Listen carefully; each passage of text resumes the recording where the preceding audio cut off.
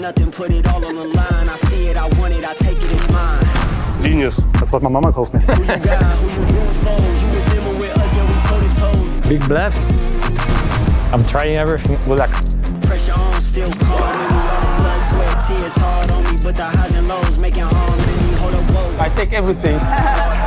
Silencio, amigos. Silencio. 60,000 in the stands, 100 million tuned in. It don't get any bigger than this. It's a true story. It don't get any bigger than this. It don't get any bigger than this. What a feeling. What a feeling.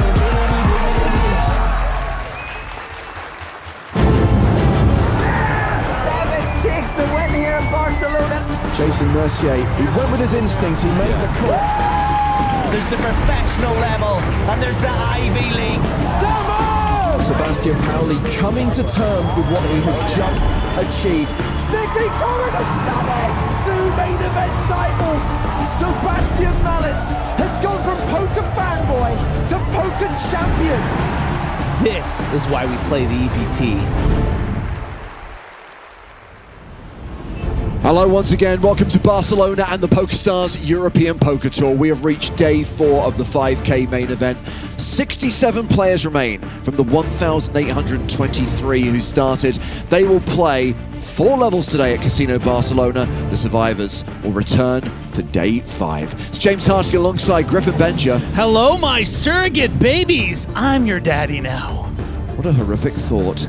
You can join us tomorrow when we play down to the final 2 tables. You can join us on Friday when we play down to the final table, and then on Saturday this tournament will conclude. We will crown a new champion on the European Poker Tour. We are live every day at 3 p.m. Central European Summer Time on the PokerStars Twitch and YouTube channels. You can use the live chat to post your questions and comments, and of course you can observe what else is happening in the world of PokerStars, what else is happening here at EPT Barcelona via our Instagram, Facebook and X accounts.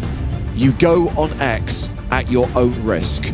At PokerStars Live are the accounts to follow. Hope you enjoyed our coverage of day 3 of the main event, when 205 players returned, all guaranteed at least 9,900 euros. It was a day of big energy. Some familiar faces hit the rail, but it was all about former Barcelona champions, with 3 still in contention. Simon Witziak and Sebastian Malitz both had success at the feature table, and poker legend John Juanda, at one point down to 2 big blinds, ended the day with more than $1 million. He's got his sights set on another marquee title.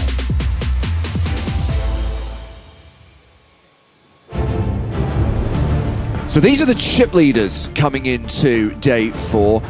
Griffin, Sebastian Malitz is one of the biggest stacks. He's in the top 5. Yeah, and he was playing it brilliantly yesterday, as we've come to expect. Of course, one of the previous EPT Barcelona winners. A lot of unfamiliar names in the top 10, which I'm excited to get to better know these players. Probably have cut their teeth online. I'm expecting some high-level poker today. Fabrizio Nosolini is the start of day chip leader. The Brazilian has 2.5 million, and yeah, this is extraordinary. 67 players remaining, 3 former champs, not just former EPT champs, former Barcelona champs. Yeah, and you know, not award among them, all 3 for varying reasons, just extremely experienced and successful poker players. I would love to see a couple of them on the final table. Well, there is Simon Witziak. Worth highlighting that after his win in 2023, he made a very deep run in 2024. Nicolas Schweiti is a former EPT champ. He won Monte Carlo 16 years ago. And we calculated, Griffin, it was 21 years ago this guy won an EPT. It can drink. It can drink how long it's been. Mark Telcher still in contention, as is Sarah Jarry, the one-time tournament chip leader. So joyful, so excited to be here on day 4. You love to see it. And there is the current chip leader, Fabrizio Nosolini. Wait, where's my table? Spoiler alert, he is going to be at our secondary feature table. John Juanda, he's going to be stepping onto the main stage. He'll be headlining our main feature table for the start of play today. With 67 remaining, everyone's guaranteed the better part of 20K. Have to keep underlining the point. It's an MTT. All the big money's up top. 6-figure scores for the top 9. Nearly $1 million for the runner-up. And 1,370,050 euros for the champion. And a place in poker history. That EPT might be Barcelona. 2 million Canadian. Probably. EPT Barcelona, of course, concluding on Saturday. So yes, our secondary feature table is headlined by Fabrizio, who is the biggest stack of all the players remaining. Am I right in thinking, Griffin, that Romain Lewis made a deep run in this year's World Series main event? Trust your instincts. I think you might be right. An incredible, eclectic group here geographically. You love to see this. Yeah, a lot of flags on there. We'll be starting the action with the blinds at 10K, 15K, with a 15K big blind ante, the start of level 21 of the main event. And on the main stage, we have not 1 but 2 former Barcelona winners, John Juanda and Simon Witziak. This should be fun to watch. I love all the really interesting names, and it's just like some American named Mitch. So yeah, we'll definitely have this lineup for at least one level, possibly two. 90 minutes on the clock for the first blind level. 4 levels to be played today, a slightly shorter day than the last 2 days. And then tomorrow we'll try to get down to 16. And looks like the clock is running. Looks like we're going to get cards in the air. Hand 1 of level 21, 10,000, 15,000 blinds with a 15K big blind ante.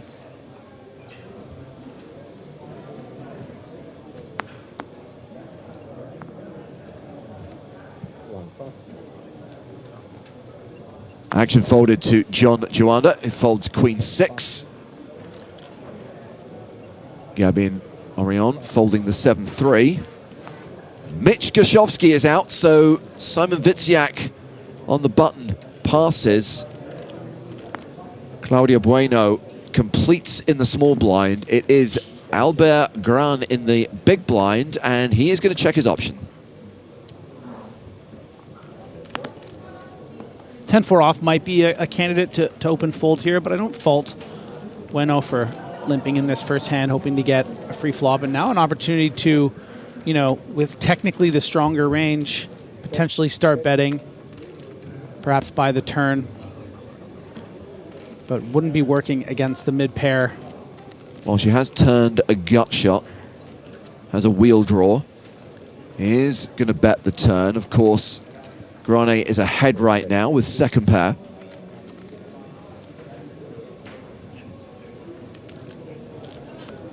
He's going to call this 20K bet, and we go to the river.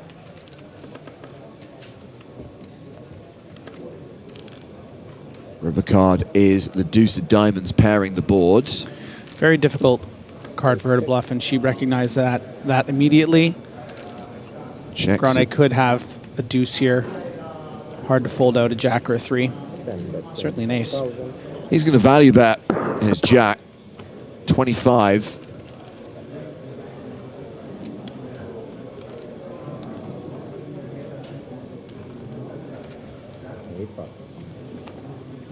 And Bueno will fold. Albert Grane playing 755K, a 50 big blind stack. The average right now, above 50 bigs, 828K is the average. Thank you.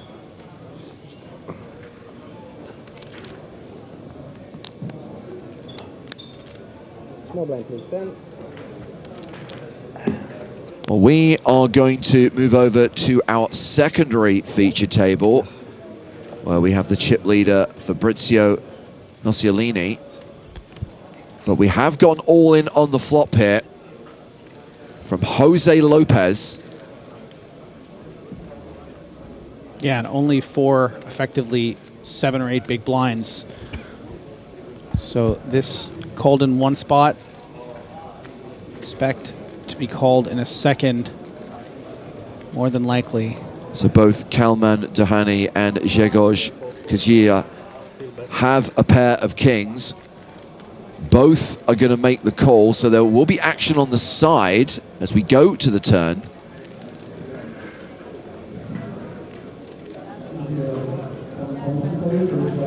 And Kajija still ahead. Lopez looking for an ace or a diamond on the river. Nothing he can do now but wait this out.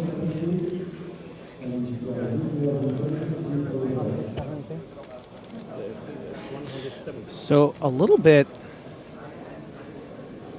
shaken by this lead, especially the size of it. We have to presume that the action was raised under the gun from Kozieja. Lopez flatting off that very short stack. Dohani overcalling in the big. And so I think Dohani thinks this hand might be good. That, you know, stronger kings might have raised the flop. 170,000 apiece. Goes into the side pot. River card. is the 3 of spades. So we can see that Jose Lopez will be eliminated, and he probably shouldn't be doing that. There is still action between two players. And honestly, that it really does do something to the action here significantly, because it telegraphs to both of the other players in the hand that it's likely that he had a flush draw that missed. So that really changes the ranges of both players in their minds, I think. I think it's more likely. And yeah, we see this check where in all likelihood they both hold a king right now. So yeah, I'm not faulting Lopez too much. It's probably just an etiquette thing. He doesn't really, you know, understand, but he needs to be patient next time. So Kazija is going to win the main pot and the side pot, and Jose Lopez will be eliminated. Second player to bust on day 4 of the EPT Barcelona main event. We were already down to 66. He is officially 66th place finisher, cashing for 19,900 euros.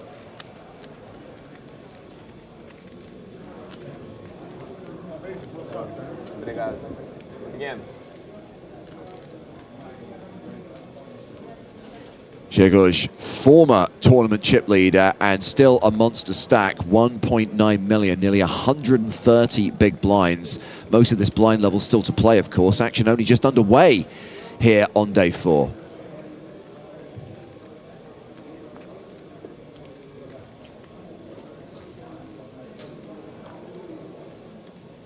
And confirmation that Nociolini is not just chip leader at that table, but overall tournament chip leader as we return to our main feature table.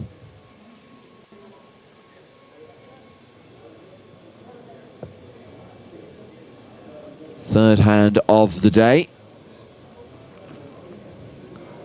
Ooh, the sexy slow pan. Blinds 10K, 15K. And looks like that might have been a misdeal. So we begin again. Mistakes happen.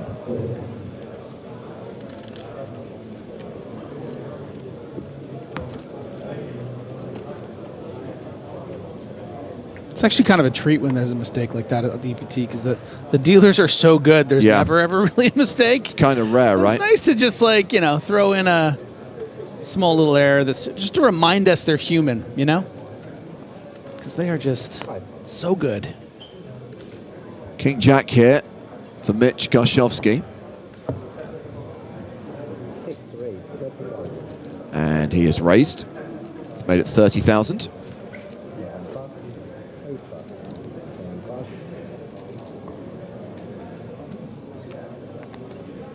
Hugo Suarez, ace deuce in the small.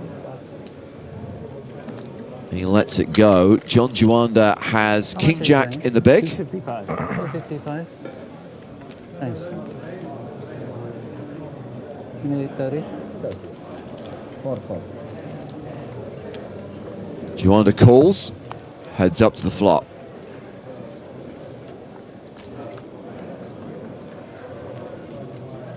$10-5-4. So this will result in a chop, assuming this hand goes to showdown.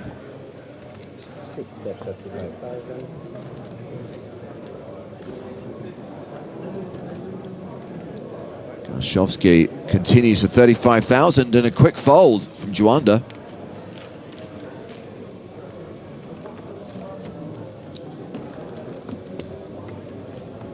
What do we know about Mitch Gaszowski?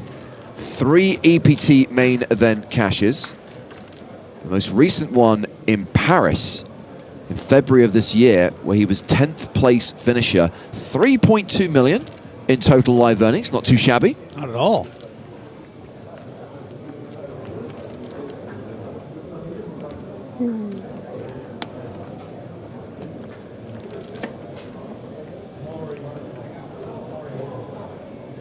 I did promise to talk about what happened in the 1-2 cash game that we played at Casino Barcelona last night. Try and find a quiet moment to recount a hand history. To be clear, it's not a bad beat story, it's just an absolutely absurd hand. Griffin, you've already heard it. I think Nick's already told you what happened. Yes.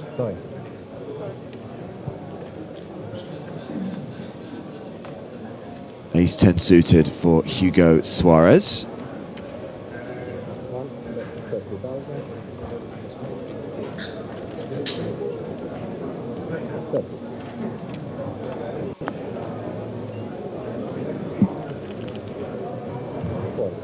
Round 2, Gabin Emrion in the big blind, who has King-3 of spades. Now to defend.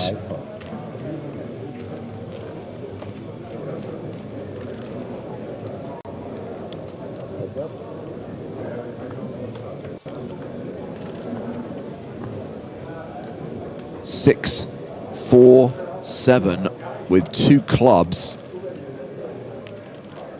Suarez pretty happy about this one.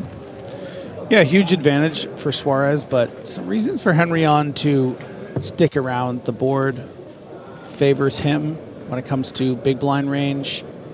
So I think sometimes you'll see some leads mixed in here with a hand such as King-3 of spades, maybe even some check raises. If the sizing's small enough, I expect some check calls. So a lot of ways this can go. Continuation bet from Suarez of 55,000. Yeah, I wonder if that freezes up Henry-On. Sort of a smaller sizing, you would feel maybe more motivated to continue either as a call or a raise. But when we're talking about 70% pot, you know, perhaps we can just let go the bottom of our straight draw range here. Oh dear. Still goes for it. Yeah, check raises, clicks it, 110,000. And with 2 overs and a flush draw, one presumes Suarez is just going to lump it in here. Yeah. This is just such a beautiful result when you get check raised here. And you can just go all in, clear out that equity.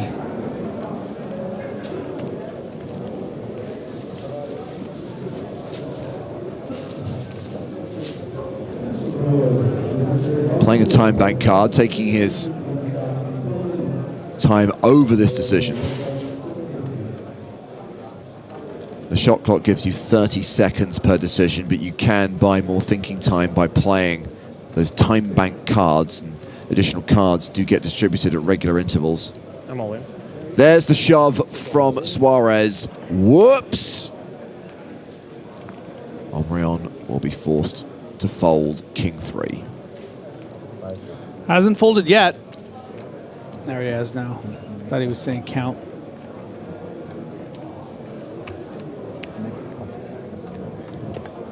Couldn't even make it look good.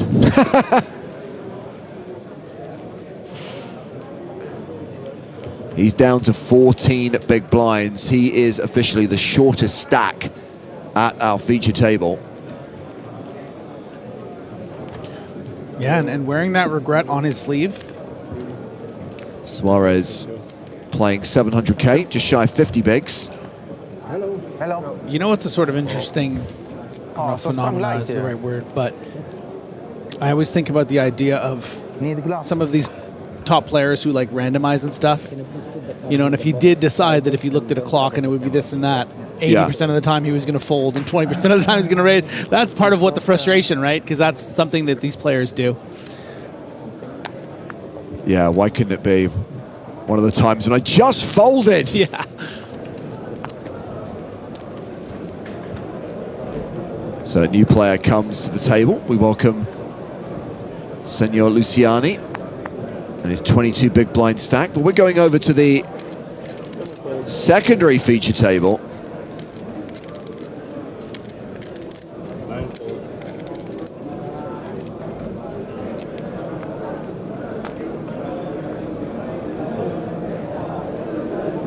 Action is on Kalman Duhani with ace-10.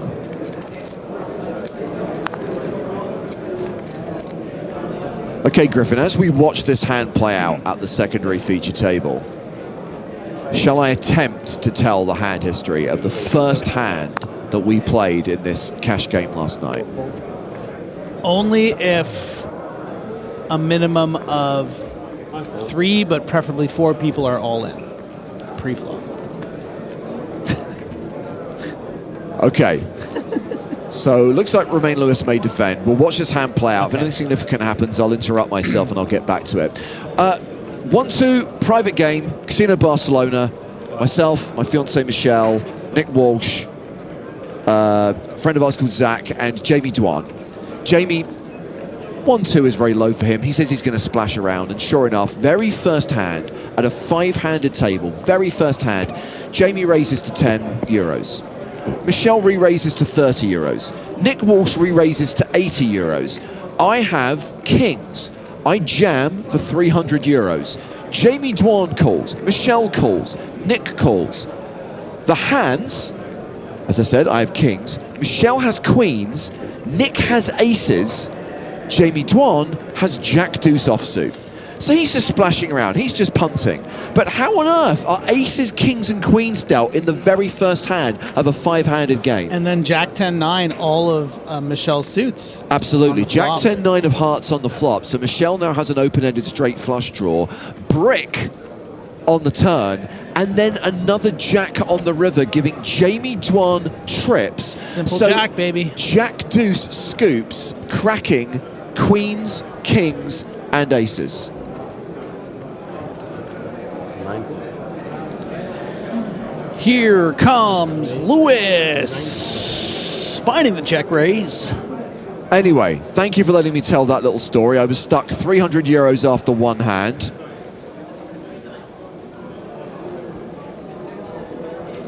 And what's he gonna do, honey? Yeah, this is a tough spot for Doheny, but is gonna call.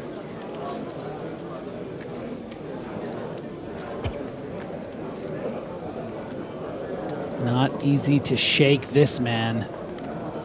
Oh, the death card. Ooh, so Doheny thinks that's a good card for him. It is not.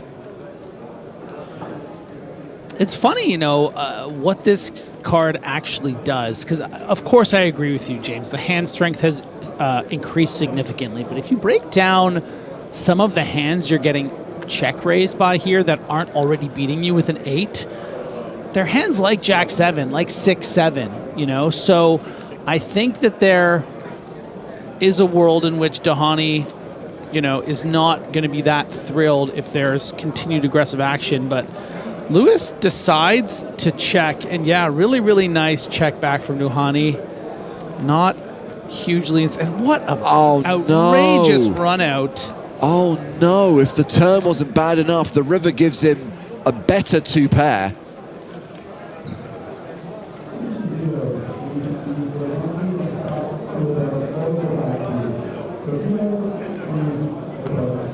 And yeah, now I think Lewis might decide to go pretty big. Certainly some ace highs, some decently strong ace highs, particularly. Wow, and he's gone for another check. And this is just really remarkable stuff here from Romain Lewis. Finding 2 checks when you've check raised with nothing and then gotten there on the turn, and having the patience to allow Doheny to value bet something like an ace. This is just gonna stagger Doheny.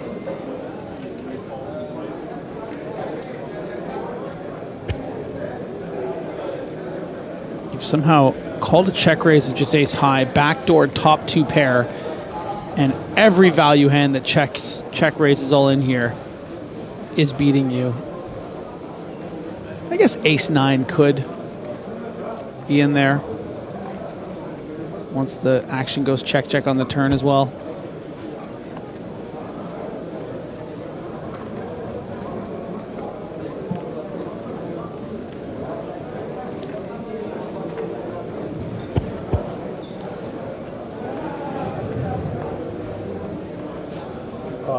For this, Lewis, what is hidden in the wardrobe is a disguised straight.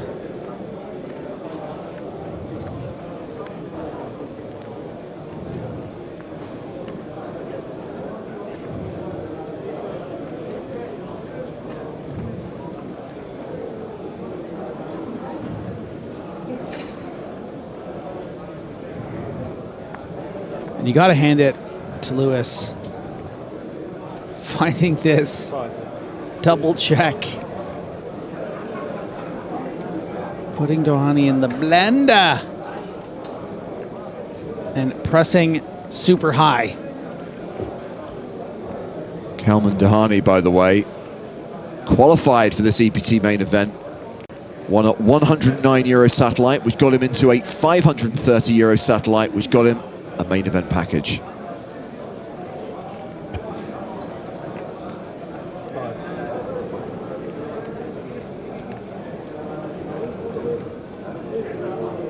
Maybe a window into what's at stake for this qualifier, right? This might be one of the first times they've played for this amount of money.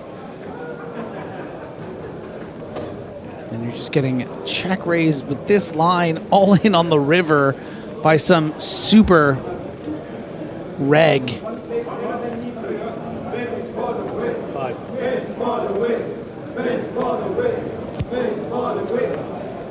Has to be the most important hand of the tournament for this gentleman, and the sunglasses have gone down a little bit. Oh, Doheny makes the call and is going to be left with just 90K. Big hand for Romain Lewis. Big double up there to over $1 million.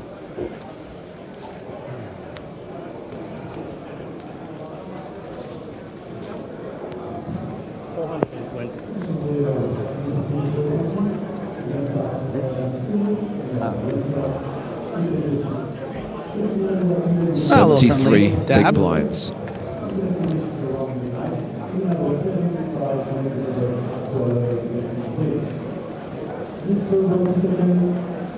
Six big blinds for qualifier Kalman Doheny.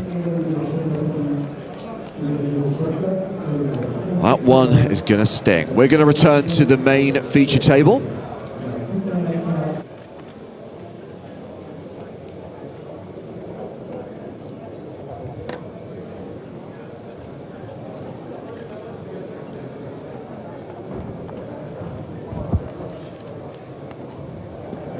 Queen 9 suited.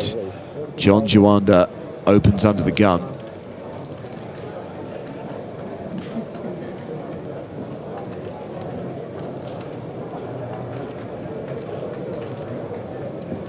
Mitch Karshovsky with the decision. 9-7 of clubs. Lets it go. Simon Witziak folds. Round to Albert Granet. Queen Jack on the button.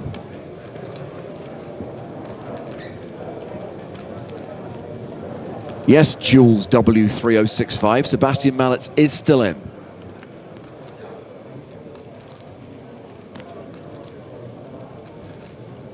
Now round to Hugo Suarez. Queen 10 in the small. Nope. And Alexander Luciani, a recent addition to the feature table. 5-3 of strawberries.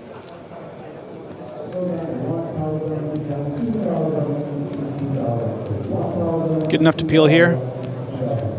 Trying to flop some equity on this 20 big blind stack. Some good board coverage between these two hands, medium and low. Oh yeah. King 6 tray, so bottom pair for Luciani. And let's see how Juanda plays this significant raise advantage to what we are going to presume is a check call line. It's going to be largely dependent on what the turn looks like, and that's what's so interesting too, James, about variance in poker, is that sometimes it's just board textures and the way things run out and what they allow you to do, you know. If Juanda does get called here from Luciani, which is most likely, we can expect to see him comfortably barrel a red 10 or, you know, a jack, something like that.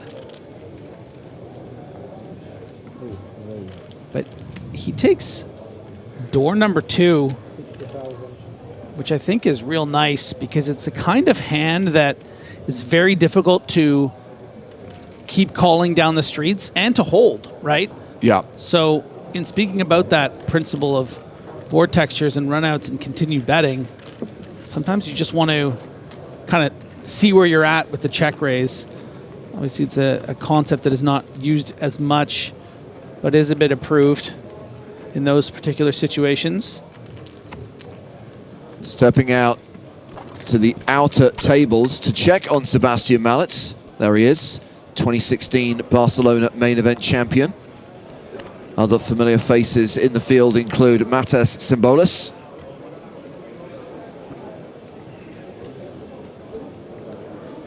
Casimir Saire, who was on the feature table yesterday and of course made the final table of EPT Paris back in February. What a deliberate sip. Josh Bolton. Like Josh Badass, that hand he played yesterday against Shari. Wow. And Joris Rouge. 64 players remain from a starting field of 1,823. At what point would you say, James, we get down to both the nitty and the gritty? Final 64? Final 50? I think once you're in double digits, it starts to get real. Nitty gritty. Yeah. So we're in the thick of nitty gritty then. 45. Raise, 45. 45.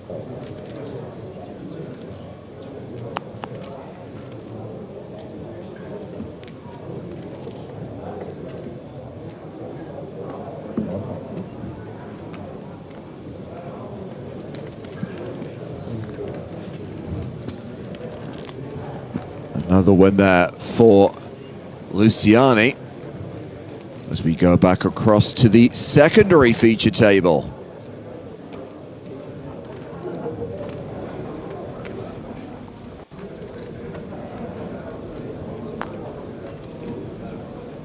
Keeping tabs on Dahani. Has he had a double up since we last saw him? No, he's down to 50K, but in honor of the legend. He has to. You have to play this hand. You have to shove with this hand. You have to do it for Dolly with three bigs. It is definitely not the hand you're supposed to shove, but... Today of all days, Griffin, you have to. It's compulsory. It's...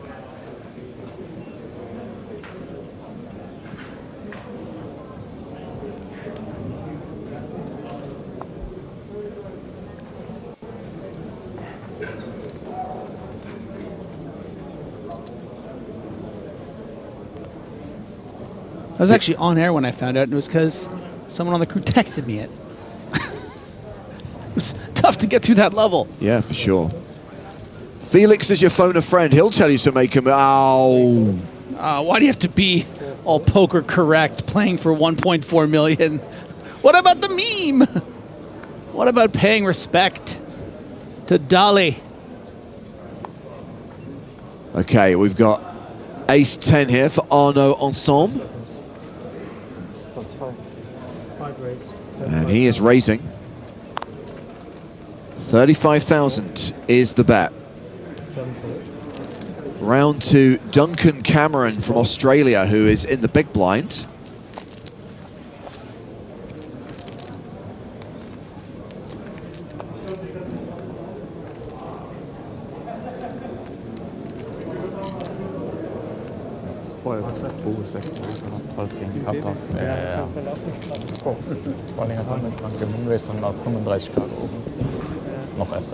It's called with Jack 8. We're going to the flop, which is Jack 7-5.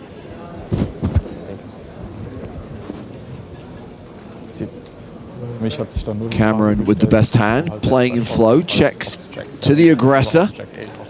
Aber eher Jack 7 auch mit dem kleinen Stack halt, ja. Ja, ne, sehe ich halt auch. How are you, man? You good, you. Ja, genau, verstehe. Kannst halt einfach realisieren. Ensemble is going to continue. Vitaris watching on YouTube says, I'm going to play a local tournament tonight. I will pay my respects by shoving every 9-5 I get. I agree. If you're playing poker today, it's the right thing to do. This is not financial advice, by the way. You may lose, but I still maintain it's worth doing. Ooh, ace on the turn changes things. Ensemble now with the advantage, almost a 9-1 favorite. Kita, the Germans are standing by the secondary feature table having a conversation. That's why you heard them. Come for the poker, stay for the German hand histories. We saw Felix on the phone. De Lange was probably lurking around there somewhere.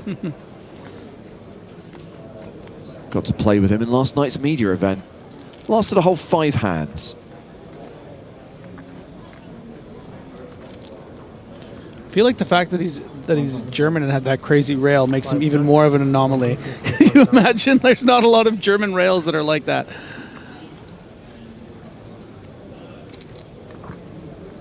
Second barrel from Ensemble of 125K. Second barrel.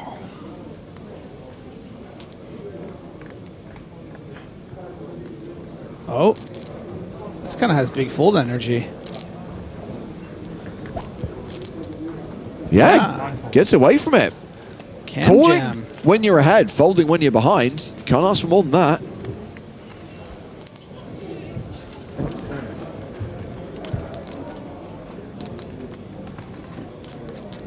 Bill Cooper says you had a rough night of poker last night, James. To be fair, I got unstuck. Jamie was splashing around, so inevitably he was going to lose it back eventually. I ended up 12 euros. That's right, ladies and gentlemen. My return, 12 euros. Woo! You can get yourself half a pina colada at a hotel bar.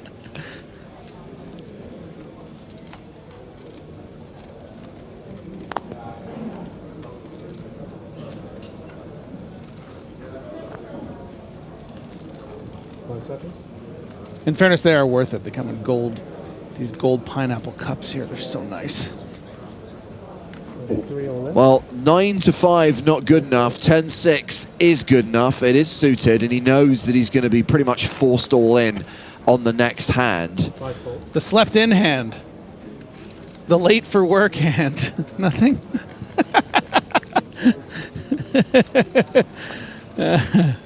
As long as you make it up for the end of the day hand. You're staying till 6. Romain Lewis with the isolation re-raise. 3 bets to 110,000. 7 fold, 8 fold, 9 fold. And that is what remains. Oh. Oh. And Calvers folds the 5. So, Dehaney at risk. Does have live cards. It's a great spot. Duane.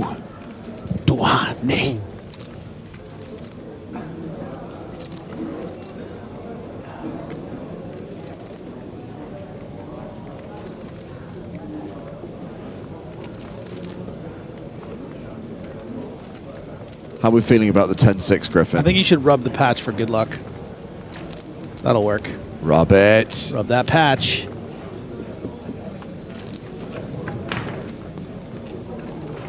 The flop is Jack 9-8. That is an open-ended straight draw. But it currently is top pair for Romain Lewis. Queens and 7s are Dehaney's immediate outs. Board pairs on the turn. Dehaney now a 4-1 dog. Needs a queen or a 7 to survive. Lady. Boom! Woo! Did you see that? Spikes it. That was the dolly.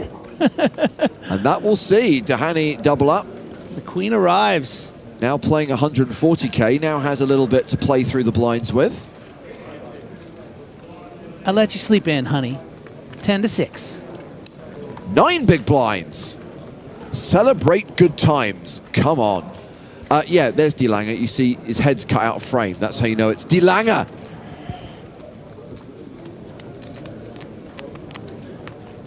Romaine lettuce, 50 big blinds, 59 big blinds.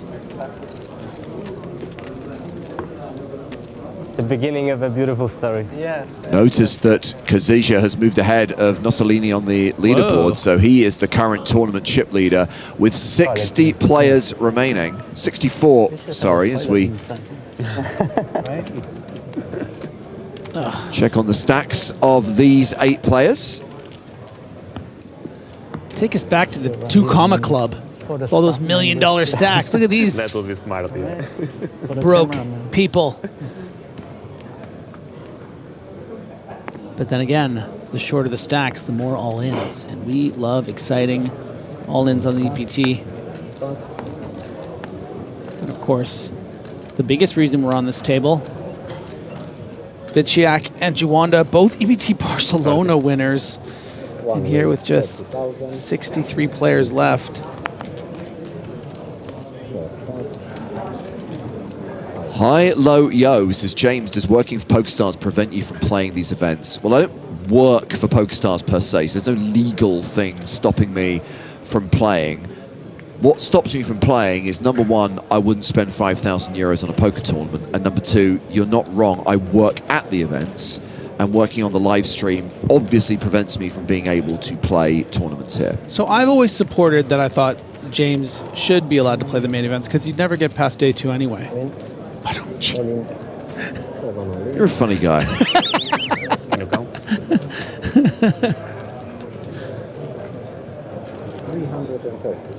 330. Yes. But who would wrangle you on our day 2 coverage if I wasn't here? Viciak's so steady, isn't he? Yep.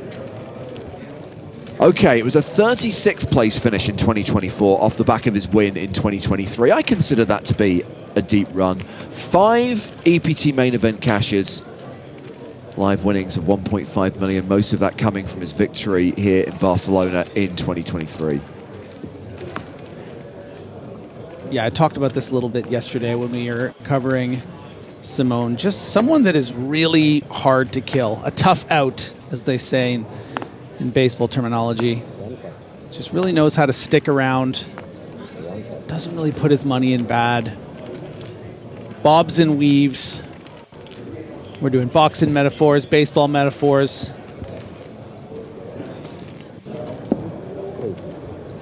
Jockey says, I remember James playing the Irish Open. He did very good, if I'm not wrong.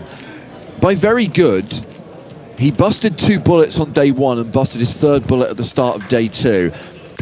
I think your definition of very good and my definition of very good may not be one and the same thing. Oh, geez, are you talking in the 3rd person now? Is that a new thing?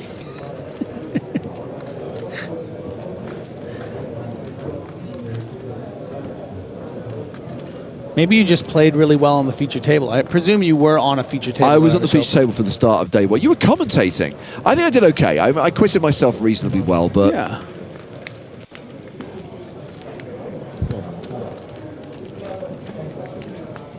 If I remember correctly, you were very drunk, but it was... All right. Bueno finds a nice shove on Juanda's hijack open. Not always an easy one to make off 20 big blinds in a mid-ish position open, but you know, recognizing Juanda is the table chip leader, going to be wider than most. This is a great find. I think a lot of players do call there, but I think it is a mix, and she found the right one that just takes it without any showdown. So, bueno. Still roughly an hour to play at this blind level. 10K, 15K with a 15K big blind ante.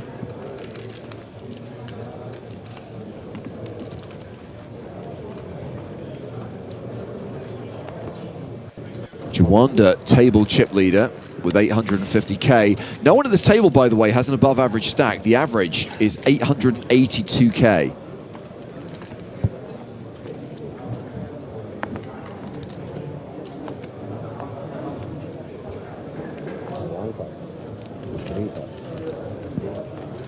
Action folded to Juanda, Queen 8.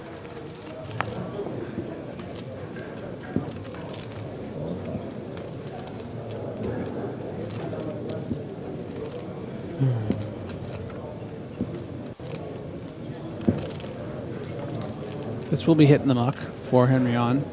Perhaps taking a little bit of time before he has to throw in a time extension chip, you know, being cognizant of any pay jumps. This is all very acceptable behavior as there are time bank chips in play.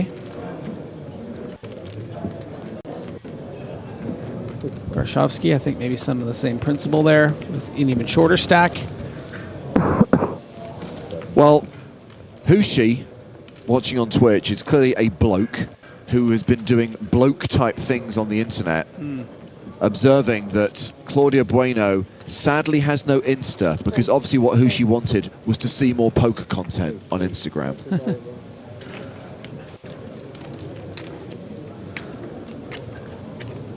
She has raised small to big with ace-queen. Grane with queen 9. Yeah, a bit of a mistake for Bueno here in sizing. Of course, standard open, even at this stage of the tournament, is going to be that sort of the min raise. But in respect to being out of position in the small blind, you're going to want to make it more in the line of 3 to 4x fold out, you know, hands that have equity. You know, she got a queen 9 to continue, but now she's bet quite large into the dominating hand. This isn't a board that really favors her range, so finding herself in some murky waters. Yeah, out flop big time. Okay, opportunities emerge with the straight draw on the turn.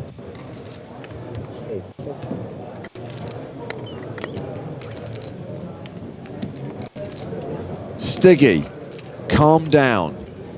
I recommend a cold shower. Jack on the river, no change in the outcome.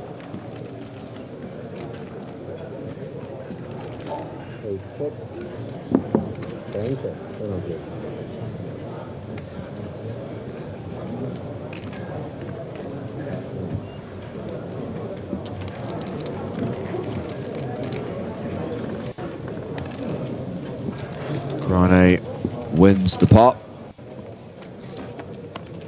And some eliminations to tell you about. Manuel Rossi, who is a gold pass winner, has just been eliminated, but cashes for nearly 20k. And sadly, we've lost Casimir Serre. He is also going to receive 19,900 euros. 62 players now remain.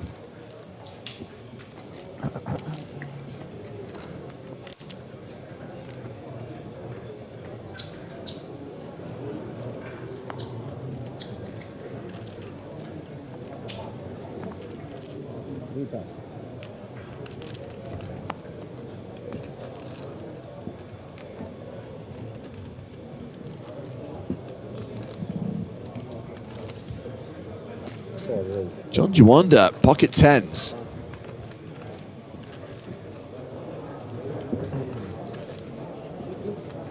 Raises to 30,000.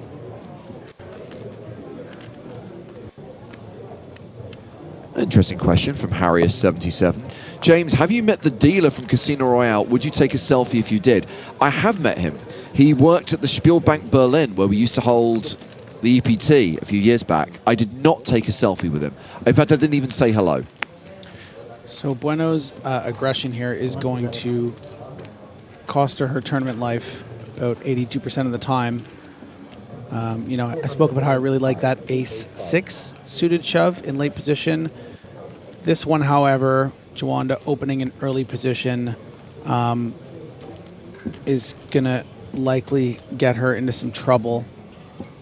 You know, of course, her stack is 2.5 times the average. She wants to find a way to acquire some chips, but this one isn't great, and she's going to be in a lot of trouble. But as I like to say, ducks fly together, James. We all learned that watching the Mighty Ducks. All in with the underpair. 20% chance of survival.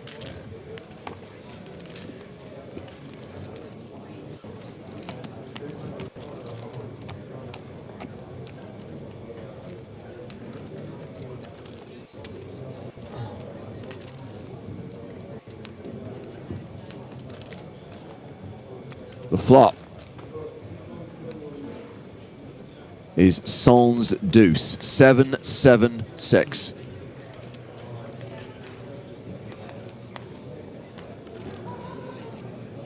Two outs for Bueno.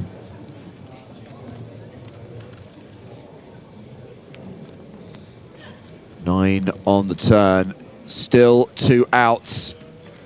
She needs a deuce to survive.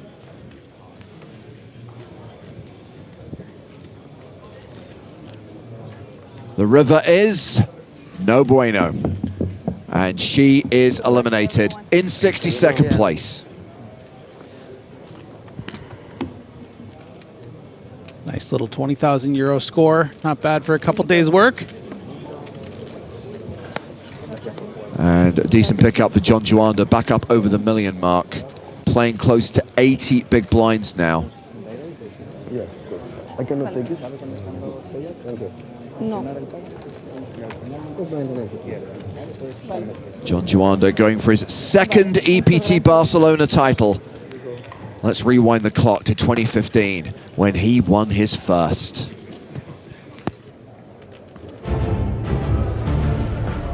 Joanda with queens. He makes it 5.1 million. Pocket eights for Steve. A shove. And a call. This could be it.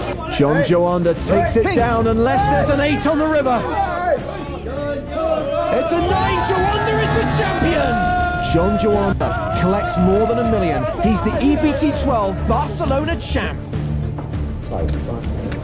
11 years ago, and he looks exactly the same. I was going to say, James, he looks exactly the same, and you sound a little younger.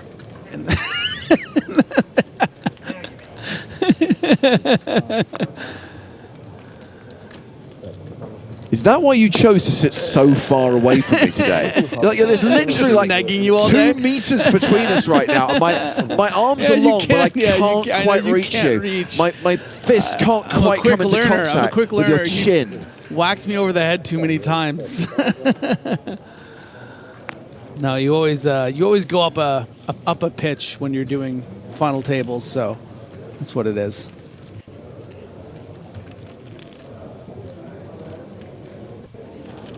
So back to the action at the feature table. We've had the button raise from Grane with 6-3 of diamonds. Soares with Queen Jack in the small. Yeah, entitled to both 3-bet or call here. But call, certainly fine. I think especially if you really respect the abilities of the player on the button. Maybe you don't want to go for the 3-bet here.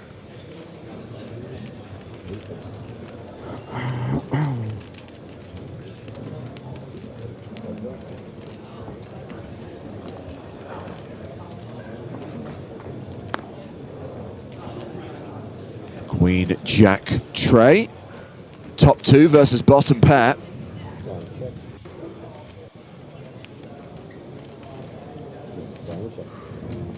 Yeah, and Grane recognizing the range advantage for Soares here from that small blind flat, and rightfully so. Queen Jack just nailing him 2 ways.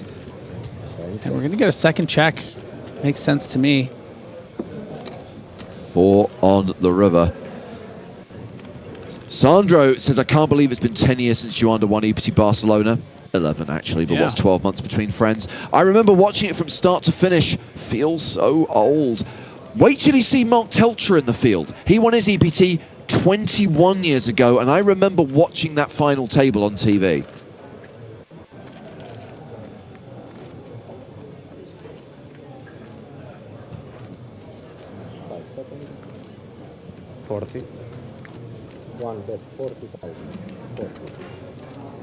Soares busting out of the bushes with a 45% pop bet and a very quick fold from Grane, recognizing that that is almost always value based on the positions, I think.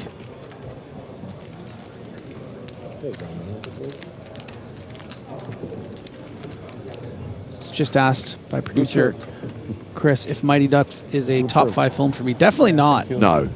That shouldn't be in anyone's top 5. I mean, the thing is, there's been a bit of a revisionist sort of history with that film when you realize how it's blind not you very were. good. It's like the Pokemon thing, you know? Like, I thought Pokemon was so great when I was a kid, and then I played it as an adult. I'm like, this is really easy. Mighty Ducks, it's like the crowd shots are all cartoon people, like, sorry, cardboard people and stuff. Like, it's not like a real movie. Like, it's like, you know, when I'm 8 years old, it was the greatest thing that ever happened. But I will say, Mighty Ducks 2 in particular, with like the evil Iceland team and stuff, that was just phenomenal, fantastic stuff. Also, we're all allowed to have guilty pleasures, right? They're all movies that we like, which we objectively know are really, really bad, but we still like them despite that. And honestly, I think that I probably learned something when I was 10, 12 years old or whatever it was watching that at the end of the second movie where the guy's like, let's shake their hands. Like, about being like a good loser, you know? A good sport. Griffin learned everything he knows about competition from the Mighty Ducks. Yeah. And that goalie was so cute. Goldberg, of course.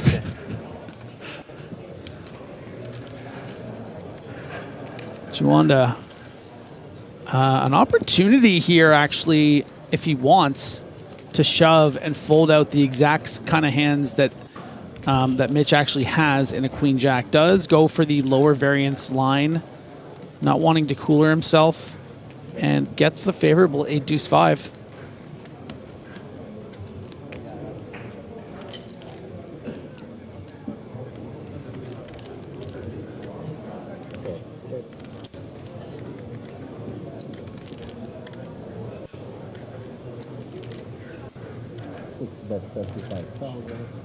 Garshovsky continues for 35,000.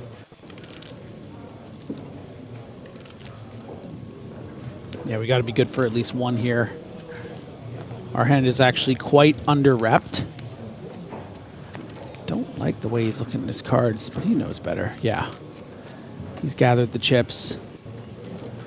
Just because we call the flop doesn't mean we always have to call it all the way down. At this stage of the hand, has to know it's going to be good, a decent percentage. That's actually, you know, the kind of card that speaks to what I was alluding to earlier, where sometimes there's just board texture changes that give such advantage, especially to the aggressor. And I think this is just going to win the pot for him almost always, and he doesn't even really have to bet that much. I really like this bet size from Garshovsky, by the way. With only 165,000 left, with 150 out there, you know, you don't have to. Yeah. Really hard for Juanda to continue in this hand, and sure enough, he folds the turn. Nice then. So with EPT Barcelona concluding this weekend, we have got WCOOP 2026 just around the corner, and on the opening weekend of WCOOP, the Sunday Million 20th anniversary concludes. Celebrating 20 years of this iconic tournament, the special phase event is already underway. Should highlight the final day, Monday, September the 7th. We will be streaming it live on the PokerStars Twitch channel. It will be myself, Nick Walsh, and David Lappin. So make sure you're watching that stream. And we will also be covering the last 2 days of the WCOOP main event. That won't be until later in the month of September. The last 2 days of the series, I think it's the 29th and 30th. But of course, when WCOOP starts on September the 6th, there'll be 350 tournaments, including 10 World Championship events. Griffin, your time's up. You've insulted me enough today. Bye. Nick Walsh will be taking a seat as we continue to bring you live action from day 4 of the EPT Barcelona main event.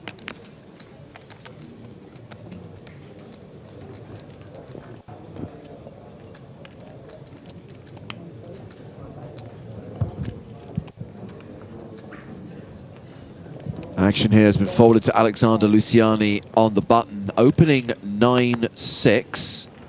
King 6 for John Juanda in the small blind. He folds, and Gabin Omrion, who's been pretty quiet since his failed bluff attempt with the King 3, has King Jack in the big blind. Hello, Nicholas. Hello, hello. Hello, everybody.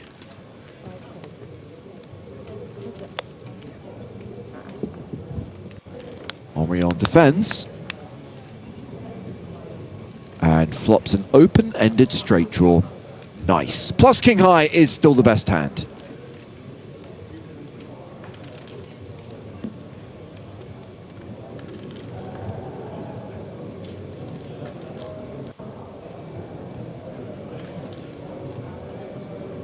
probably a board that Luciani is going to consider very C-bettable.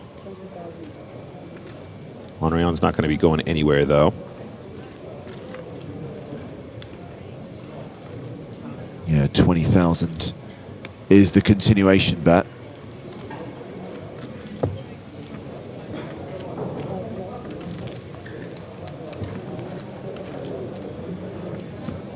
Called, taking us to the turn, which is the 7 of spades. Omrion now an 85% favorite. Checks a second time. Second barrel from Luciani. Yeah, potentially. He does pick up a gut shot here, but when your opponent calls on queen 10-10, the concern is getting a queen or a 10 to fold is very, very difficult. So now we suddenly start to target hands like king jack, but jack 9 is another candidate potentially. We're blocking that, so it's starting to feel more check than anything else to me. 5 of spades, king high remains the winning hand.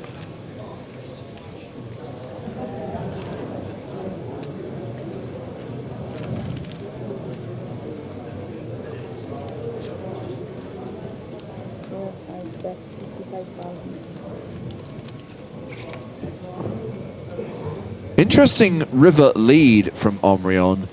I'm going to ask the question, Nick. Does he think he's bluffing here with the missed straight draw? It's a great question, James. Against the button, we do have showdown with king jack. He might be thinking, maybe if I can get an ace high to fold, that would be nice. Sure. So, you know, I kind of understand the objective here. I think certainly not a value bet. Whoa! Whoa! Okay, that is a bluff, ladies and gentlemen. That is pretty awesome. And Omrion is like, why am I doing this to myself? This is the second time today I've tried to buy a pot and it's not worked out.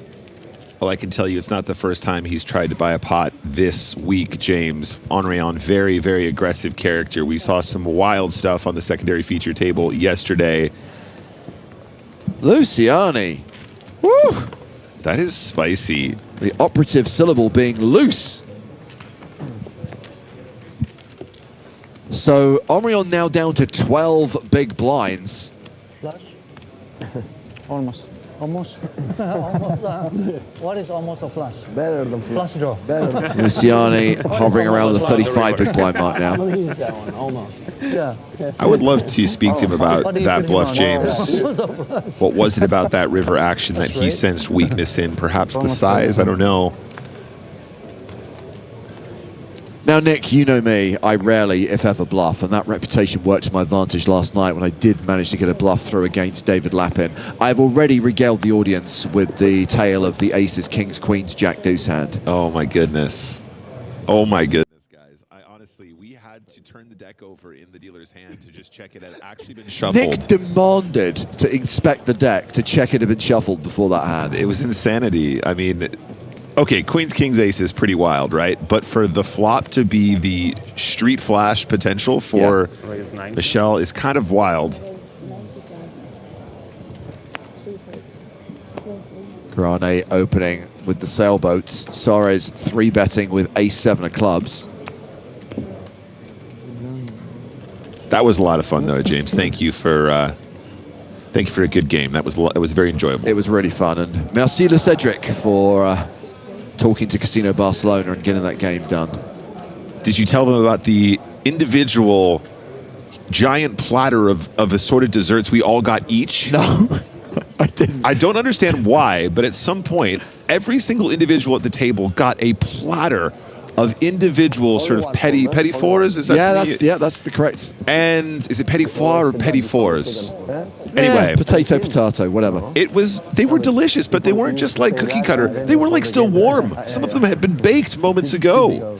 It was very high roller stuff, just like it's very James Hardigan. I also forgot to mention that Michelle had been missing from the table for 15 minutes, and Nick was the only person showing any concern. I'm like, she went to the toilet. And I'm like, if there's a problem, she'll text me. She got stuck in the toilet, the door got jammed, and she'd left her phone on the table, and apparently she'd been kicking and banging on that door for like 10 minutes, and the Casino Barcelona staff, 4 of them, had to come and free her, and she's like, didn't you guys notice I was missing? And Nick's like, I noticed, I said something, I was worried.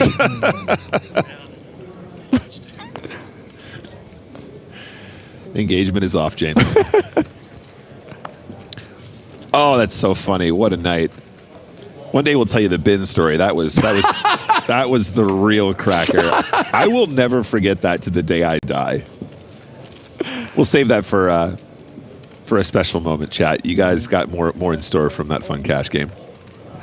Omrion is going to be all in from the button. Not quite the dolly part. 9-6. Maybe a little bit more even. Yeah, 170. That's right, Tom. Right under the bus. 175. Garshovsky asked for a count. Jack 3 of diamonds in the small blind.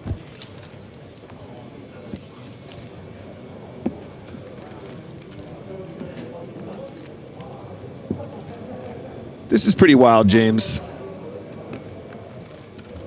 9-6 suited, I do not believe is part of this range, but the power of aggression might still get it done.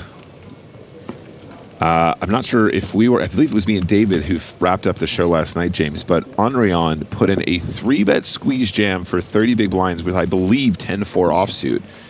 And cheeky boy. Yeah, he is a cheeky boy. He's going way off piste. He's got some spicy moves. Spicy moves is what makes this game fun to watch. 60 players remaining in the EPT Barcelona main event. Payouts at the bottom of your screen right now. When are we next going to hit a money jump is the question. So we are currently paying 19,900 euros, better part of 20k. And the next jump will be when we're down to 55 players.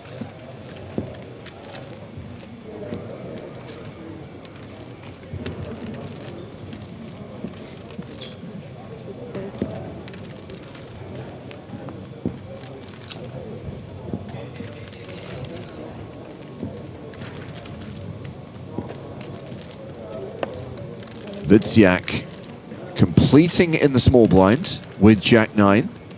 Ace 2 suited for Grane. 300.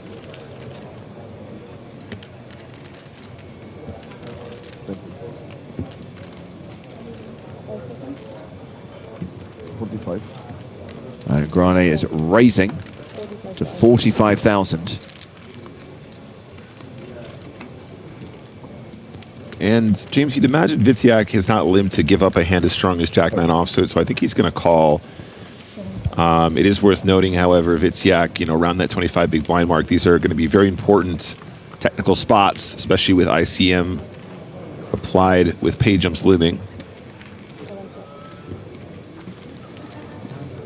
We have a Jack high flop, so it is top pair for Vidziak.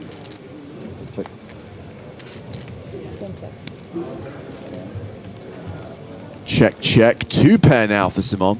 And Grane drawing dead. Yeah, I think Vidziak will want to bet this turn. I think checking is still, of course, on the table. But when your opponent checks on this flop, they often will have medium strength showdown, potentially just some ace highs like we see here as well. You really want to punish the 8x, 6x, maybe some pocket pairs like pocket 10s or pocket 5s or something like that. Although I imagine maybe those pairs might have been played slightly differently pre-flop. Vidziak goes for value on the turn with a bet of 65,000, gets a fold. Well, we talked about John Juanda's win in Barcelona back in 2015. Of course, Simon Vidziak is also a former Barcelona champion. His victory came just 3 years ago. Let's relive the moment that Simon won his European Poker Tour title. Less than pot behind. Action's been checked to him for a second time. He shoves! He bluff shoves with just queen high. And Vidziak has the best hand with a pair of 5s. He's made the call! Oh, wow. We have a result here in Barcelona. It is Simon Vidziak from France who takes the title and trophy. Always a big fan when an EPT concludes with a big hero call, and that's what Vidziak did to claim the trophy that year. Lovely. Such a great player, James, and so consistently making it deep into these tournaments, especially here in Barca. We do have an all-in, a short stack. Gabin Omrion has shoved with ace-9 suited. I think it's a smidge too much for king-9 offsuit, James.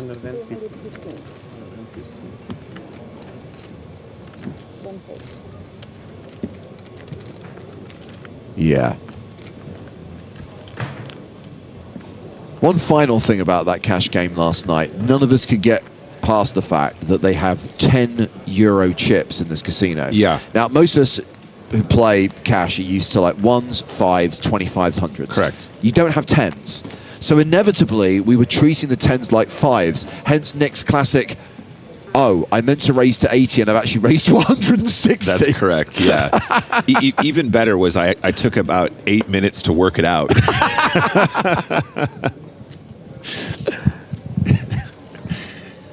Jamie Dwan was waiting patiently for my action. Proceed to 3-bet to 180 euros. Oh dear.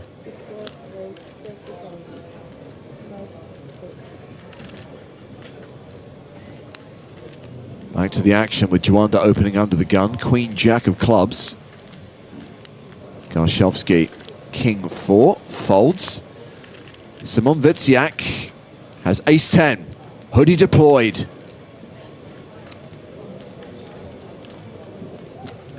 Tough spot, James. 27 big blinds. Starts with 3-bet. I really like this line.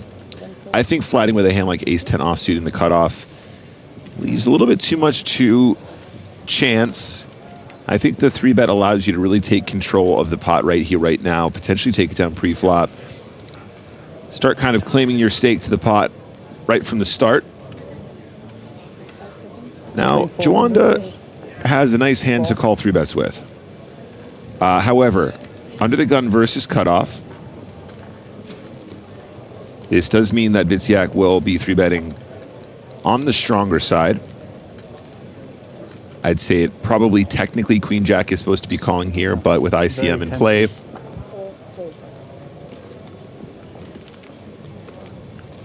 looks like a fold, James. Very tight fold. Juanda says tight fold, still has more than $1 million. Simon Witsiak hovering around the 30 big blind mark, just shy of $500,000. Average stack right now with 60 players remaining is 911,000. What's that watch, James? Longines? Might be a Longines, yeah. It looks like a Longines. Yeah, I understand that fold as well. Like I said, probably a technical call.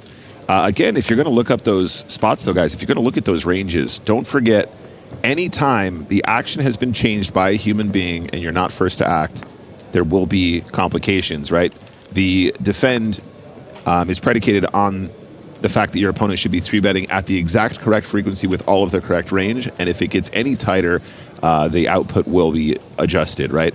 Also, under ICM, you're going to want to call fewer 3-bets in general.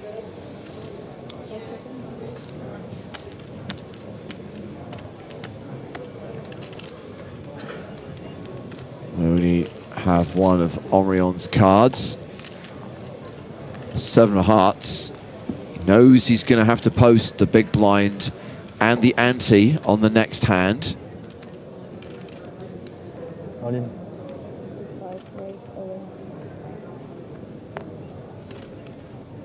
Yeah, James, not a fan of this. I can't imagine there are that many hands that we're just supposed to be jamming this many big blinds from under the gun with. Don't forget, this is still a game of survival. Nope.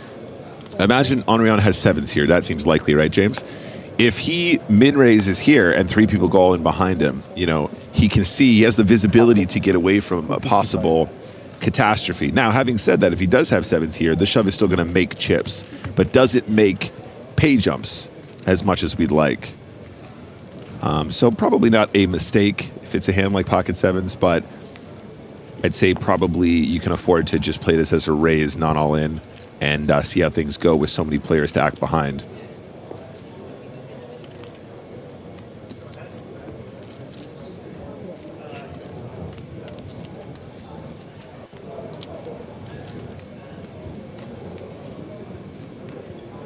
Folded to Juanda in the big blind. He lets it go. He didn't look. Did you look? Yeah, I'm sure the other players have picked up on Henrion being a more aggressive Maybe he only looked at player. So the more we see these all-ins, the more likely they are to start clicking that call button.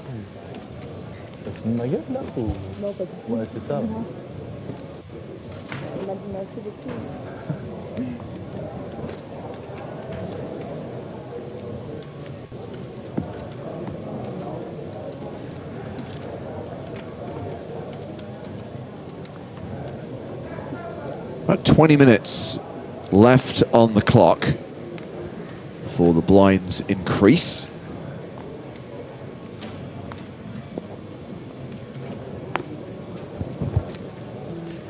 Karshowski, put it in the bin, buddy. Good man. No.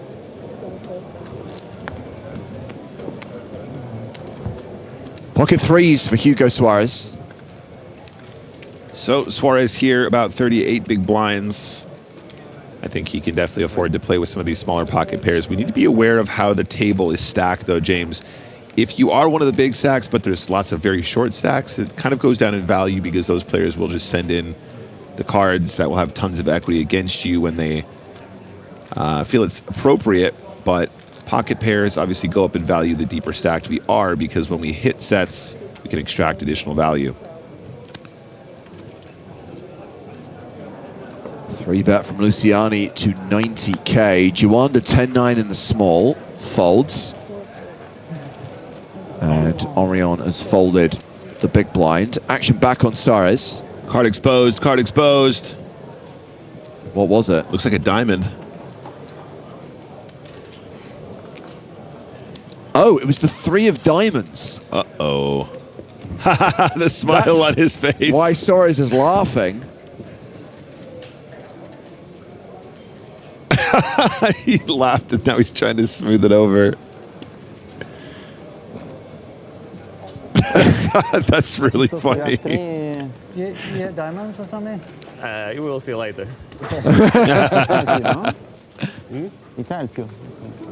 The suit was not the issue. The rank was a factor. Crazy, crazy, crazy. You will see later. You would have called if you hadn't seen the 3. Wow. On the break, are we off this table? Maybe pocket threes, but On the break, are we done with this table? Okay. Mr. Woodman says, what is the penalty for exposing a card? No penalty if you're folding and it accidentally flips over and is exposed. It happens a lot. it was a sign from the universe. The key is that the card is just displayed to all players, right? So everyone has that information to work with. Sure, James, but what about the penalty for eating the chip? Been there, seen it, done it. We're not going to go there again. We've already exposed that. Already angered Toby Stone once this week. I don't want to do it again. You do not want to suffer the wrath of Toby Stone. Here is a good hand. This is the exact hand that I accidentally 3-bet to 180 euros last night. Pocket kings. Grane's made it 30k. Luciani does love a 3-bet. That's why they call him Luciani. Luciani.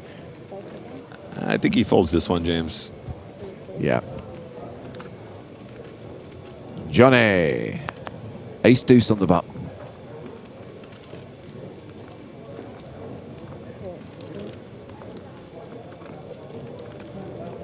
Five, 3 suited for Henrion. Don't get funky, buddy. Ain't going to work out.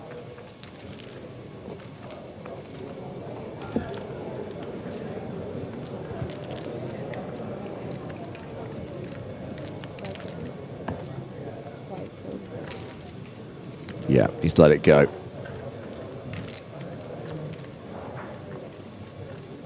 Mitch Garshowski, 6-3 of diamonds. This is defendable. It's not very nice, though, James. I wouldn't blame him if he puts it in the bin. Island of 5000 says, greetings from Vancouver, Canada. I've already mentioned a couple of times got to go to Vancouver for the first time this summer. Very much enjoyed seeing the steam clock. As someone who is interested in horology, I think it's an amazing design. The accuracy leaves something to be desired. Apparently it has to be reset several times a day. Oh, wow. But the idea of the clock being completely powered by the steam under the city streets, and the fact that it goes off every 15 minutes with steam is pretty cool. That's very cool. I didn't even know that existed. I've recently gotten into these watch restoration videos. Oh, yeah. On YouTube. Oh my God, I've watched hours and hours. It's brilliant. Don't try this at home is my takeaway. Well, the thing is, James, because the cameras that they use are so zoomed in, the macro lenses are incredible. It looks great, and then I put my watch on my wrist and I realize how small the components that they're working with truly are. Oh, yeah. It's incredible stuff.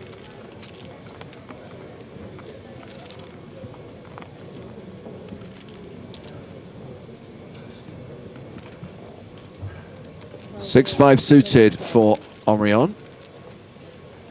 Some raise to 30,000.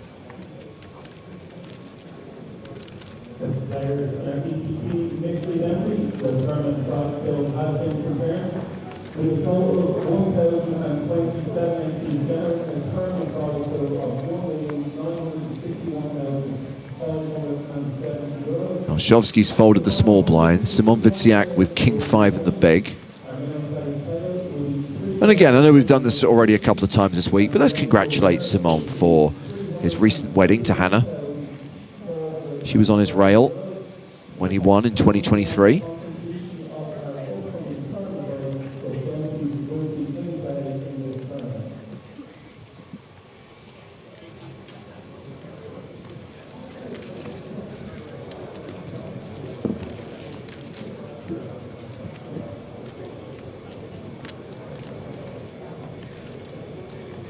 Could we see a 4-bet bluff, James?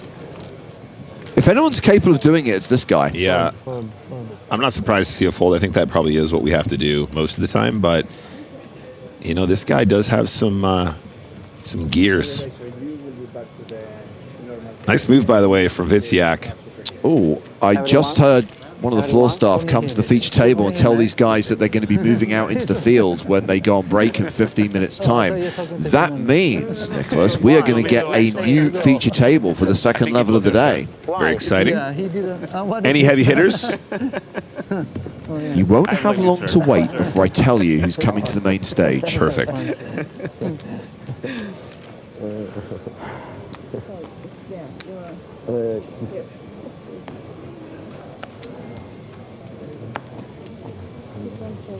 Bo says the C is not pronounced S. Think of it as Luciani.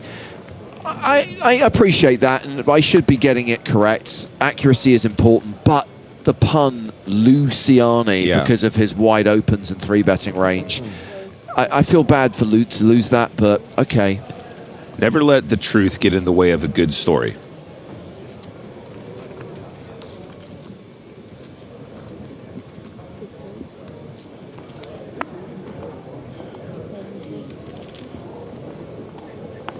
Jawanda has opened ace-queen.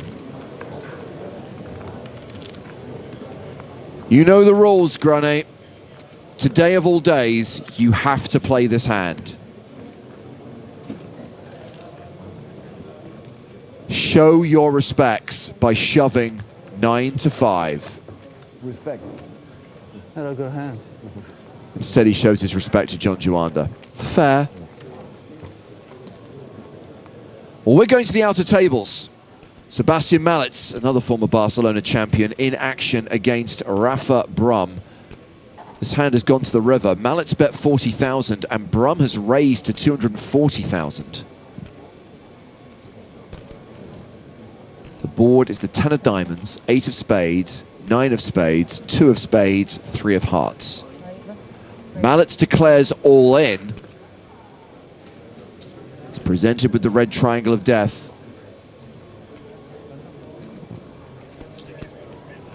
And Rafael Brum isn't exactly loving it, is he? By the way, I hope that guy enjoyed his meal. Maybe he can take his bib off now. Yeah, it looks like he's going to a seafood broil.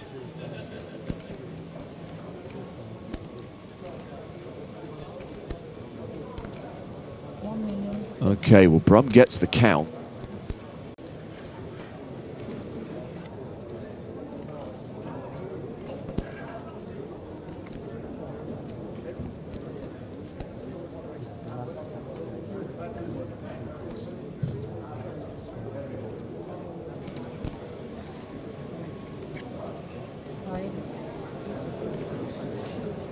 And Brum is going to fold. Mallett's shove gets through. There was a decent chunk of change in that pot.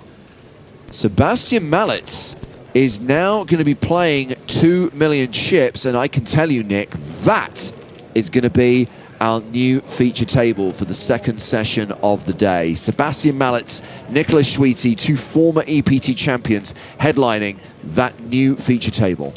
I'm excited. I'm also excited to see more from Brum. He is a real spicy character. And Bib Guy. And Bib Man. Bring me my shrimp. Crawfish. I don't care if the sauce goes down my front. I have a massive bib. This looks like a job for Bib Man.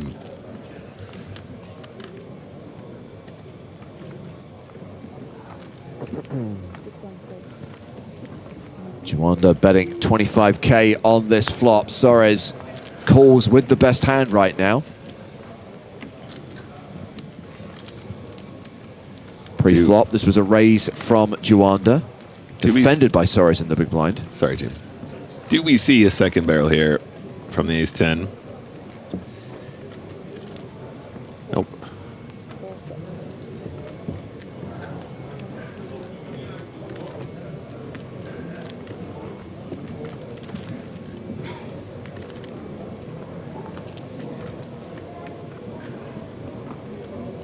Board pairs on the river after the action goes check, check on the turn.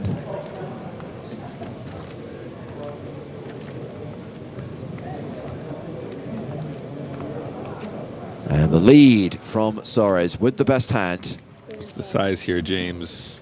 I think we're supposed to go relatively small. Yeah, 30K. John Juanda. Oh no. Not me.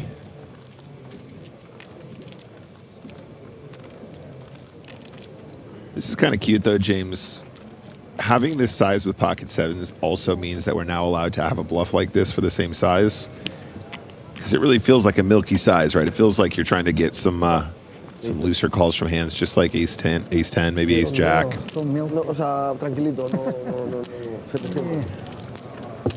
milky.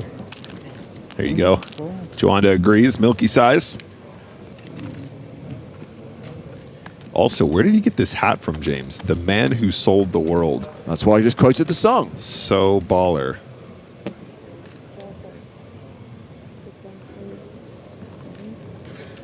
I don't think I can like John Juanda any more than I currently do.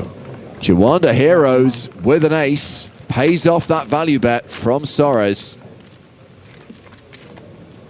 Thank you for the kind words, not sure. Bibs, seafood boils, Dolly Parton, and the intricacies of watch repairs all inside of 3 minutes. Gotta love this poker coverage.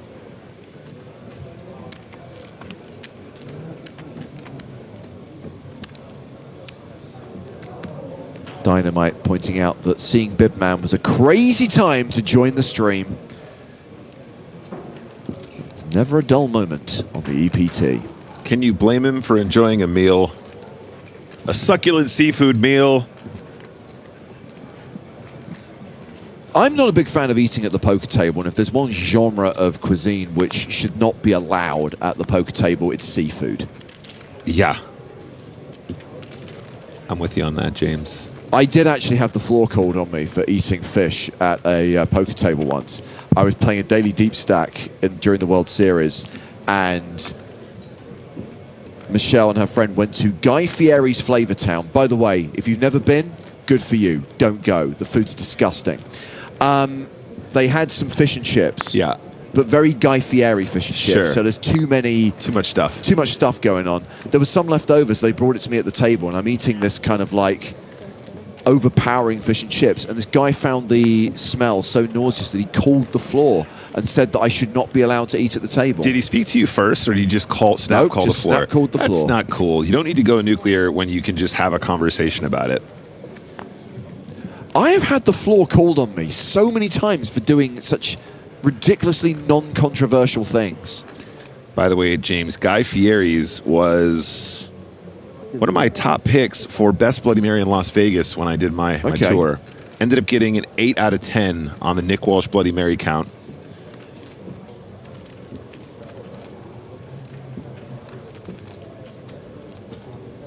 I think that actually puts it in second position. Funnily enough, the best Bloody Mary I had in Las Vegas was at the PGA Tour Grill. You know, the one that's right next to the the gate we get home?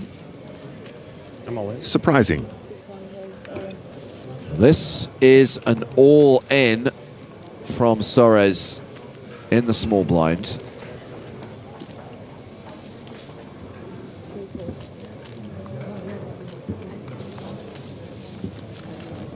Suffice to say, it gets through. I'm assuming you just had the drink at that restaurant, or did you have any of the food? No, just the drink. Yeah, the food is gross. Yeah, I mean, also probably slightly biased. Oh no! Sarah Jarry's just been KO'd. Oh no. One-time chip leader out, cashing for just shy of 20K. Great run. I was a little bit biased as well, James, because I really like American pickles, and that was one of the first ones I had, and they had real American pickles in there, which is a winner for me when it comes to Bloody Marys.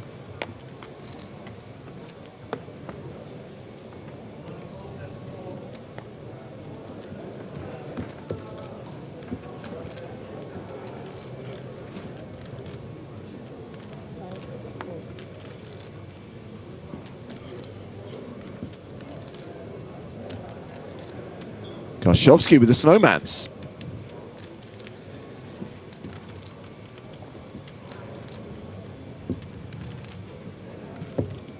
Stephen Wolfram, you sound like a real creep right now. I'm sure you didn't mean to when you wrote that comment, but dude.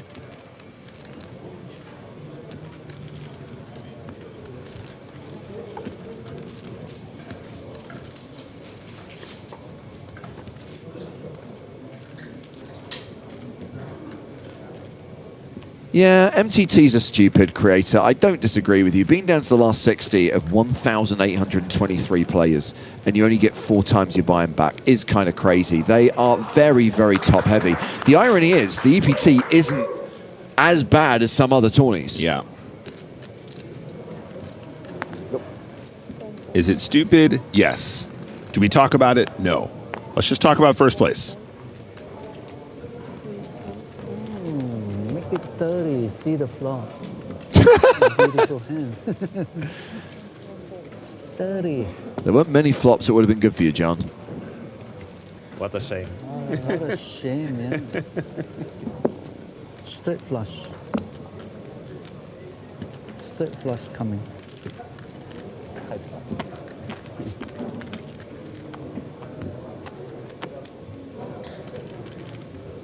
They knew it.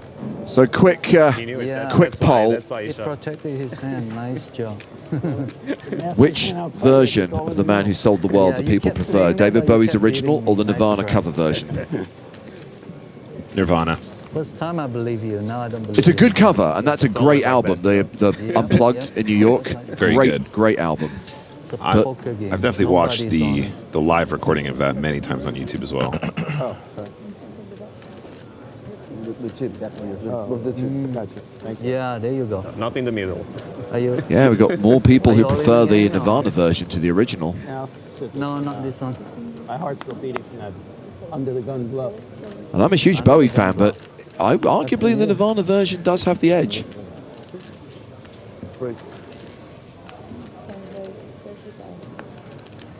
It's like UTB under the gun bluff.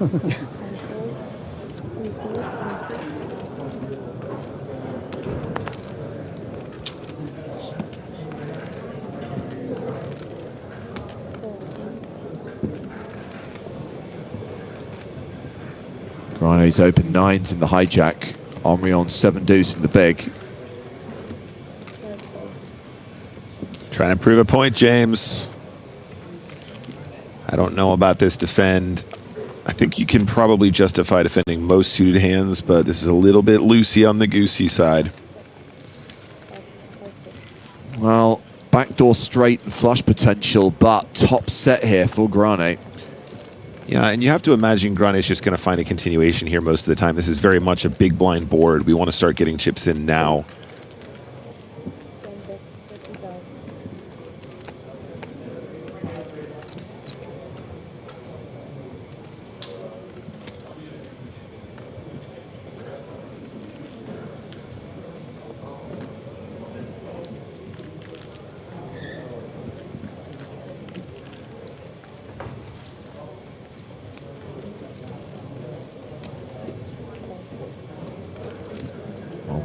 Lets it go. Is there a poker side or something like that?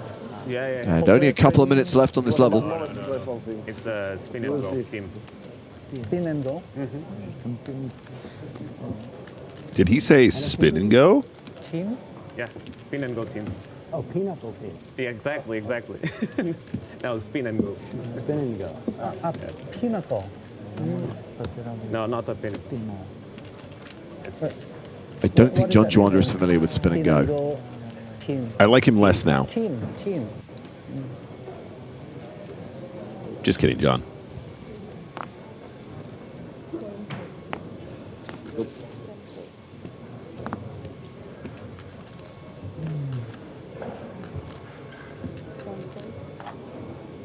That makes me wonder, has Suarez played in the Spin and Go Championship at some point?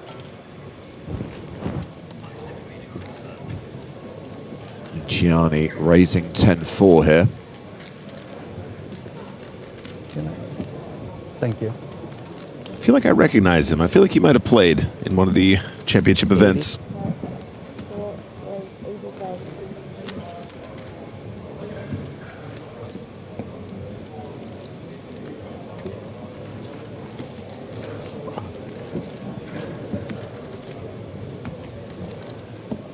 Has Orion ever seen two cards he didn't like the look of?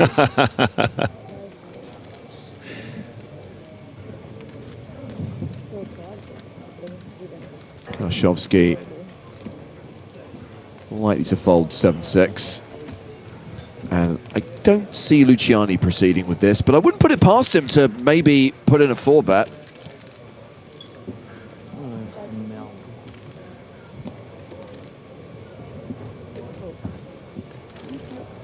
Tu m'as fait un 3-bet de merguez ou ça va? Non, merguez. Merguez? Ouais. C'est pas bon, tu me fais ça à moi, je tank pour que tu reviennes. Et je t'expliquerai plus tard. Merguez. You don't like to be table, hein? Et tu me 3-bet, en plus j'hésitais à te jam la tête. Yeah, the light is so annoying. No, you have the...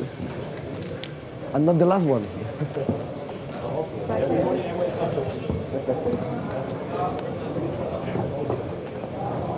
Is that a time bank card? He's thinking about it, isn't he?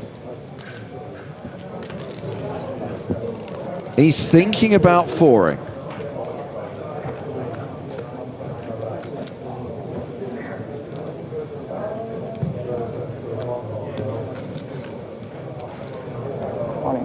Oh!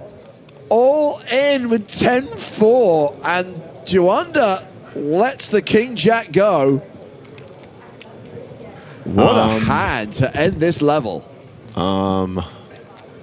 That was wild. Luciani's like, they're moving us off the feature table. I want to go out with a bang. Finally, I can relax. First session of day 4 is in the books. John Juanda, second in chips at this table, will be coming back from the break with 42 big blinds. The other former EPT Barcelona champion at the table, Simon Vinciak, will have 25 big blinds. Gabin Omrion, super short, 8 bigs at the new blind level. But yes, we are going to change the lineup on the main stage. New feature table coming in. Blinds going up to 10,000, 20,000 with a 20K big blind ante. The second of 4 levels to be played today on day 4 of the EPT Barcelona Main Event. A reminder, we're going to play down to 2 tables tomorrow, down to the final table on Friday, down to a winner on Saturday, live every day at 3 p.m. local time. And as the players return from break, who are the chip leaders, I hear you ask? Well, it's Joris Riz who's taken the chip lead. 2.9 million ahead of a couple of Brazilians, Nick, Eduardo Khalil, and the start of day chip leader, Fabrizio Nossolini. So by the looks of things, we still have the same lineup at the secondary feature table, but we have mixed things up on the main stage. And our new feature table is headlined by EPT Barcelona 2016 champion, Sebastian Malitz. He has got 1.6 million, so he's playing around 80 big blinds. Manuel Ferrari is the table chip leader. He's got more than 100 big blinds. There is another former EPT winner at this table, Nicolas Schwiti, playing 1 million. 50 big blinds. Straight back to the action. Hey, James, do you think Manuel Ferrari drives a manual Ferrari? Oh, I shouldn't laugh at that. It's too perfect. It's Bib Man.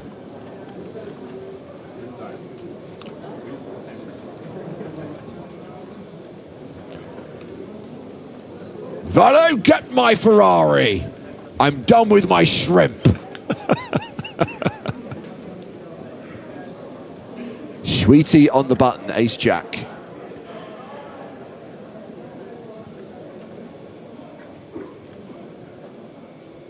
He's raised it to 40,000. Miroslav Rizov folds jack 7 in the small. Malitz in the big with queen 7 of hearts.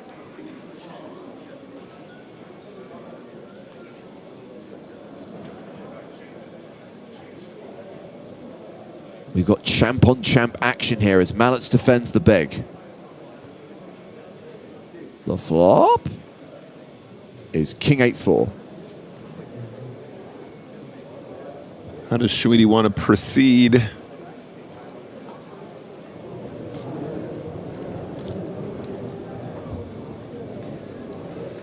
Seems like a very c-bettable board.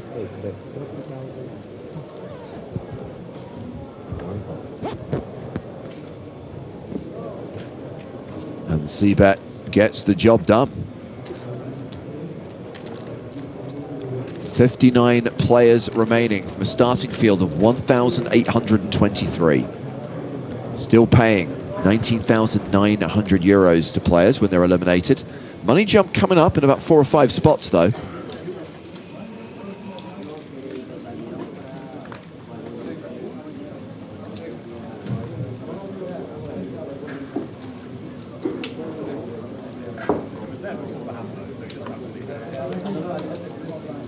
Malitz in the small blind, Ferrari in the big blind.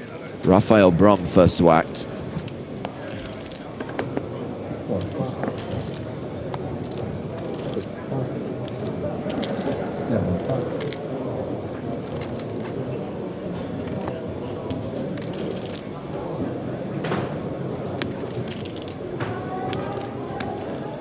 Pocket sevens.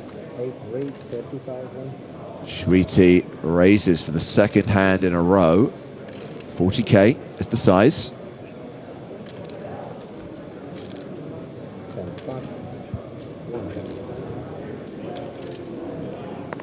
Malitz has folded. I'm ready for my next course. A pie with lots of gravy.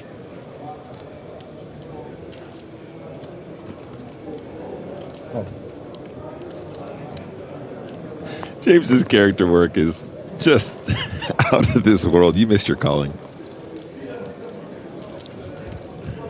Queen 6-3. Top 2 for Ferrari. Excuse me while I mute myself and giggle. Great flop here for Ferrari. And also the kind of board where Schwiti's got to be pretty sticky, right? We're going to play it through the streets and now. But I wouldn't be surprised if Schwiti has a little pop at this right on the flop right here, right now.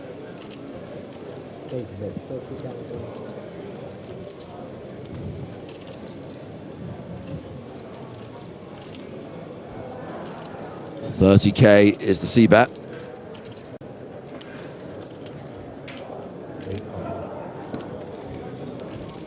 Oh, I've got with lots of gravy stuck in my head now, and I can't stop laughing.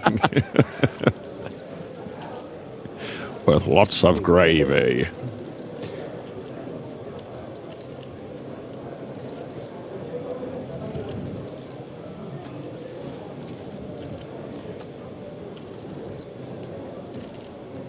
Ferrari checks a second time.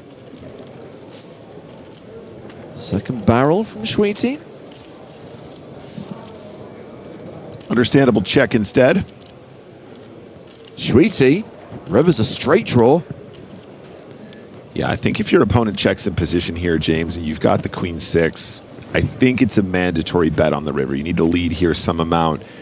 I would imagine on this run out, we still want to have a pretty sizable bet. I don't think it's a block. Maybe something like 90? It goes a lot bigger than that, 125. I do applaud this, though. I think that, you know, 60%, 70% pot feels pretty good. Anything above that makes sense. Generally speaking, this is not a kind of block bet situation. Still plenty of hands that will still feel obliged to call a larger bet, and therefore we want to go for more value.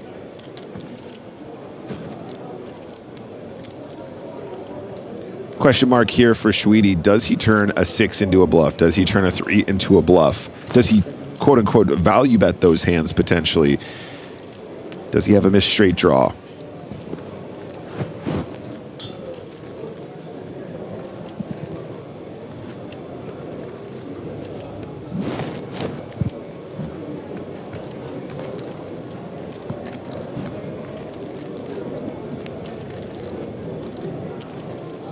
I think most players would try and get the 6 in the trade to showdown as a check. So suddenly, feels like it's going to be a little bit more value heavy, and that's a very good fold from the 7s.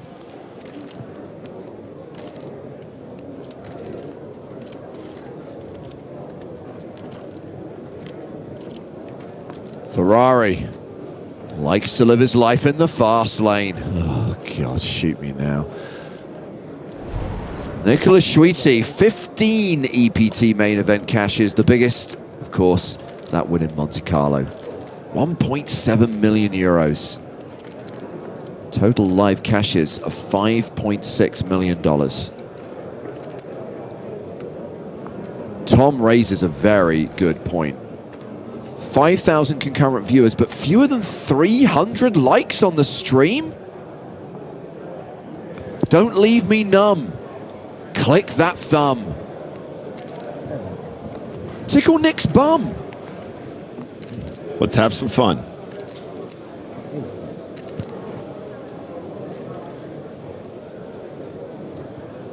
I'll put your head on a spike if you don't click like.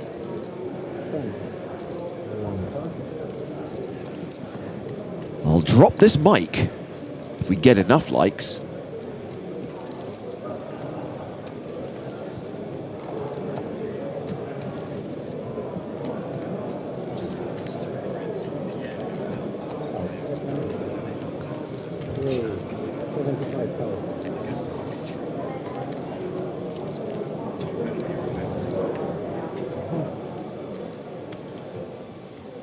$10-8 for Ferrari. He's raised small to big. Brum calls with the Queen-8.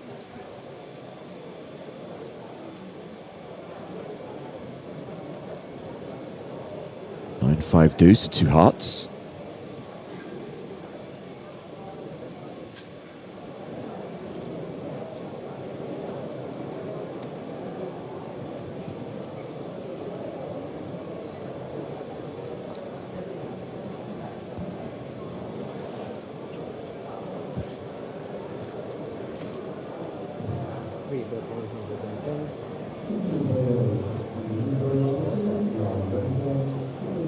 And 110K C-bet will win Ferrari that pot.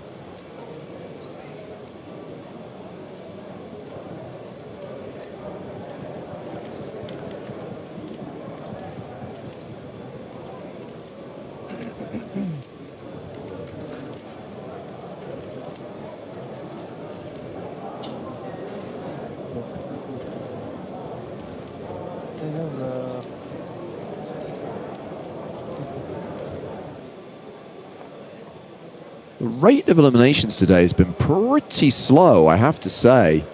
Started with 67 and we've played almost 2 hours of poker and we're only down to 59.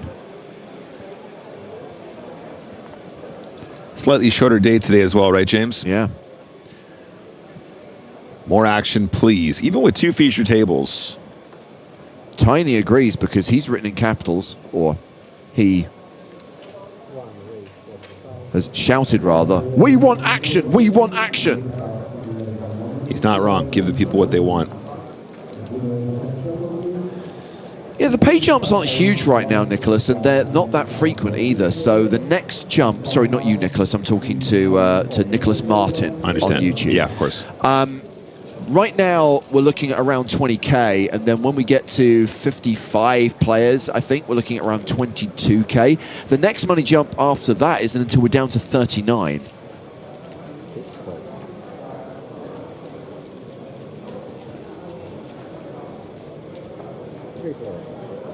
Actually asks, how much does the winner get? 1.3 million. Once we hit the real business end of this tournament, once we get to the final table, the money is huge, the jumps are huge, and the jumps occur with every single elimination. I have a good feeling. I think we're going to get a good rail this year once we get to that final. Obviously, it is very nationality dependent. Yeah. There are certain nations that celebrate much louder at poker tournaments.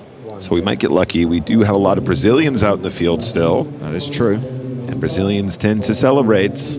Yes, they do. Straight draw for mallets. I'd actually rather have Jack 10 here than Queen Jack, if I'm honest. Just feels like you've got better visibility when you actually get there, more confidence in how to proceed. Mallets was the pre-flop aggressor. His continuation bet called by one player going to the turn. King of Hearts pairing the board.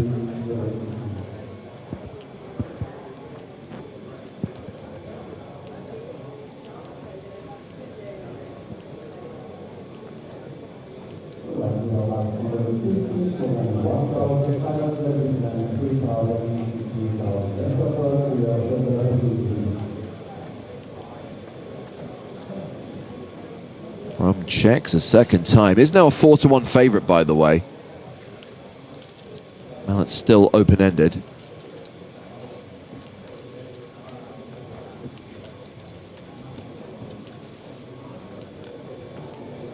$230. One bet 230. Mallets fires a second barrel, 230K. That's full pot, right? Yeah, and look at this, James. This is what I'm talking about. Having the draw almost gives you more confidence in what your objectives are in the hand, right? So he's going, I have a hand that can become a very strong hand potentially with the 9 or an ace. And also with that betting lead, I'm going to put him to the test. Now, I would imagine Brum still sticks around with Queen Jack, but facing full pot on this turn is a very scary prospect when the cards are down, of course.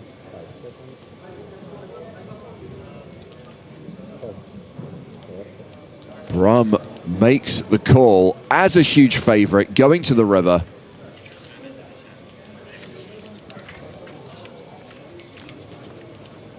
River card is an 8, does not help Sebastian Mallets.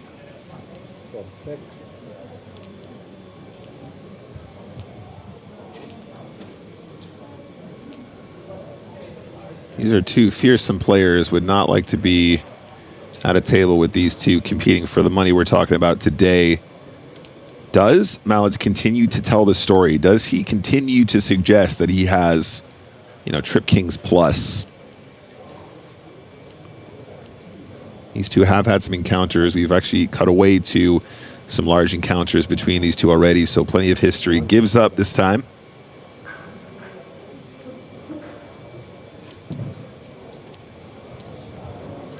Decides to check it back, loses a chunk to Brum. Rafael Brum moving up to around 1.3 million. Sebastian Mallets down to 1.27 million. Both players with more than 60 big blinds. We're going to the outer tables where Mark Telcher is all in and at risk. And Mark Telcher is behind. He's run jacks into Paolo Boy's aces. But look at that flop, 2 jacks, quads for Mark Telcher, and that is going to be a double up. What can I do? I have to play out. So would you kindly take your seat again? Thank you. What were you saying about Death by quads. Unbelievable. I want a drink. I'll buy you a drink. Well, that's very nice of him. Very civilized. Have you checked that I was watching? Is it correct? You can see. 4.95. Yeah. Double up with quads, order a drink, pay on my phone, offer to buy the guy whose ace I just cracked a drink. What can I do, right? So Telcher survives as we return to the main feature table, and we welcome Sam Grafton into the mix. Hello, everyone. Day 4 action continues with Bibman, Manuel Ferrari opening ace-king of diamonds.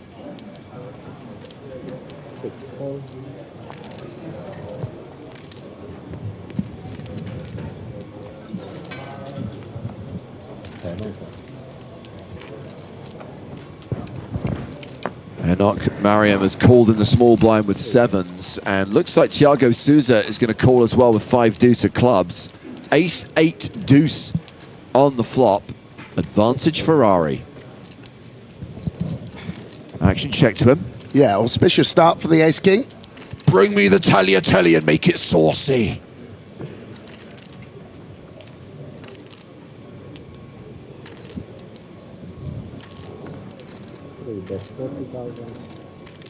We got a bib man bet.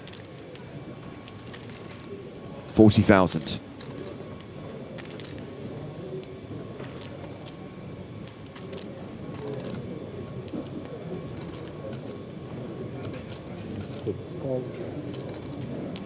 Yeah, and quite a sticky call from the small blind. Was a very small sizing.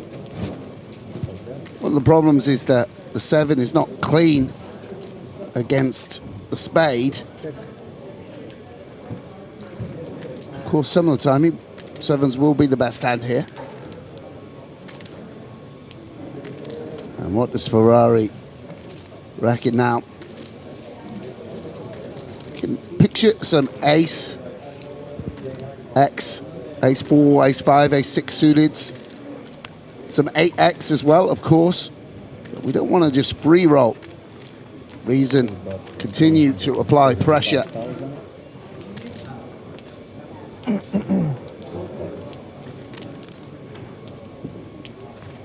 Second barrel wins Ferrari the pot.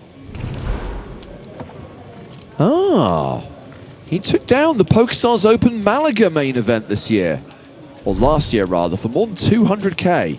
Good result. Yeah. Good score. More eliminations to tell you about. Antonio Asaro has just been KO'd.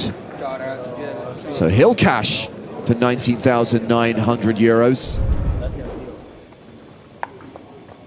Players falling. On day 4, 57 remain as we continue the action from our feature table.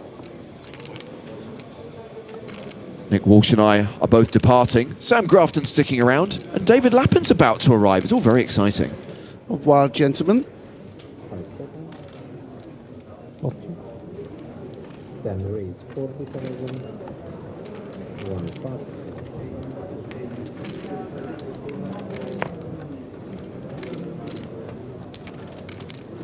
3 pass.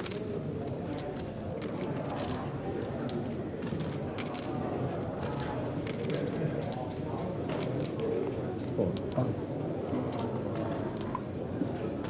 6. Rum electing not to flat the pocket 6s because of Rizov's short stack.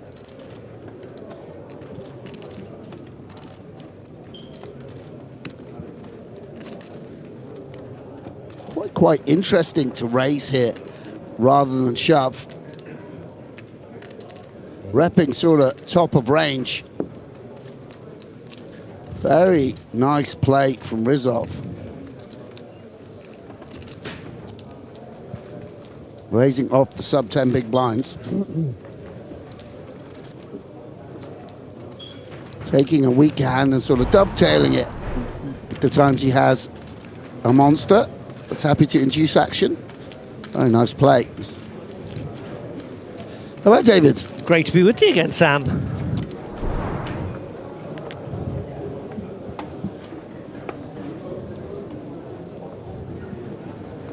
So I see here, big blind 20K. 57 remaining. Everyone on the cusp of this 22,900 euro bubble. We see Malek going to start things off here with ace-8 suited under the gun. Schwede, a very flattable holding here, trying to navigate. And Rizov, well, we talked about how nice it is to just wake up with these small pairs in the big blind, getting a discount. Yeah, and it's interesting here because we can also consider shoving, depending on how wide we think Schwede is flatting. See, that would be a disaster, and he avoids that.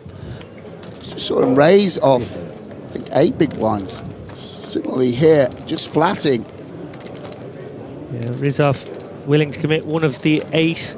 One of the 9, I should say. Now, is this a board that could get him in a little bit of trouble? 9-4-4. We shall see, yeah. Well, it's just deciding how to proceed. Too many 4s. His opponent's range. Yeah, and he does have 3 hearts there. Some turns he might consider barreling. Going to start telling the story here with a continuation bet. Looks like 35. Schwede going nowhere, I presume, here with the 7s. Obviously going to have to test Malek out.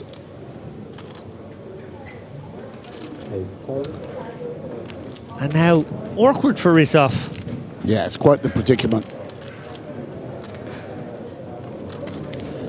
Doesn't feel too exciting to just call and let people realize all their equity. If we were to raise all in, it's kind of close to a bluff. I mean, we don't want to get called, right? And if we get called, we're dead. So for that reason, bows out. Be pleased when he looks back at this footage and see Schwede had 7s. King of clubs on the turn now. Yeah, and Seb, by starting off with a bet, keeps his range wide and allows him to bluff favorable runouts. Yeah, and it's kind of the perfect card, really, because Schwede's going to have very few King X in this situation. Having flatted in the small and called the C-bet. He's going to try to pressurize exactly the kind of hand Schwede has. Pocket pairs, 5s through 8s. Of course, he is blocking the 8s.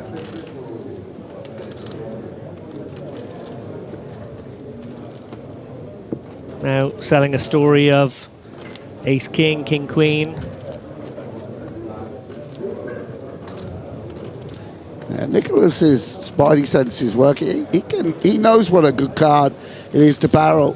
But can we steer it to showdown? I mean, we know we're against some sort of overcards anyway. Sometimes a gut shot as well. And 7's just not quite strong enough to proceed. Yeah, nice pounce there by Malek. Impressive stuff as he chips up on day 4.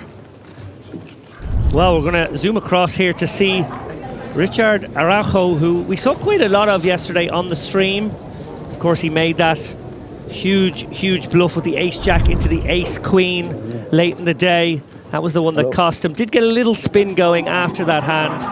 But obviously, he's bowed out now. Does miss out on the ladder jump. Also in the camera? Yeah.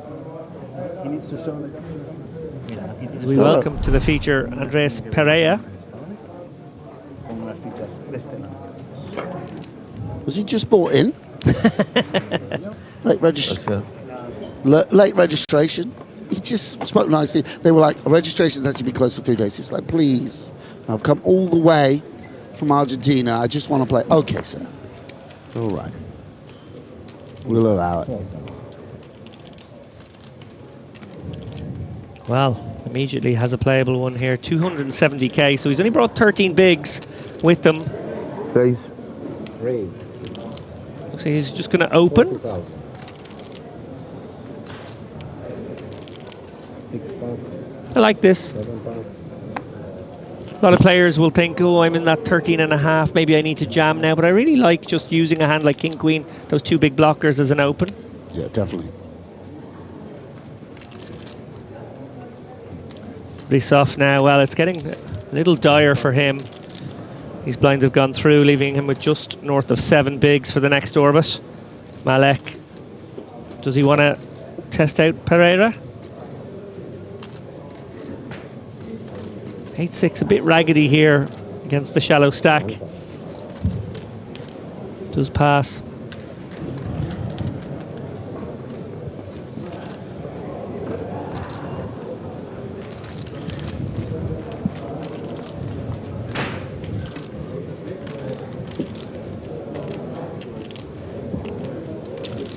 Over we go now to table 2. Get a look at these guys.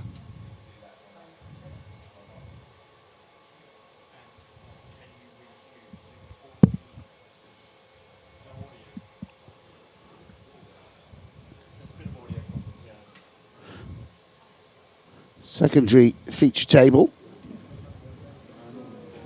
Enjoying a moment of silence there.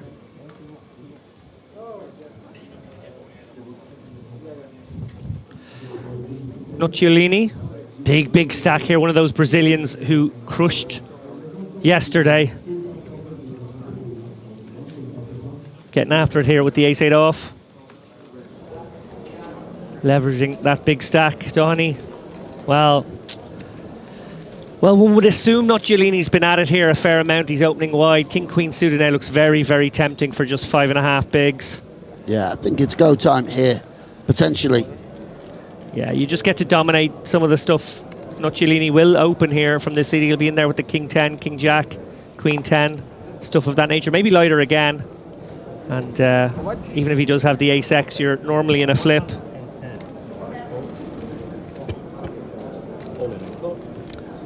Off to the races we go here. This is as close to a flip as you'll get. I'd like to see the King Queen win, not just because it's this gentleman's tournament live, but it looks so. I mean, somehow this hand should be ahead at ace-8.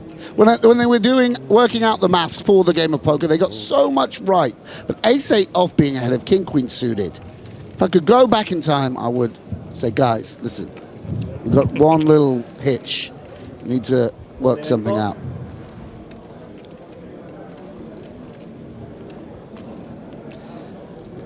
Well, there's a spade in the window. And a 9 and 10 underneath, so some more pathways to victory for Doheny. No need to stand up just yet. A very bricky deuce of hearts here. Doheny now does need a jack, queen or king. Put a face on it, dealer. Biggest brick of all time.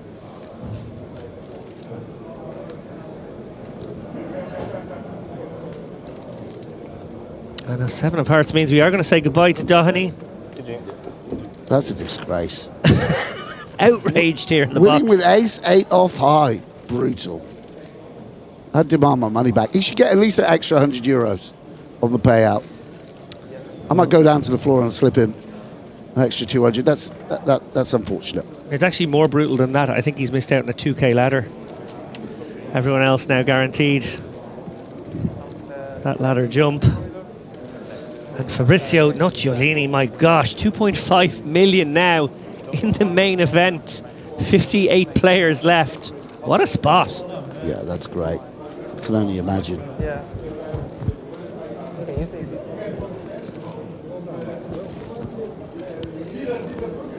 I bet he's wishing, you know, occasionally you get someone that does the rounds on Twitter, someone complaining about not colouring up. Back in the day, this would have been like a stack, just taking up half the table. Yeah, I do remember those beautiful Taj Mahal, Sagrada Familias of chips. Yeah, a lot of fun to have in front of you. But then, of course, you needed them all because we had to all post antes. Sure. Wow. Showing our age here. Great to see the young Cameron players still are in the like, mix. why would everyone, why would you do that? It was one of those rules that the moment we did it, we went, how did we not do this before? Sure. Like a smoking ban. All that brain power. Koziesia, well, he's had a good day as well. 45? Bossing it late 45. last night. 45. Same procedures this morning.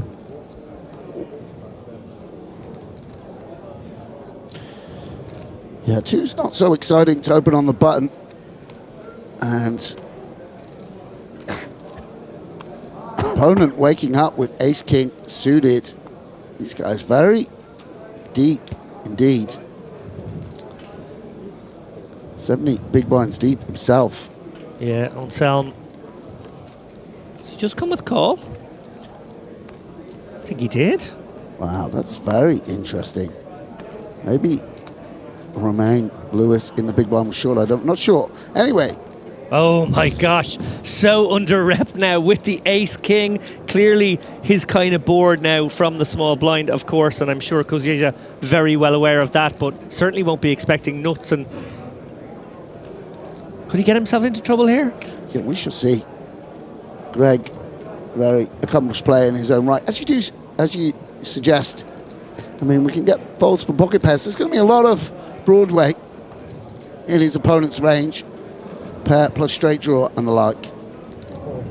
But you imagine it's only you that can have the nuts. For that reason, we'll begin with the bet. Really, folding out any two cards is favorable when you got pocket twos. Knocking out an ace-4, a pocket fives, a 6-7 suited, anything is a sort of win in equity denial terms. Yeah, and he starts with a kind of large bet here. 130 was the pot.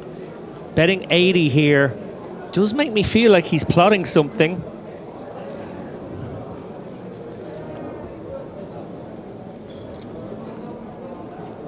Well, that's an unfortunate development for Anselm, who of course has plenty of ace-x in his range here in the small blind. Yeah, we'd imagine some of that would fold because we imagine ace-jack, ace-queen, ace-10 will 3-bet some. So the amount of ace-x is actually, you know, it's not like we can just continue with ace-6 of hearts. Again, we will see how Gregor favors his hand. It's definitely development which could embolden Gregor because, of course, his opponent may be sitting there with one pair or even two pairs, could feel the heat across two streets. Look at this. Anselm with the crafty flat in the small blind pre-flop here with big slick. Yeah, and twos kind of unblocks everything. You know, we want our opponent to have a hand like 10-8 suited, Jack-8 suited in hearts. Even some flush draws potentially fold the turn, like we maybe can't continue with 6-7 of clubs out of position, drawing to a low flush. So we have a hand which unblocks all the folds. We can still spike the 2 versus 2 pair. Well, so I'm coming with call now. Pot has bloated to 710k. 980 behind here. Yeah, this pot is very sizable now. Ace of hearts on the river. Oh no, ace of diamonds on the river. Well, an interesting one, board pairing queen. Some of those two pairs that maybe Koziesia would have been looking to dislodge with the big bet now, making a boat. Does this save him? We should see, I'm not sure. I mean, we can see a little bit of, it is the small blind really that has the boats more often here. Perhaps you are supposed to blast it with a set on occasion, but in general, he's the one that's going to have the queen jacks, queen tens, king queens. I think what Greg will be thinking is, can he get a 9 to fold on the river? Yeah. There are some queen 8 of clubs. Jack 8 of spades, which we'd hate to go check versus and let win. Greg waves the white flag. We'll be a little bit surprised to see the ace king. Little raise of the eyebrow there. Oh, look at that, a bit of French rapport. Yeah, some Gallic ooh la la.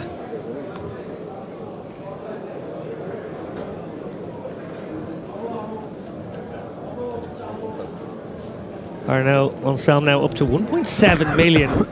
Yeah, nice hand from Arnaud. Played possum and was rewarded. Yeah, got the maximum by just flatting pre-flop. Unperturbed, I reckon, Gregor. Seen it all before.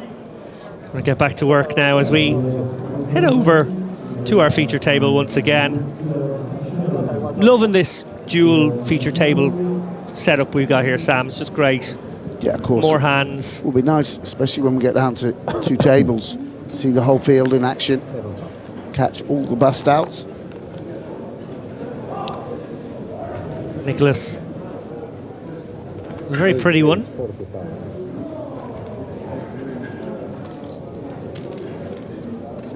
And it's enough for him. And this might be enough for Rizov. Ace Jack of diamonds, smothering Schwede's 10-8 of diamonds, who will probably be priced in if it gets back round to him. Of course, there are half a table of opponents to get through yet.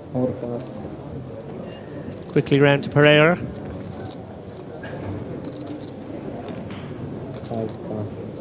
How much? Yeah, it's a little pesky for Schwede here when he gets the price. He's going to realise he's got to flick it in here. Needs about, what, 30%? Yep. Something in that neighbourhood. Roll of the eyes. Yeah. I don't know. I think it's quite fun when you're priced into gamble with 10-8 suited. You're a sick I'm loving it. Thank goodness you didn't have 20. You would have 20 big blinds. You would have had to fold, mate. Well, as I mentioned, diamond smothered, but live cards for Schwede. Too much diamonds, no diamonds. Maybe ace 3 on the flop and we finish. Ace 3? Good luck. Good luck. Yeah, yeah. Good luck. Rizov, stoical. You need more than me now. Whatever will be, will be. I wish you had more. See, he wants to gamble for more. I wish the pot was bigger with his 10-8. Well, you can go clubs. No jacks anymore. King 9-7, open ender for Schwede now. It's basically a flip. Jack 10, 8-6. This is a club. Clubs Jack could bring roots to chops. Too much. Yeah. Oh, diamond. No change on the 5 of diamonds. 12 outs once. Rizov, his tournament life on the line here with 55 left. And he will survive. Well, yeah, ace high holding again. Somehow neither player making a pair. Yeah, not easy to hold like that.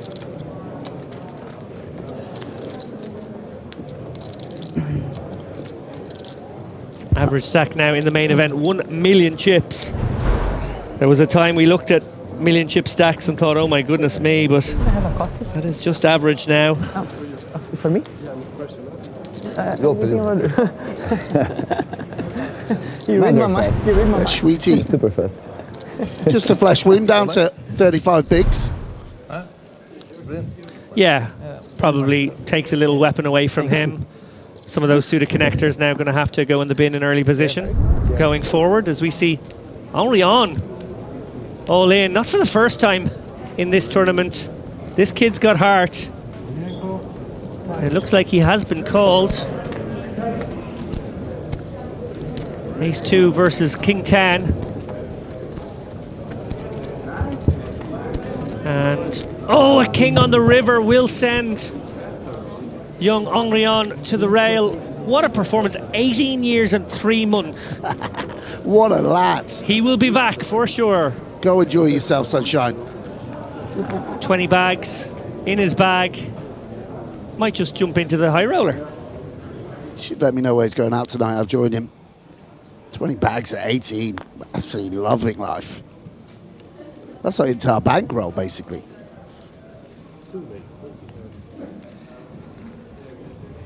Speaking of suited connectors in early position, Gonçalves gonna take the initiative here.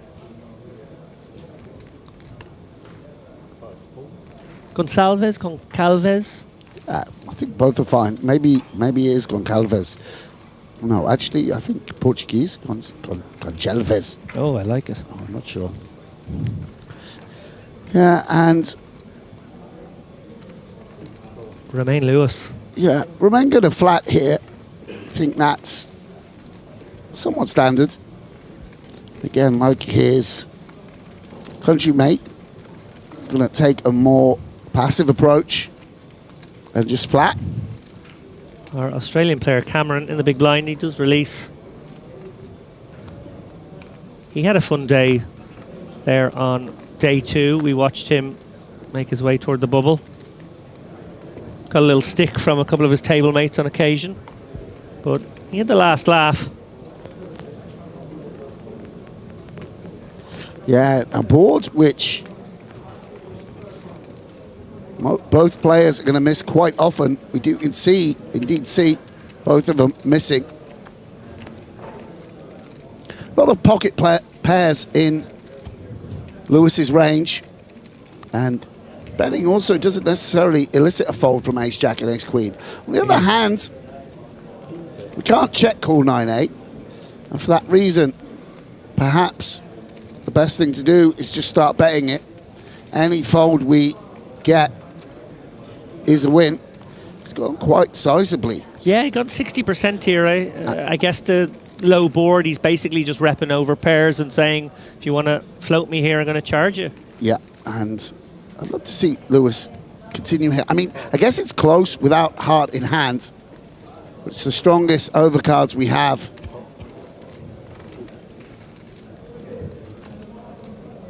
The Brazilian not excited to see a call. And look at that, very clean turn for Lewis. And is it a card Goncalves may represent? Yeah, it's reasonable, of course.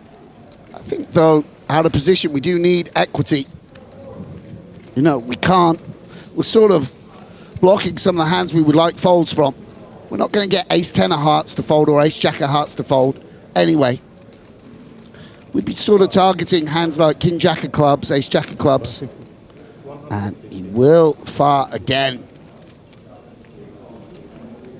So crucial now that Lewis takes some time over these ones. You need to almost feign a little bit of reluctance in these spots. You want to earn that third barrel. If your opponent's beating you, well, he's beating you, but you've got to maximize the number of bluffs that may continue for that third shell.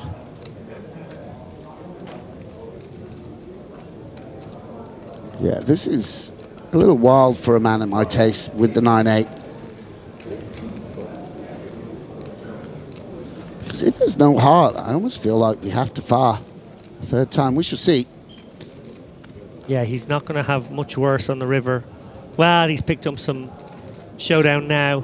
Yeah, we outdrew, as I said, the ace-jack of hearts.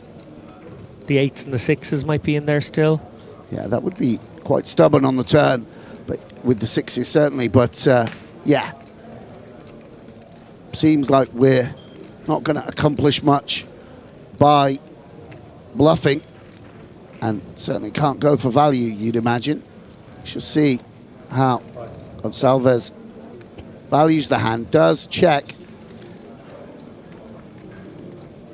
Now, assuming that Lewis finds a bet here, and let's imagine it's something in the region of half pot, Sam, for argument's sake.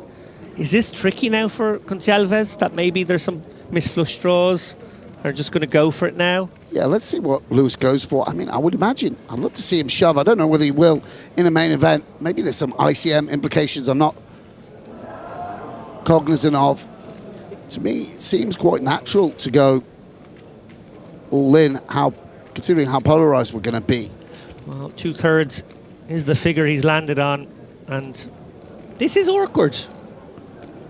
It's not always going to be the case that you are behind right now. Yeah, we've strengthened our opponent's range quite a lot. One thing that's interesting is we do, generally speaking, discount 2s or 3s, depending on what Lewis's strategy is. There's a set of 7s. Obviously, we interfere with a set of 9s. But maybe ace queen. Well, we can see that Lewis doesn't fold any ace queen. King queen of hearts probably still finds a value bet. So there is quite some value, and the heart combos are limited. You need it to be Jack 10 of hearts, King Jack of hearts, King 10 of hearts. Yeah, it is a narrow range, both value and bluffs. So it's just going to work through the combinatorics. I mean, the reason you have to be a bit stubborn here is quite often you're just giving up yourself. You're giving up with ace 4 or ace 5 or whatever you've chosen to bluff. So when you do check, you need to find some check calls.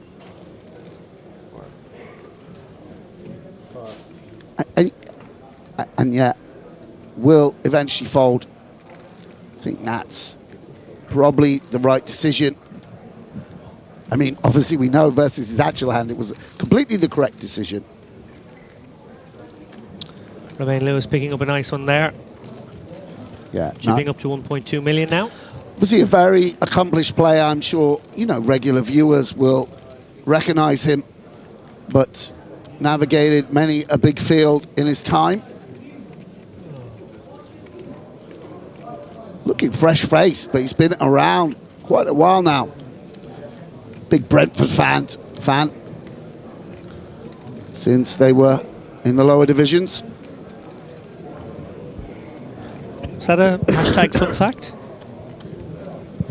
I always think of him when Brentford are doing well. It's a really delightful club. Back we go to table 1. Pereira on screen.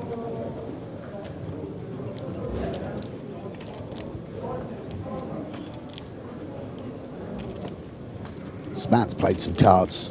Look at that, he's like 7s. 5 seconds. Raise. Raise. 5 raise, 40,000. Very unflustered raise. Love this demeanor from Pereira. Okay, question for you, Sam, before we see what Sousa does with this ace-king. How low do you go on the pairs off this stack? I feel like some players open the pairs all the way down, and that's definitely a mistake. Is 7s the cutoff? Is 6s the cutoff? I don't know. I'll open I'll open any pair from any position. You've come. Oh, wow, he probably does live in Barcelona, doesn't he? He probably hasn't come from Argentina. But if you've come all the way from Argentina, you're not here to fold pocket 7s. Well, no, I know what you're saying. They are, you know, because the question is now, see, one of the values of pocket pairs is being able to peel 3 bets or 4 bet all in. And when you open here and face a 3 bet, it's not an appetizing continue. No, but we shall see how my boy Andres values them. Maybe he will go for it. Let's just see a flop and be like, no ace, no king, and then put it in like back in the day. Difficult decision with 7s. Yeah, this is very awkward. And obviously he's new to the table. Going to have necessarily much of a specific read on Sousa. You can see he does have a very, very strong holding. So 250 in the middle, 220 behind here. Maybe exactly as you said there, Sam, going with the idea of no ace on board. I'll go with my hand. Sousa with hammer luck on this one. Ace high, 2 diamonds. Wowza. This is the strongest flop of Sousa's life. Yeah, you can go so small now. It's like an Omaha hand. Like a 6-card Omaha hand. Yeah, so what we want to do. Quarter pot. 7 bet, 60,000. 60. He's thinking, please call, mate. Come on. Have ace jack one time.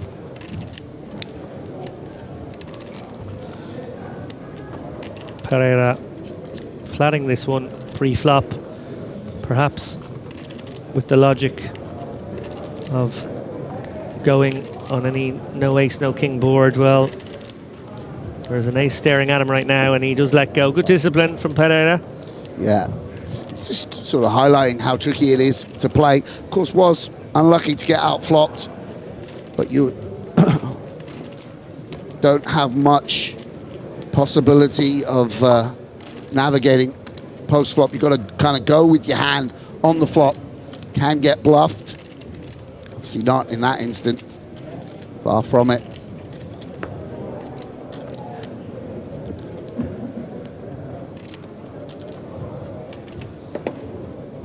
For those of you joining us late, I'm David Lappin alongside Sam Grafton.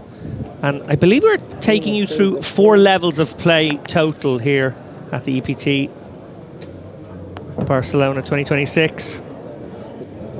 The rate of attrition has been significant, and I think the judgment from Toby, Nick and co is, let's give these guys a short day. Let's gently space this one out over the remaining days. Yeah, I think the way the EPT is structured is to make sure that people aren't busting before the money on a day 3 or whatever. So we have those slightly longer days at the beginning to get things out the way. And then it's more of a slower pace as we approach the final table. Well, Rizov, another great spot for him and his short stack here. 15 bigs, all in with the ace-queen. Schwede will be very tempted with this ace-jack, I feel. It's a close one, very, very close one. Yeah, look at that rolling his eyes. Ace-queen, he's in there. Ace-10, he's not. Ace-jack is the problem hand. Yes, indeed.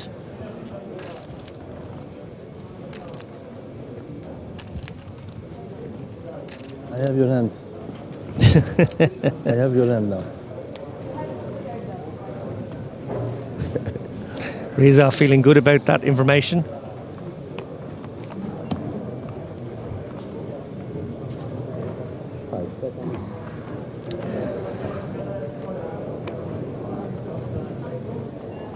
Schwede going to burn a time bank here.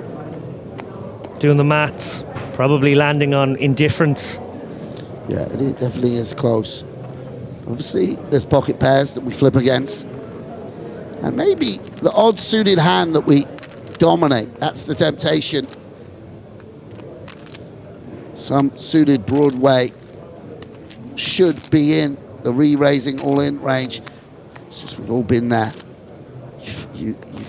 You make the call and they show you ace-king every time. That's how it feels on occasion.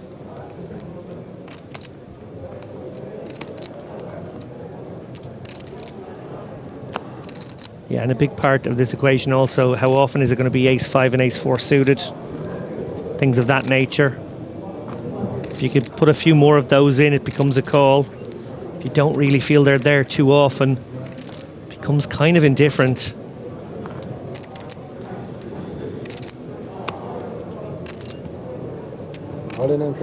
He has made the call. He's going to get the bad news. Schwede, just 30% here. Rizov in great shape to get the doubler, the double-double. Yeah, nice spot now for Rizov. Just needs to hold. Would be his second double up in quick succession.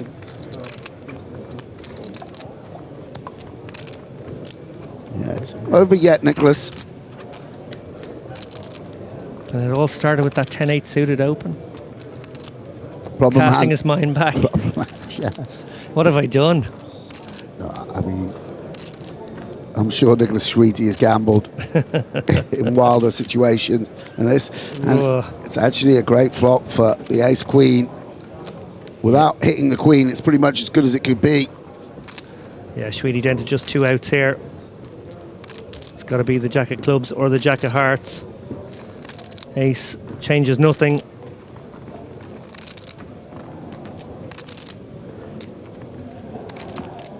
Rizov holds his breath. And he stays alive. Up to 650k now. Schwede going in the wrong direction. He's sub 20 for the first time in a long time. Can I use 15 seconds? Can I use it 15 seconds, 15 seconds? Shweedy asking if he can break one of his time banks in half.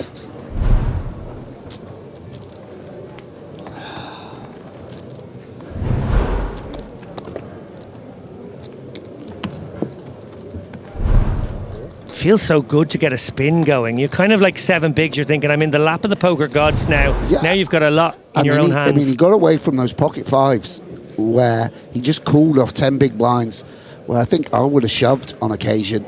And remarkable. Well, for those of you playing from home from September 6th through 30th, we have 350 tournaments encompassing the W Coupe 2026.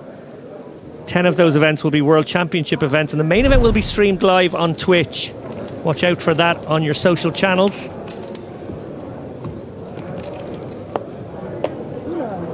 I saw it. I think I saw the card.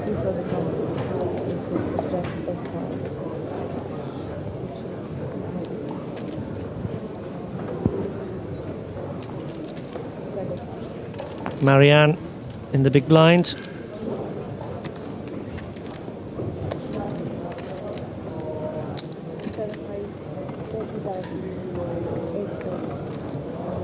A slightly crestfallen Nicholas Shweedy.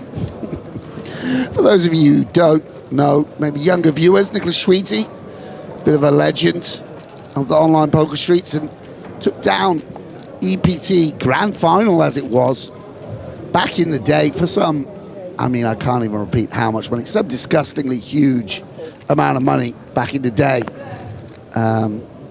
Yeah, quite a boss when I was first coming up. Don't know how often he plays nowadays, but lovely to see him in the streets. Well, look at this now. And yesterday, I cast my mind back when Risov had a stack. He was very aggressive with it. He had a lot of moves. Taking these 8s, which is an unusual pick from +2 here, and coming over the top of Sousa's under the gun open. Yeah, and we shall see how Sousa responds. Repping the Samba poker team. Probably quite an accomplished online guy. And will actually just fold, given the positions. Nice play from Rizov. Yeah, he's got some raising chips now. Looking to make a nuisance of himself here on the feature table.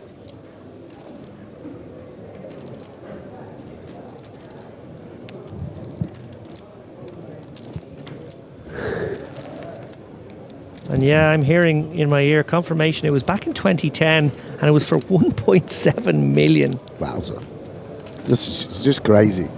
I guess it was it more top heavy then? Oh, it was 10k buy-in, I think that's why. It was a 10k buy-in, yeah. Yeah. Actually, there used to be a great screenshot of 2 of my friends, because I think with 11 left, Matt Perrins, chip leader, Craig McCorkle was second in chips. And they got 10th and 11th. Oh no. So we used to get circulated quite often. Shweedy, yeah. Just a little... Put McCorkle to the sword. I mean, people listening in aren't even going to know who Matt Perrins and Craig McCorkle are. Pez. Yeah. Big legends. But yeah, amazing. I mean, I wasn't quite into poker. When was it? 2010. So yeah, I would have been playing professionally. It seems so glamorous. Playing for 1.7 million in Monaco.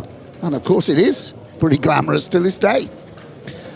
Seb now, who we haven't seen for a little while, with the pocket 6s +2. And there might be a perception that Risov is stepping out. He's been very, very active here. Seb's gonna take the passive route here with 6s. Oh, Ferrari. And this is a great time to wake up with aces. Already a raise and call. Uncapped players behind as well. Waking up with the boots. Yeah, Rizov in big trouble here with ace kings. A lot of hand now at this stack depth not to just look to play for it all. Goes for X. I don't see a pathway out here.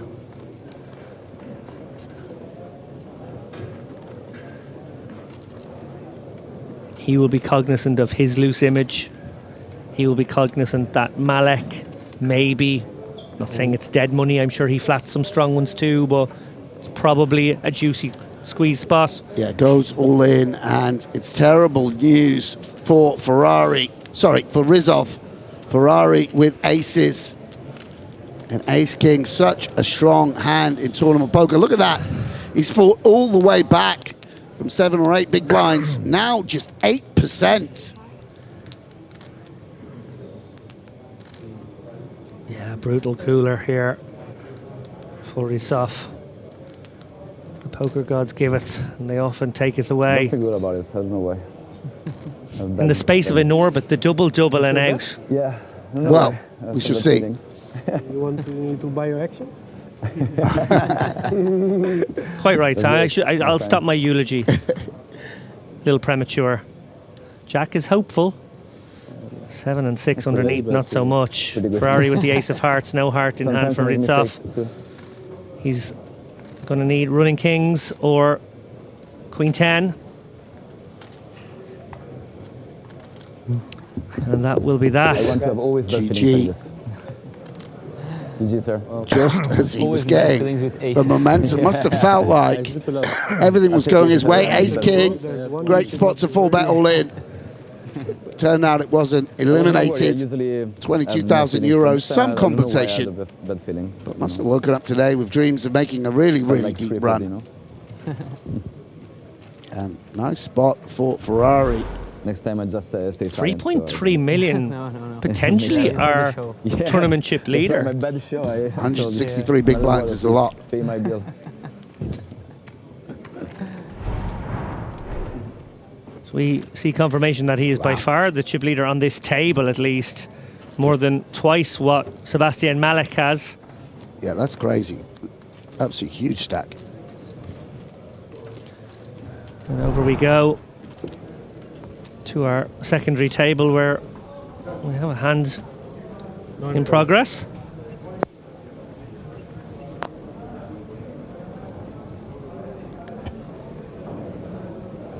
Two raise, 40,000, 3 fold. Goncalves. Oh, and the aces are going around right now, Kozieja. Yeah, Greg waking up with the bullets. 120. 120. 4 raise, 120,000. 3 ideas when it gets back to him, Kozieja. Can he find fold sometimes? Does he ever flat? And does he ever just go with it? Yeah, I think shove might be a little reckless. We shall see. Obviously, King Queen, such a playable hand. The bluffs will come from some Ace X, you'd imagine. Ace X low. Do quite well versus that. Goncalves decides to C3. Yeah. And for his sake, King or Queen high flop and trouble. Potentially insurmountable trouble. Oh, and there is a Queen. Jack 7 underneath. He has flop top pair, and this is going to be very difficult now. Stack to pot ratio of 2. Yeah, so Greg, obviously, with the overpair, be able to picture all the King Queens and King Jacks in his opponent's range. See also the threat of a flush draw. For that reason, no reason to slow play. Plenty we can get value from. Is this the kind of board where you want to size it up to get it in on turn? Yeah, I think that seems reasonable.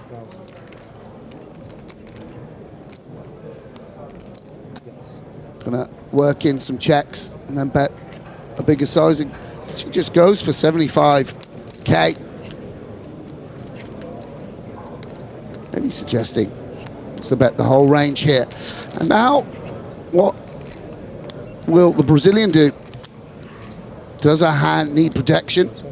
Or do we want to take a passive line? Does just call. And turn card coming. Oh my goodness me! Queen of diamonds now. Goncalves jumps into a huge lead. These aces look like they're going to be cracked now. Gregor, can he find the knuckle back? Yeah, we shall see. I mean, now, if we get all the money in, it is a big problem, right? It's hard. You need to get called by Jack X if we bet again. We might expect some Queen X to check raise. Well, he is going to bet again. Looks something in the region of 200. 225 to be exact. Yeah, with the flush draw out there. And Jack X. I mean, we block ace queen quite heavily. So it's two combos of king queen. If we expect queen jack to check raise, there's only one combo of that. Interesting spot. But feels like he can extract value. And now the question is, how do we play the trip queens? Do we raise now? Or do we keep in the bluffs of our opponent? Very tempting when it's only 295k more to just put it in now. But you're quite right, Sam. There are bluffs. Bluffs that might follow through on the river. Cool. And he is going to take your advice here. Yeah, and Greg, by the way, hating this. See, one of the downsides of betting is you do strengthen your opponent's range. Well, will he be given the opportunity to check back here? River is the 4 of clubs.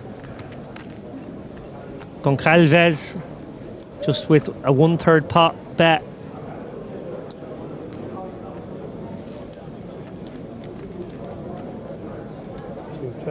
Checks it on over, and can Gregor ever find check back here? He's going to think it through. What he expects is that a lot of queens check raise the flop.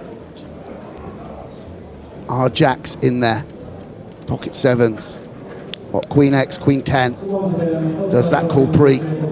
Will a jack hero call? Yeah. Do we want to play more cautiously in a main event? Do we want to go for thin value against this guy? And looks to me... Sorry, Sam, ace-jack of clubs, the only ace-jack. Yeah, and he does shove for value. Quick call from Goncalves, and disappointing one for Gregor. You can't trust him, mate. You can't do these thin shoves. I feel for Greg there. Goes for the maximum. Expected that a queen would raise turn or raise flop. And then he was against a hand like ace jack, king jack, something of that ilk. But when you do put it in and get snapped, you're shoving, but you know you just want some hesitation. You want, after 6 to 10 seconds, you are absolutely golden. I respect him a lot for going for the 3 streets.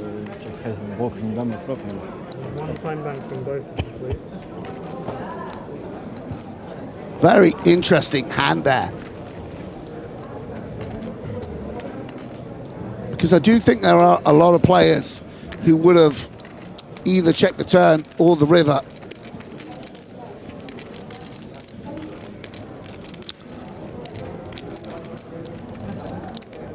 That's yours. Yeah. And Goncalves and Greg neck and neck pretty much now. Well, we're going to bounce back to our number 1 table, where we see Brock Wilson being mic'd up. Brock and Crusher on the US circuit. Poker Go Cup champion, Poker Go championship champion, Poker Go something else. There was just a lot of Poker Go trophies, I remember. Meaningless. It means nothing to me, mate. This is European poker here, buddy. Playing like this. Brock bringing 20 bigs with him to the feature here. 47 players left. People see my chips. I guess I should put them over here. I don't know if I can fold ace-5. Looks like Mariam I don't feel like going to start things off here with the fives. He's playing 40 bigs. Souza right behind here, 30 bigs and 10s. Yeah, of course. I think some top pairs, you know, some queen nine suited, king nine suited could be in Makes the like call. Yeah.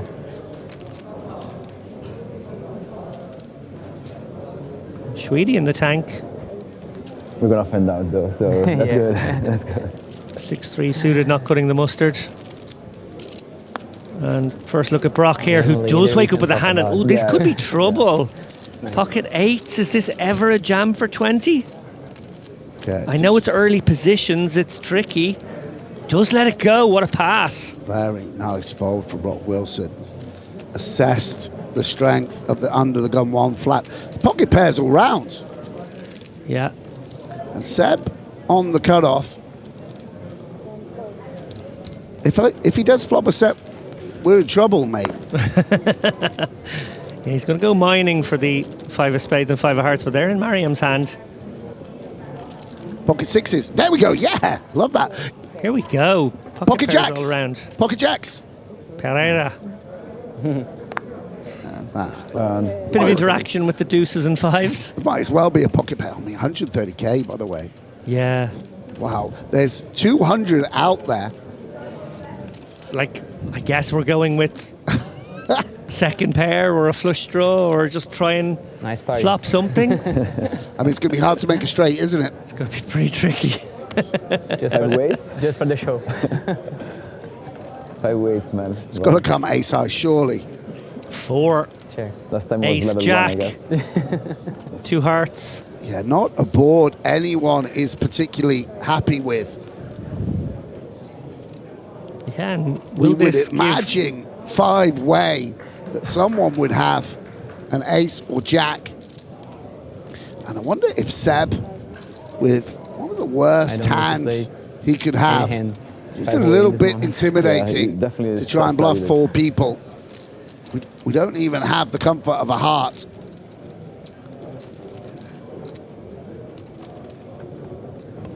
But we do have position. Come on, Seb. He's thinking. Bet and then go speak to your friends on the rail and say, I'm going to be champion. That's what he should do. He should bet and then leave and go grab a beer. The 5-way pot, man. Yeah, rum. I'm pretty curious about this one. Pereira with some backdoors to go with that Look bottom at this. pair. They suspect that he's up to no good.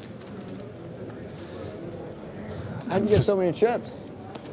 And for Souza, who does have 99% equity, by the way. Yeah, pretty deadly combo. You unlucky? I did speak about his remarkable, when I allude there to him going to the rail, of course recalling his amazing triumph and the personality he showed when he took that tournament down. So that's great. We are lucky, guys. Yeah, we're lucky guys. Perhaps we can take a look back at it. Yeah. I would love to see it. It's up there with the Scotty win. You call it's all over, baby moment. Yeah. It's almost a big right now. So. Yeah. This could decide the tournament. All in. Strong enough, Mallet shoves on Reichenstein. Here we go. You call and it's over, baby. Like, you know, like Scotty Nguyen, yeah? Like, so sick. Nobody ever talks like you without having the nuts. It's so sick. Where is Mallet going? how are you doing, guys? Where's that? Check done? Yeah. Do you want to see? Yes. What's going on? Reichenstein calls! And it's over! Sebastian Mallet has gone from poker fanboy to poker champion, taking down the biggest EPT of all time.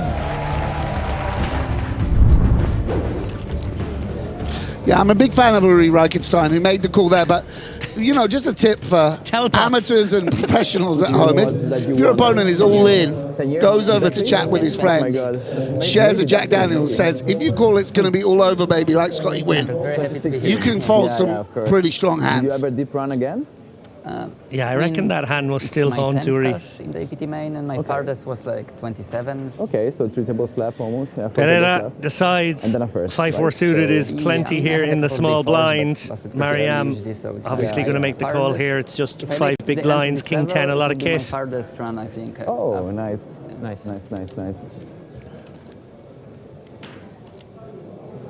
So fingers crossed for the next Yeah. 16 minutes. I'd love to see Pereira stick around. If 5-4 can perform an outdraw. Well, it's going to be tough from here. King 10-3. I feel like Pereira may take to his feet. He does have some running cards. And that's one of the best ones. Oh, look at that. No, don't sit back down. Stand up again. Dropped Stay like up. a stone on that turn. 7 or a deuce to keep Pereira in this EPT Barcelona main event. Can he find it? 4 no good, and Mariam picks up an important pot from his perspective too. Yeah, big GG for Pereira. Delighted we got to see him here on the feature. Great run. Yeah, making it to the last couple of percent of a ginormous field like that. It's quite the achievement.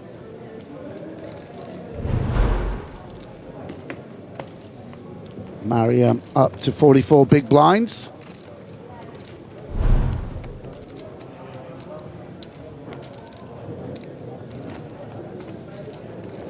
We're going to head over to our other feature table where Mitch Gershowski is all in with a pocket pair. He's got 4s. Witziak has the ace-jack here, so it's a fair fight. 8-7-6. 5 on the turn. Well, that will end it.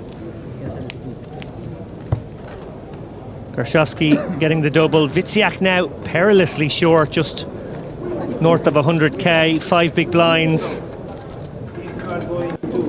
Yeah. Bad times for our former champion.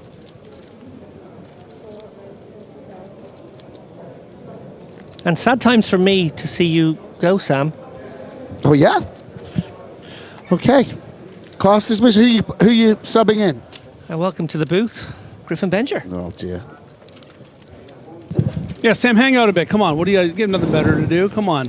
Give them a 5 minutes of Griff Graph. Okay. Let's do the song. Okay. Remember how it goes? Dun, dun. Let's see some analysis from you, Griff. What's going on? 10-10-3. Yeah, well, looks to be an open from room in a position that is currently unclear. But it's not listed. It's very rare. Look at this. How old could this lad be? Imagine that. Just in your 20s, flying over from Brazil, playing EPT Barcelona. Doesn't get any better. You'd give away all your millions. To be that age back, again. Wouldn't you? Nah, just a couple of them. Oh, dear. And the power of aggressive action and position. The best hand is folded as we look at the chip counts. Look at that. 3.16 million. Ferrari go fast. Wordplay. It's a lot of pressure if your surname's Ferrari, I feel. Yeah. It's a lot of pressure to be quite cool. You can't be like a nerdy guy and be with the name Ferrari. You need to be like minimum Adam Driver. Did you ever see that movie? No. Although it is Michael Mann, so I will watch it at some point. Yeah. I love me a bit of Michael Mann. I'll always get round to his movies. How are you feeling about Heat 2? I'm a little disappointed they're doing a sequel, but obviously, so I'm a purist. I don't really believe in sequels, but I will watch it. Yeah, Miami Vice has become this golden thing now. It's almost overrated by people saying it's right. overrated. It's like it's like no, status it's not now. a secret anymore. Listen, yeah, it wasn't that good. But I don't think I never even saw it. You never seen it? You seen Thief? No, but it's been at the top of my list. I did watch. You're just always rewatching cartoons. I watched Mean Streets for the first time on the plane. That up my ante at all? Problem is that he is subscribed to my letterbox, so he sees all the trash I give 4.5 stars. It's like, what is this? I actually can't believe that you watch some of that stuff. I'm thinking, no way. Yeah. Sousa deciding Queen 10 suited. I like this shove, by the way. Trying to create some heat of his own here. Yeah, and it's no problem getting through Brum, but Mariam might feel like his flat has induced this shove. It's almost sort of a trap, potentially. Yeah. Obviously, we know we can be beat. Ace King and Ace Queen, of course, would always play like this. But it seems like too Good much call. hand. Very nicely done from Mariam. And Sousa, though, remains live. Super live here with the Queen 10 suited. Million in the middle. Every chance of getting a more significant foothold into this main event here. And you can see. Look at this. We cursed him. We were talking about his blessed life. Now he's all in and behind. Oh, I saw a little swallow, and like he's looking pretty nervous too. I mean, What I feel? players are just like ordinarily so calm and collected, but when you get down to the nitty-gritty final 44, That's a great way to. Yeah, significant pot for both players. Tough now. King 7-4, 1 heart. Do you want some sweats? Jack of hearts. Yeah, that's Plenty good. of sweat cards. The best card in the deck. For the show. Yeah, just for the show. The deuce of spades, certainly not one of them. We need a queen or 10 now. Yeah, it's the show. We're saying goodbye to Sousa. he has invoked his one time, and considering he A little started smile playing poker yesterday, he probably hasn't used it yet. for Mariam. No. Bricks out. GG to the young lad. Phenomenal run there. 22.5k to the good. Yeah. Perfeito. Little words of congratulations between the two Brazilians. It's nice to see some sportsmanship. And a big pot for Not all together. Henek Mariam. Just in one room. And yeah, this rise for Mariam, I think it's a great moment to remember. Yesterday, he was all in that incredible three-way hand against Dario Sammartino. So just a good example of the nature of variance. You know, somehow Dario pulling off that, you know, dry side pot bluff to fold out the pocket queens. And Mariam now finds himself here, you know, in good contention to make a final table playing for $1.4 million. I mean, Blessed by Sammartino. Yeah. Anointed. Anointed by Sammartino, yeah. Make it worth it, man. It'll be one of the great stories if he manages to win from here. Good, yeah. Dario will be rightly haunted by that. Memes be sent to him. Yeah, yeah. You know, I don't know if he'll have Wi-Fi on the super yacht that he'll be on. No, the yacht will have Wi-Fi. Who am I kidding? Nicholas, get me to a cash game. I can play some hands. Yeah, no What fun a for sweetie. him. Trying to count down his time bank each time here. This is no fun, as we are just 2 spots from a ladder. But nice to see someone like Schweedy keeping an eye on the pennies. What a time he must have had. What a time. Height of the poker boom, but you just bink off 1.7 million euros. Absolutely wild times. Which was this? He won EPT Monte Carlo back in the day, 2010 or something like this. Wilson did. No, Schweety. Oh, okay, of course. Yeah. I was Brock was in Brock- nappies. Yeah. Brock was, I was getting thrown off. Brock was, you know, An idea. Yeah, was learning how to do the breaststroke in the local municipal swimming pool. There is some interaction here with the 7-6. Obviously, it's the wrong end of the straight, so to speak. So it makes it the more tricky to play.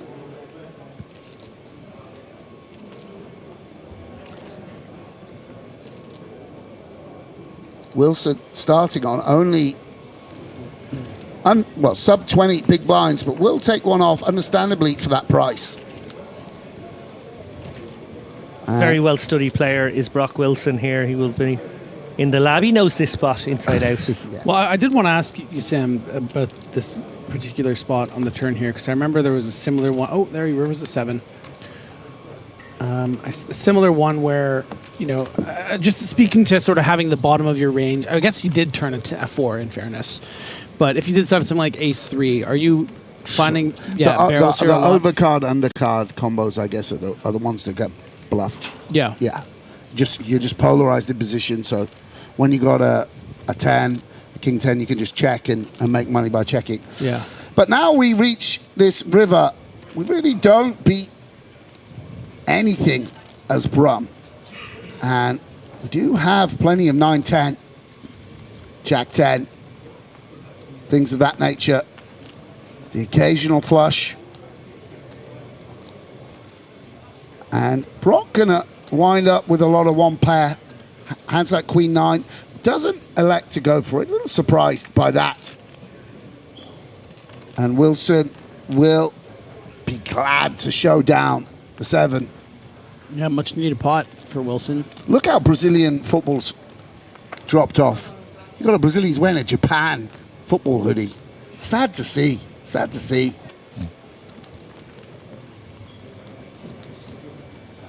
Remember that Japanese guy that went viral at the Brazil game, wasn't it? Yeah, maybe he's paying respect to the. I mean, you know, it is a swaggy jacket, but still, you hate to see it.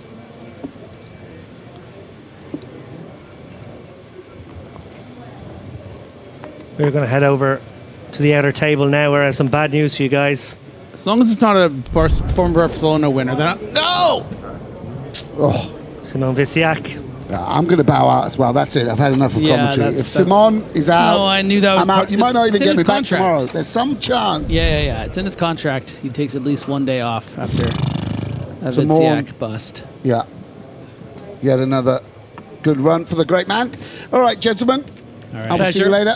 Pleasure.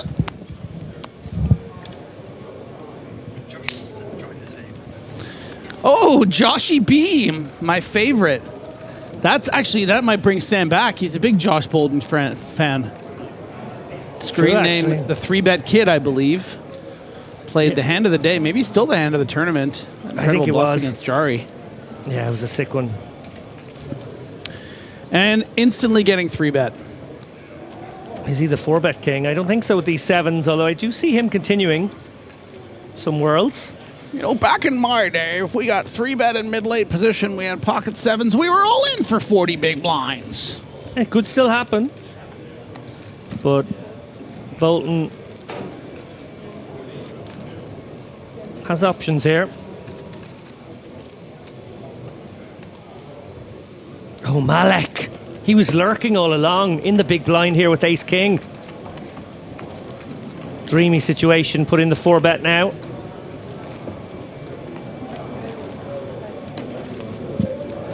Talk to me, Griff, about sizings here. You're out of position, which usually means you go bigger, but it's a 4-bet, which means you normally go smaller. How do those things kind of balance up against one another? Yeah, I think something like 370 probably feels nice. It's a bit chunky, but I kind of like it out of position here. Yeah, whatever number you pick, you're going to be commit against Bolton, and maybe you want to throw Mariam a little bit of rope. You hear what he said, by the way, right? 275. I was saying that because I thought he said 375. No, it was a bit on the chunky side to make it as big. You know, there's it's interesting because it's an amount that I don't think you're expecting to get peeled by a speculative hand, so it's still big enough. But it also does allow some room for a light 5-bet, which might be part of, you know, if you're going to have to play for stacks, may as well at least give your opponent a chance to 5-bet, light, and fold. I like it.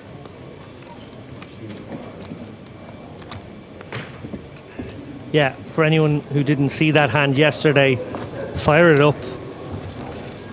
Bolton versus Jari, hand of the day, hand of the tournament, when he turns the other flush draw, the missed flush draw, into a bluff on the river. Don't touch my ace, man. Don't touch my ace. Savagery. I tell you that. definitely. This will be the last hand this one, right? of Yeah. Big Blind 20k.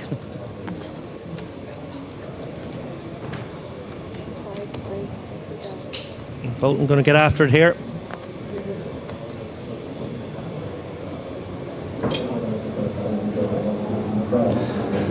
Schweedy being dealt out at the moment. Resigned look in his face. Cognizant of the impending ladder jump here, he is using his time.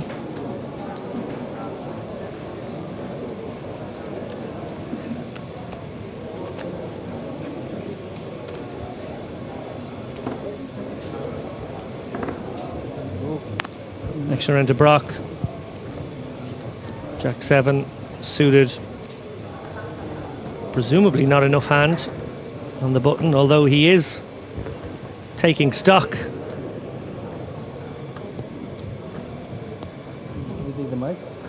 And also perhaps taking time.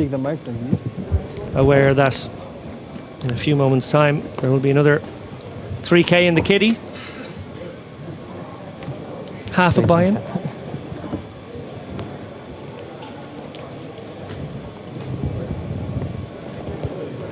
Ferrari out, raise and take it. Was a jack of diamonds, sir. We've changed the table. And so I just got here. What's going on that outer table? Well, we lost Fitziak on that outer table a moment ago. We darted across to check that out. Looks like Lewis and Koziecha locking horns. Lewis has been on the uptick here in this frame. Ace King. And Gregor, well, he's been going in the other direction. From a very big stack, mind you. Had the aces cracked there just a few moments ago. King Queen, his undoing. But he's going to get in here with the King Jack offsuit. This is late position.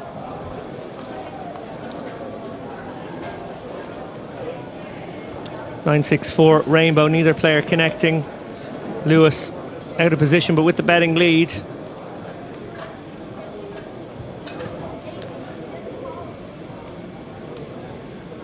Yeah, you know, dynamics can certainly shift when it's last hand before what appears to be a break.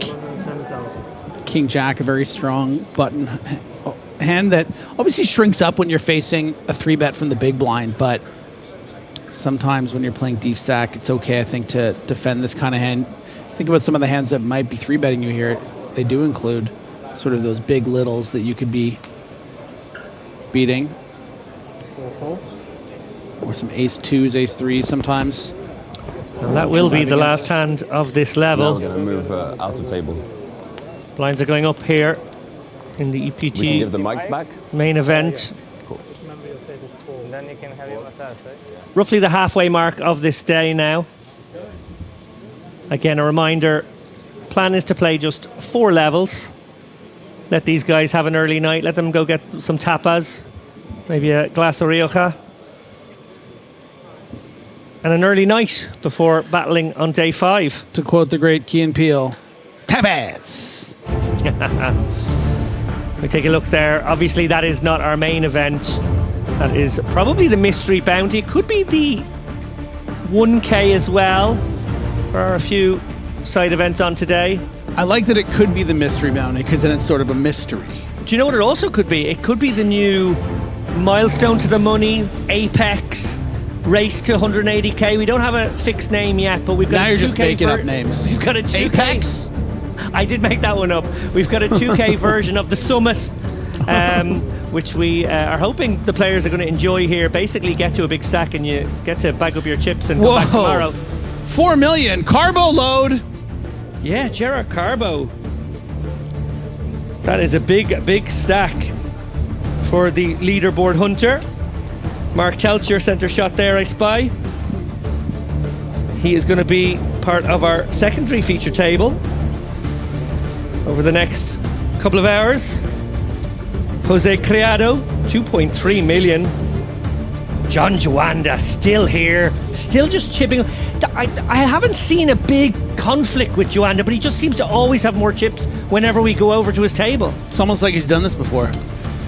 True pro. True star power in the room as well. And we are sticking with Manuel Ferrari and co.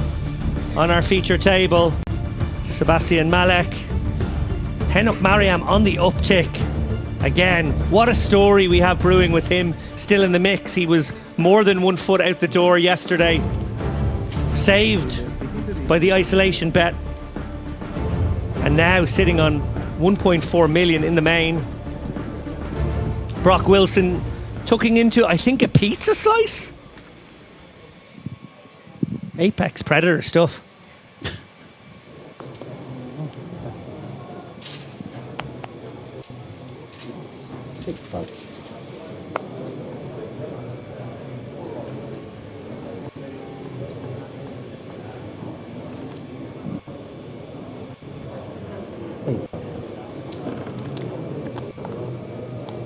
So we head back to this stacked feature table. A lot of big talents here. Not too familiar with Manuel Ferrari, but man, does he look like he knows what he's doing, and he has a massive amount of chips. And then we have the former Phenom EPT Barcelona winner in Malek. Yeah, just 2 EPT Barcelona winners left in the field now. Yep. But then we also have Josh Bolton, bluff of the tournament. Brock Wilson, who's an absolute dynamo when it comes to tournament poker, especially lately. And then, of course, Shweedy, former EPT winner, big figure in the community. We're getting a little short here. Certainly, you know, using his time bank when he can, trying to get some pay jumps. Yeah, I said this on comms yesterday, but had the great pleasure of Brock Wilson on the chip race. In the last episode, himself and Jamie Dwan visited the show, and 2 fascinating guys. Obviously, Jamie on the heater of a lifetime right now. Brock Wilson, well, he's had an amazing few years, and just great to listen to their insights, have chats with players of that caliber, guys who are unafraid to put big sums of money into these tournaments, these high rollers, and not too shabby in the big fields either.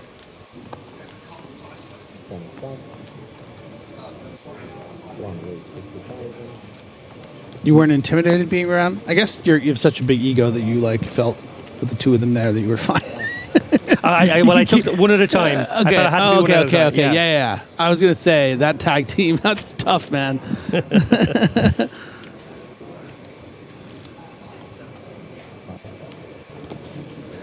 Little raise and take it for Malek.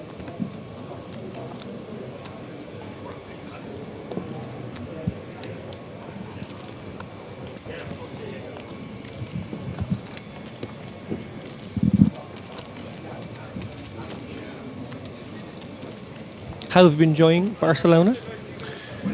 You know what? I have a confession to make to all of you listening. I have not left the hotel. No.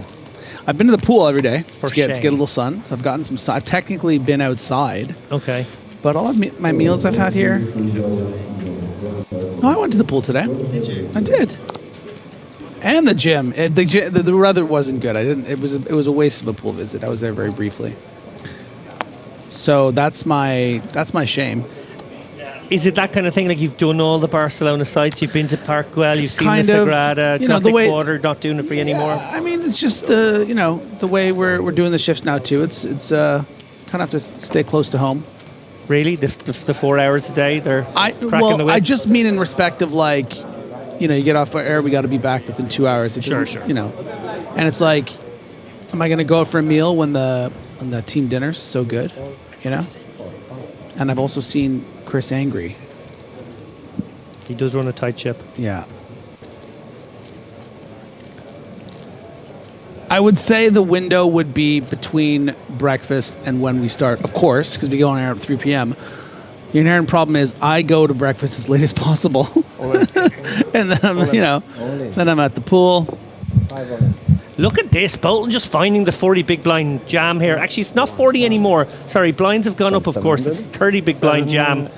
65. This is one of those hands that you Great do find. find they slip into this one. You know, the ace queen, the ace jack. They just drop the hammer in this situation. Obviously, there is creeping ICM. It's not a massive factor yet in this tournament with 40 odd players left, but Really like that. Just recognising that he gets an awful lot of fouls, gets to add 6 or 7 bigs to his stack. Brock Wilson, well, is it lunchtime? Just came back from break.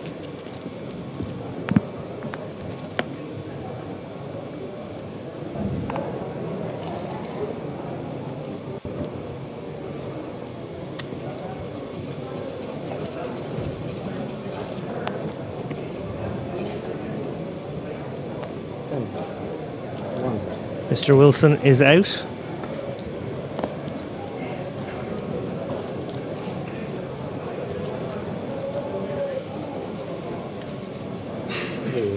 Tempter for Ferrari.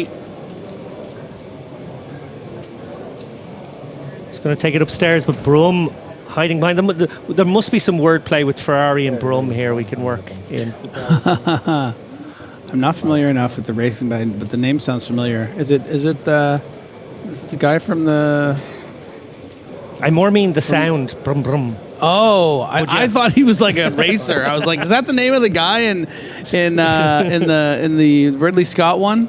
Or no, it wasn't Ridley Scott. It could be. No. It was what's his name? Ron Howard. He did a good racing movie.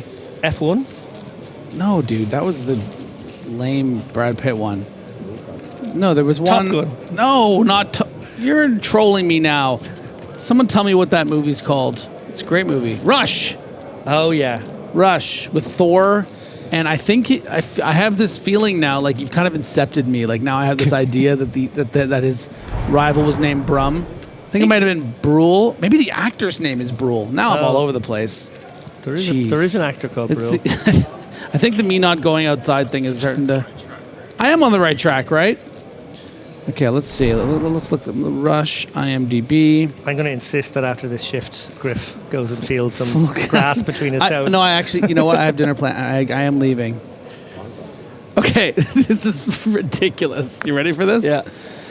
So the driver who's opposite Chris Hemsworth's James Hunt character is named Niki Lauda, obviously nowhere near Broom.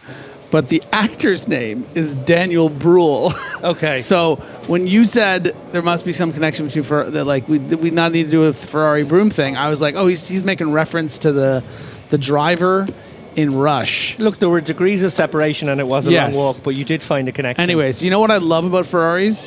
They go like this. Broom, broom. There we are. Sweetie just in the agonies here. Ace-8. Open came from early position, just knows it's no good. He is being blinded out of this tournament right now. It's no fun. Wilson with the 4-3 off. I don't think this one will be defended either. Ferrari gonna pull off another raise and take it.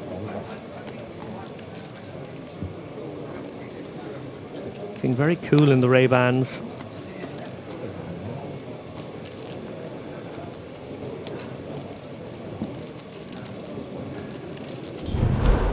What do you call that way of putting clothes on your shoulders? It's a sort of elaborate drape. Let's call it the Euro drape. No? It's almost religious. Yeah. I mean, there are poker gods. Hmm?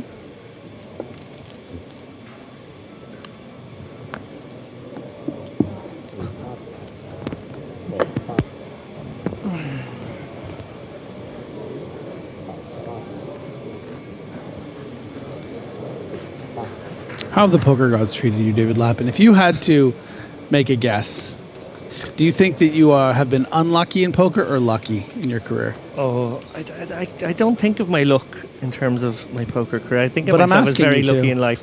I will answer that question, but I'm just very happy that Nicky Sweetie has finally gotten a little bit of luck of his own. Gets to open this one up. He's going to go for a 4x, just try and chop his stack, look a bit funky here, like someone who's trying to buy a few extra fouls. This might warrant an AASMR. Poor Sweetie has the pocket aces. But it looks like everyone's fault. No, not good, trust me. Not good? Wow, that's a twist. To rearrange my trousers after that one. Yeah. That's very bad. Please Subscribe to my channel. 2 hands before, at least I take 2 blinds more. Don't forget to like and subscribe. Are we losing viewers? I want you to know it's because they're unsubscribing to this and subscribing to my channel. We're gaining a different type of viewer. Yeah.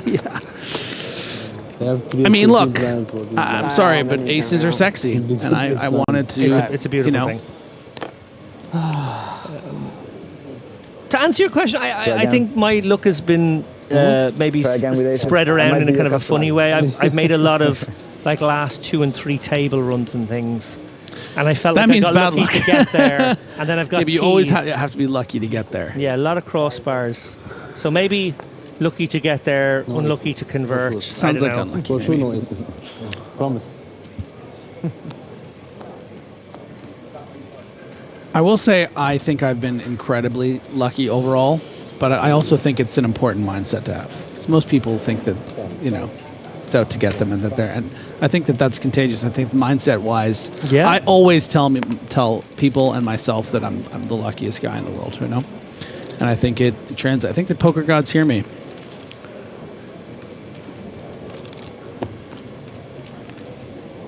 That's your second. Mariam. Thank you.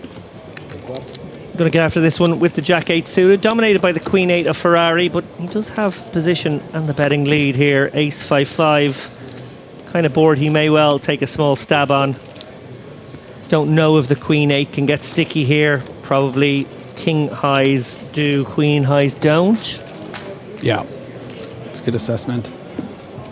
Maybe even with these positions, maybe some red King-highs might even muck. Nice.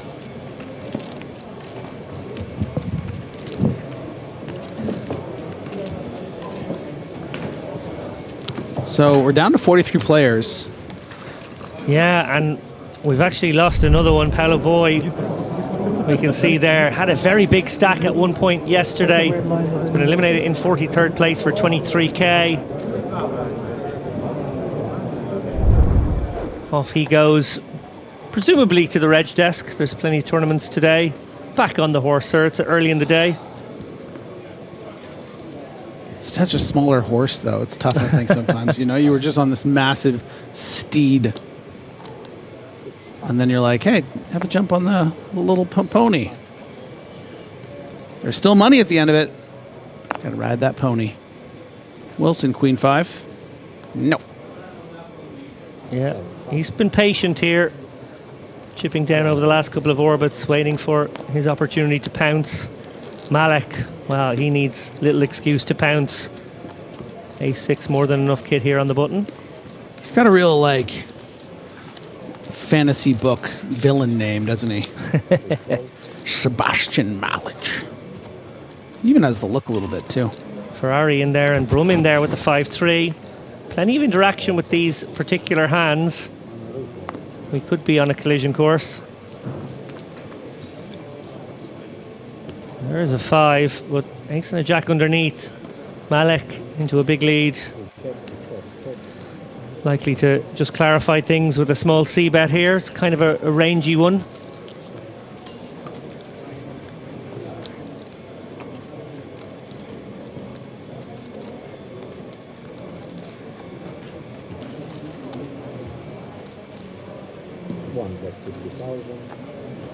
Does land on 28% or so.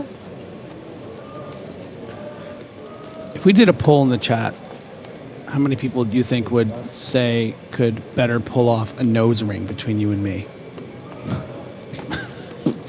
Because Ferrari's pulling it off. Looks great. Yeah. Did you notice it? Yeah, the man has style. Brum with bottom pair and smidge of backdoor potential. We'll be cognizant of Malek.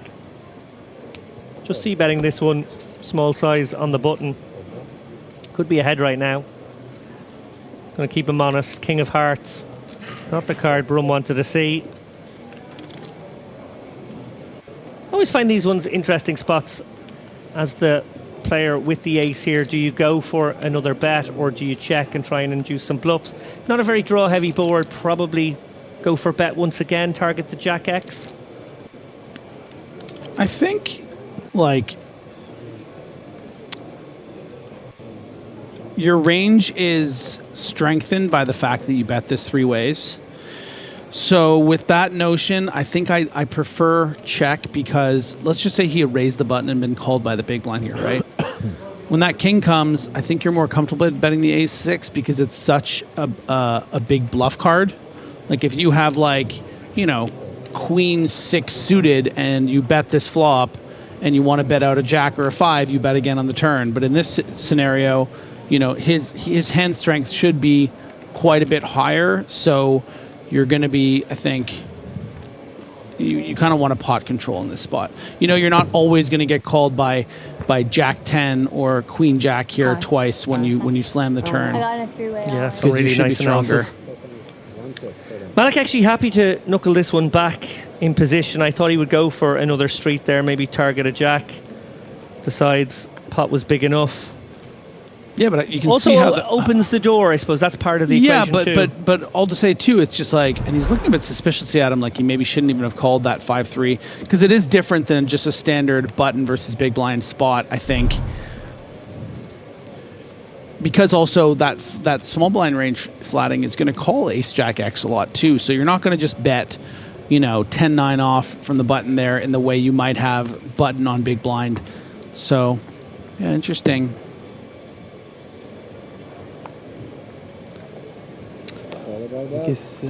We are on a ladder jump now. Only one more elimination, and all these guys guaranteed another 3K or so. I didn't say. Oh. I don't want to know what I would have. Ace of diamonds. So the poll is up about the nose ring, and apparently everyone has voted that neither of us is worth a shot. Woo! Hey there, Mariam. Number 1 under the gun. Yeah, I would, The ladders. That's a new thing I've started. It has not caught on. Make sure that you. But they look like ladders, you know? Yeah, like a kind of an optical illusion going away from you as well. Yeah, I like it. Yeah, like, well, you know, it's with the sort of the pull-out ladder, right? You do very much ascend when you get aces a lot of the time. Bolton has the antidote with some hands, with some boards with 4-2 suited, but not here. Topset.net. Is that too much hand to see bet, or does it look funny if you don't see bet? Yeah, you gotta bet. And go the absolute minimum here. He does actually find a check. Decides to be crafty. Does give Bolton a free look at this 3 of clubs, which may well embolden Bolton. Got a good shot now to go with bottom pair. Also might feel like his hand is good on occasion. Although that check back on the ace-high board always feels like you're being pot controlled or trapped. Mariam, I assume, keen not to let another low card come off here. Going to do some betting himself.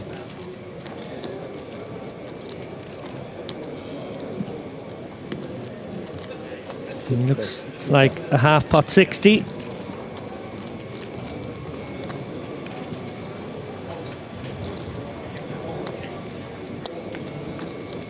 Play with me.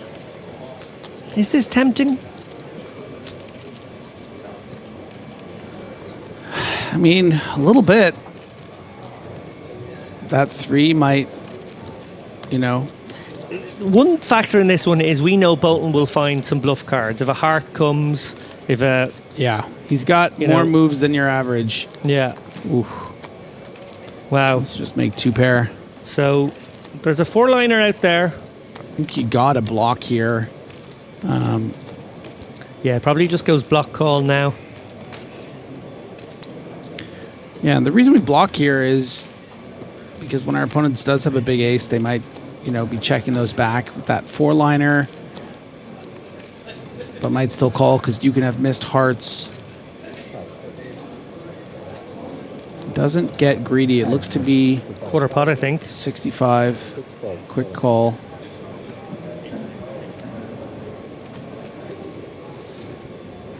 Well played from both. Obviously, Mariam with the stranglehold on that one from early on, but Bolton not to know that and quite like his procedures. Mariam maybe earning an extra bet with the check back. I kind of agree with you. I think it looks a bit weird not to bet the flop, but nicely done nonetheless. 1.6 million now. Only aces, huh? In case ace come. Check. Check. Of course. You should bet. As we head over to our secondary table.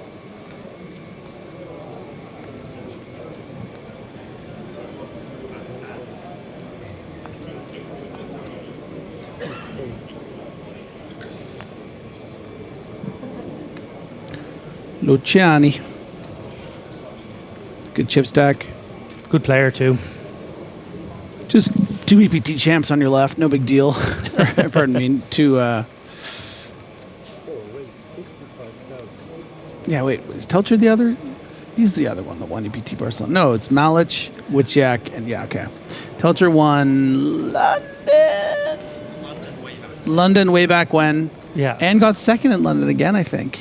Oh. Which is the closest anyone's coming to winning two of the same stops. Nice trivia. Mm-hmm.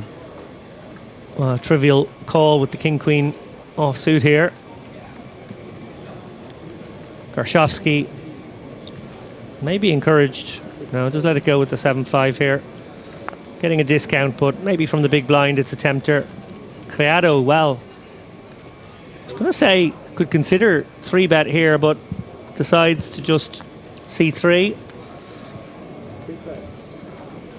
3 tough players going to war. We've got ourselves a truel. King 3-3. Advantage Telcher.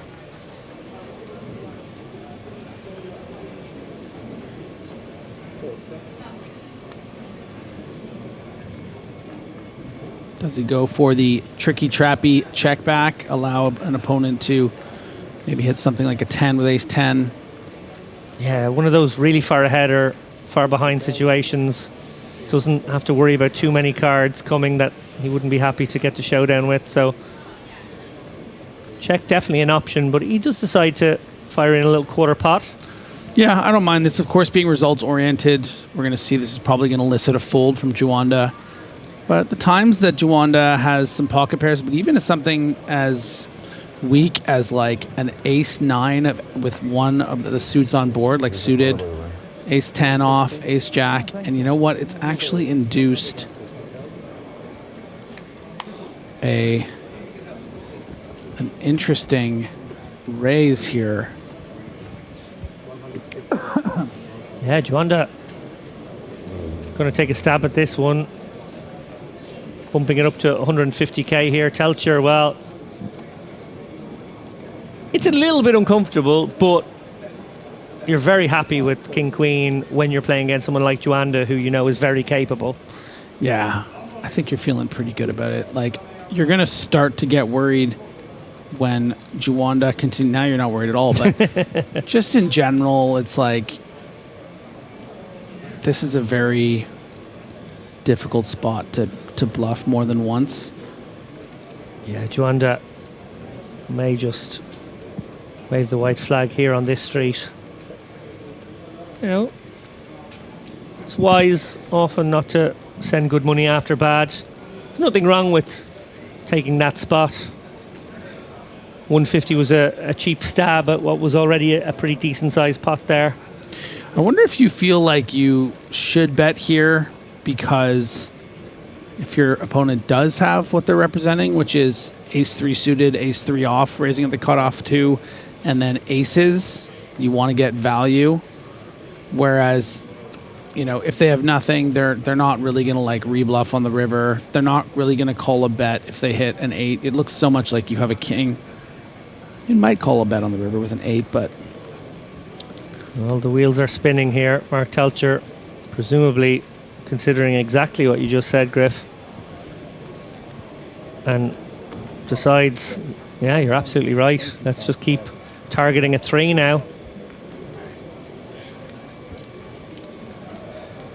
Easy one for Juanda, who was at it. Hand in the cookie jar.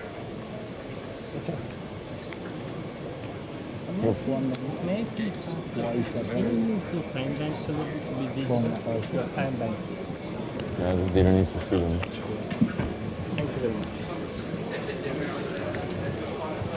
Want to see my time bang? And over we go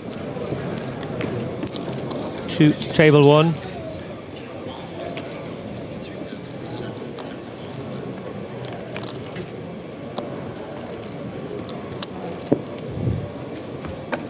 Yeah, some clarification. Telcher winning London Barcelona runner-up, so he's had some success at this stop.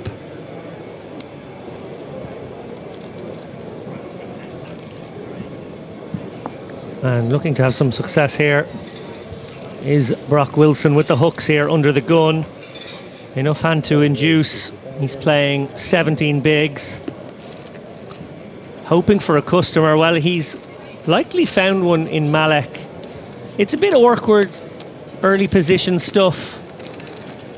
If past informs present, Malek does come with call a fair amount in these situations, but maybe we'll just recognise that Wilson's going to be pretty strong opening under the gun, and it does set up a squeeze. What a great fold. Yeah, it really is good. Situational awareness there. Eights is plenty of hand. Plenty of hand.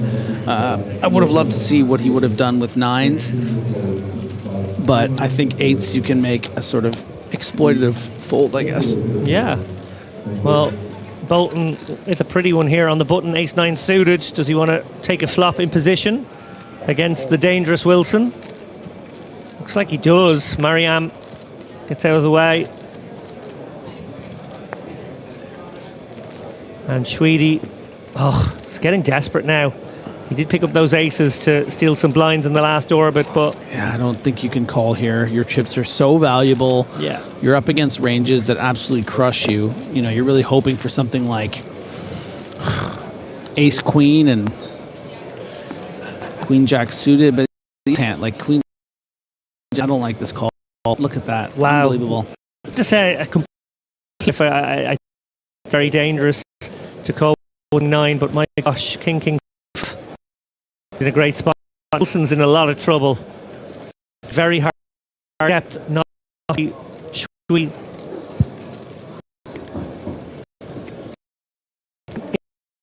And still get some backdoor flush potential. A small bet. Yeah, you do quite. And the way in which we saw a big squeeze today, and then 10, the way we saw him call that pot before deuce last 10, he's not someone who gives up on pots very so we can anticipate. So what does I kind of love a jam. Look, I think you're too short and you got to just shove it in.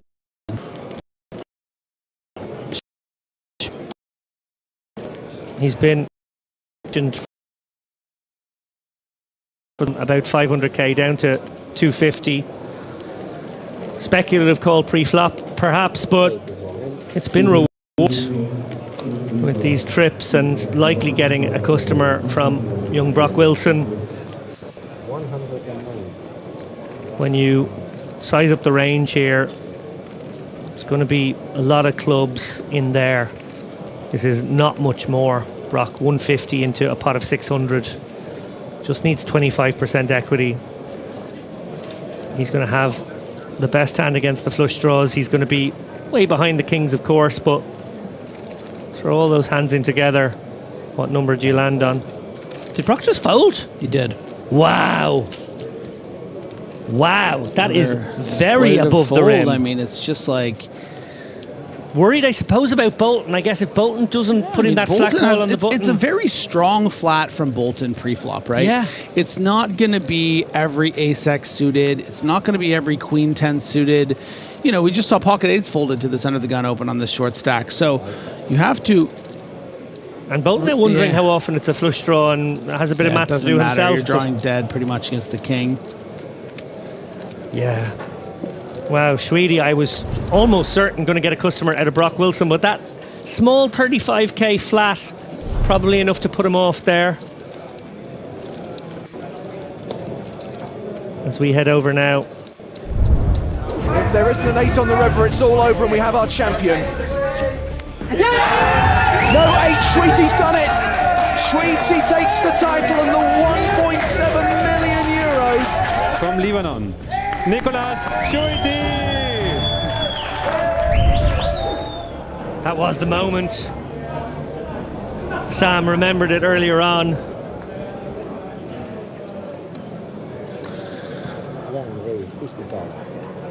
Lebanese people are so lovely, by the way. Yeah. I really love my Lebanese friends. Yeah, great hospitality.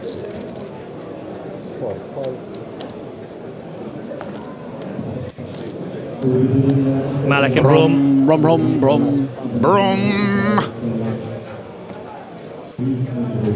And with that, obviously Sweety not getting the call that, given the hands he was up against, he would have loved.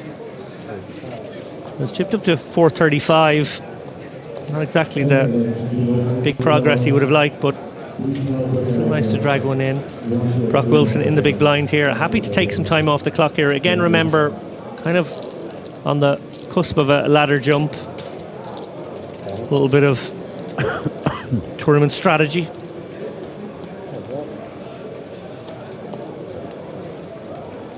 Brum with the best hand and position. Malik with the betting lead. 7-4 deuce, 2 spades. Malik with the jack of spades, for what it's worth. Maybe not a whole lot. Kind of board where tend to go a little bigger when you see bet.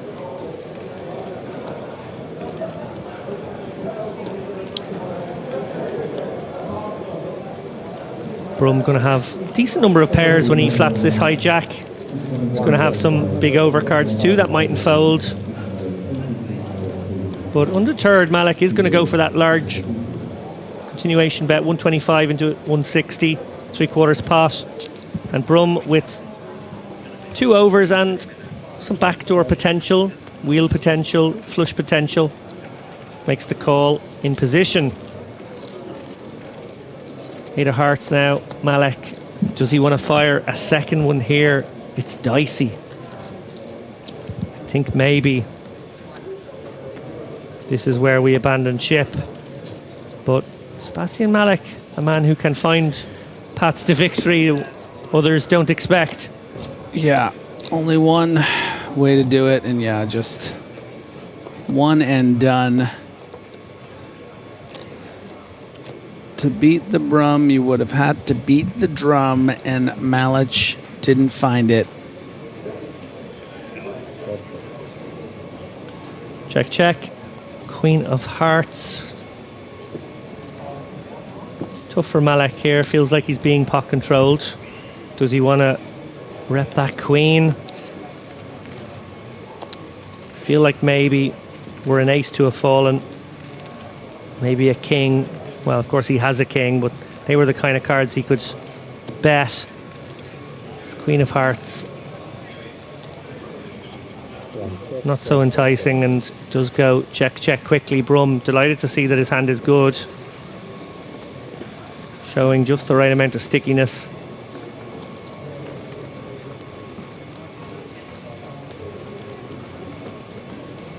Got an hour left now on Big Blind 25k.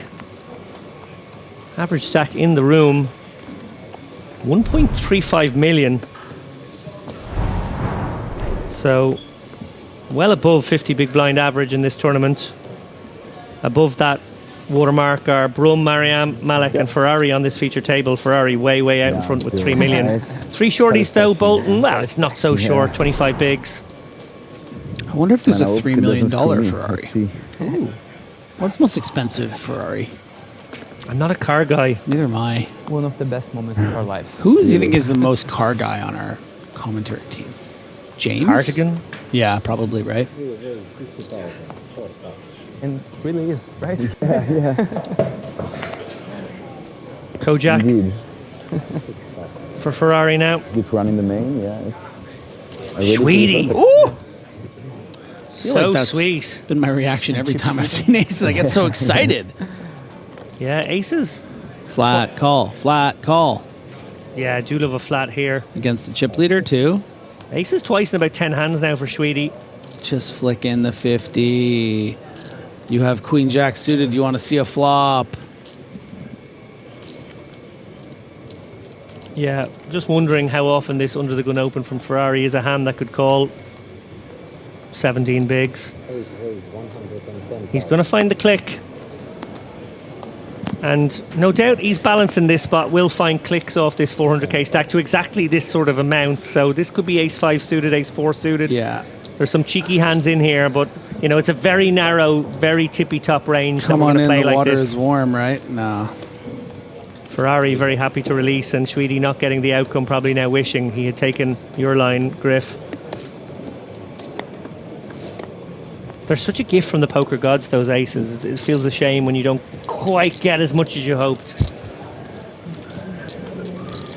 It's tough with a reputation like Sweetie's, though. Let's forget, a little walk-off here. Rafael Bilger.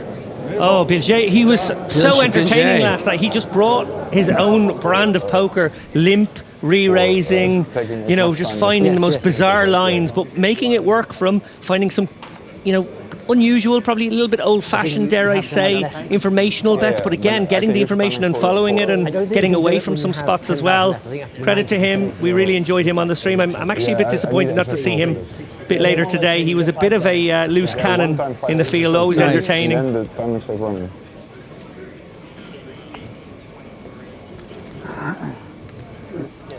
Well, Tenkate, one of the chip leaders every single day of this tournament, but we've actually featured him very little as far as I can recall. He's managed to do most of his dirty work off stream, but getting a look at him now, 600k, probably not as good a day today. Yeah, and I wonder if this call is reflective of things not maybe going well for him and forcing the action. It's not a great spot for appeal. 3 players behind that can muck about. Oh, and there's one of them mucking about, Luciana. Yeah. Luciani finding the King-7 suited 3-bet here. Yeah, and if he's taking this spot with King-7 suited, imagine all the other hands that he would be taking this with, and then you have 2 extremely strong, capable players in the blinds in John Jawanda and Mark Telcher. So for a lot of those reasons, that's the reason why I feel like I don't love this flat. Yeah, he's likely getting out of the way now with Criado finding the call. Representing a pretty strong range here, opening +1, calling the 3-bet. If he does make this call for 110, the stack pot ratio will be basically 1 for him afterwards. But like you said, is he just now reaching? Is he grasping to make something happen? Does find the discipline fold on the second attempt. And Luciani position and the betting lead. King-7 suited, it's a pretty one. His hand far, far from over.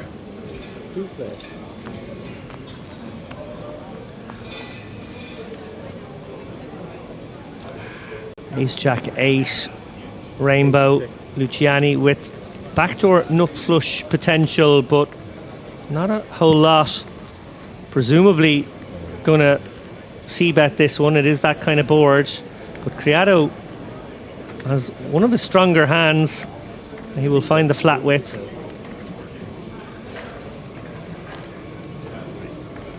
And a quick call. I wonder what Luciani will make of that. 80k. Snap call. To the turn, we see a 3 of clubs. Wow, that is an action card. Luciani, every reason maybe to turn his hand into a bluff now.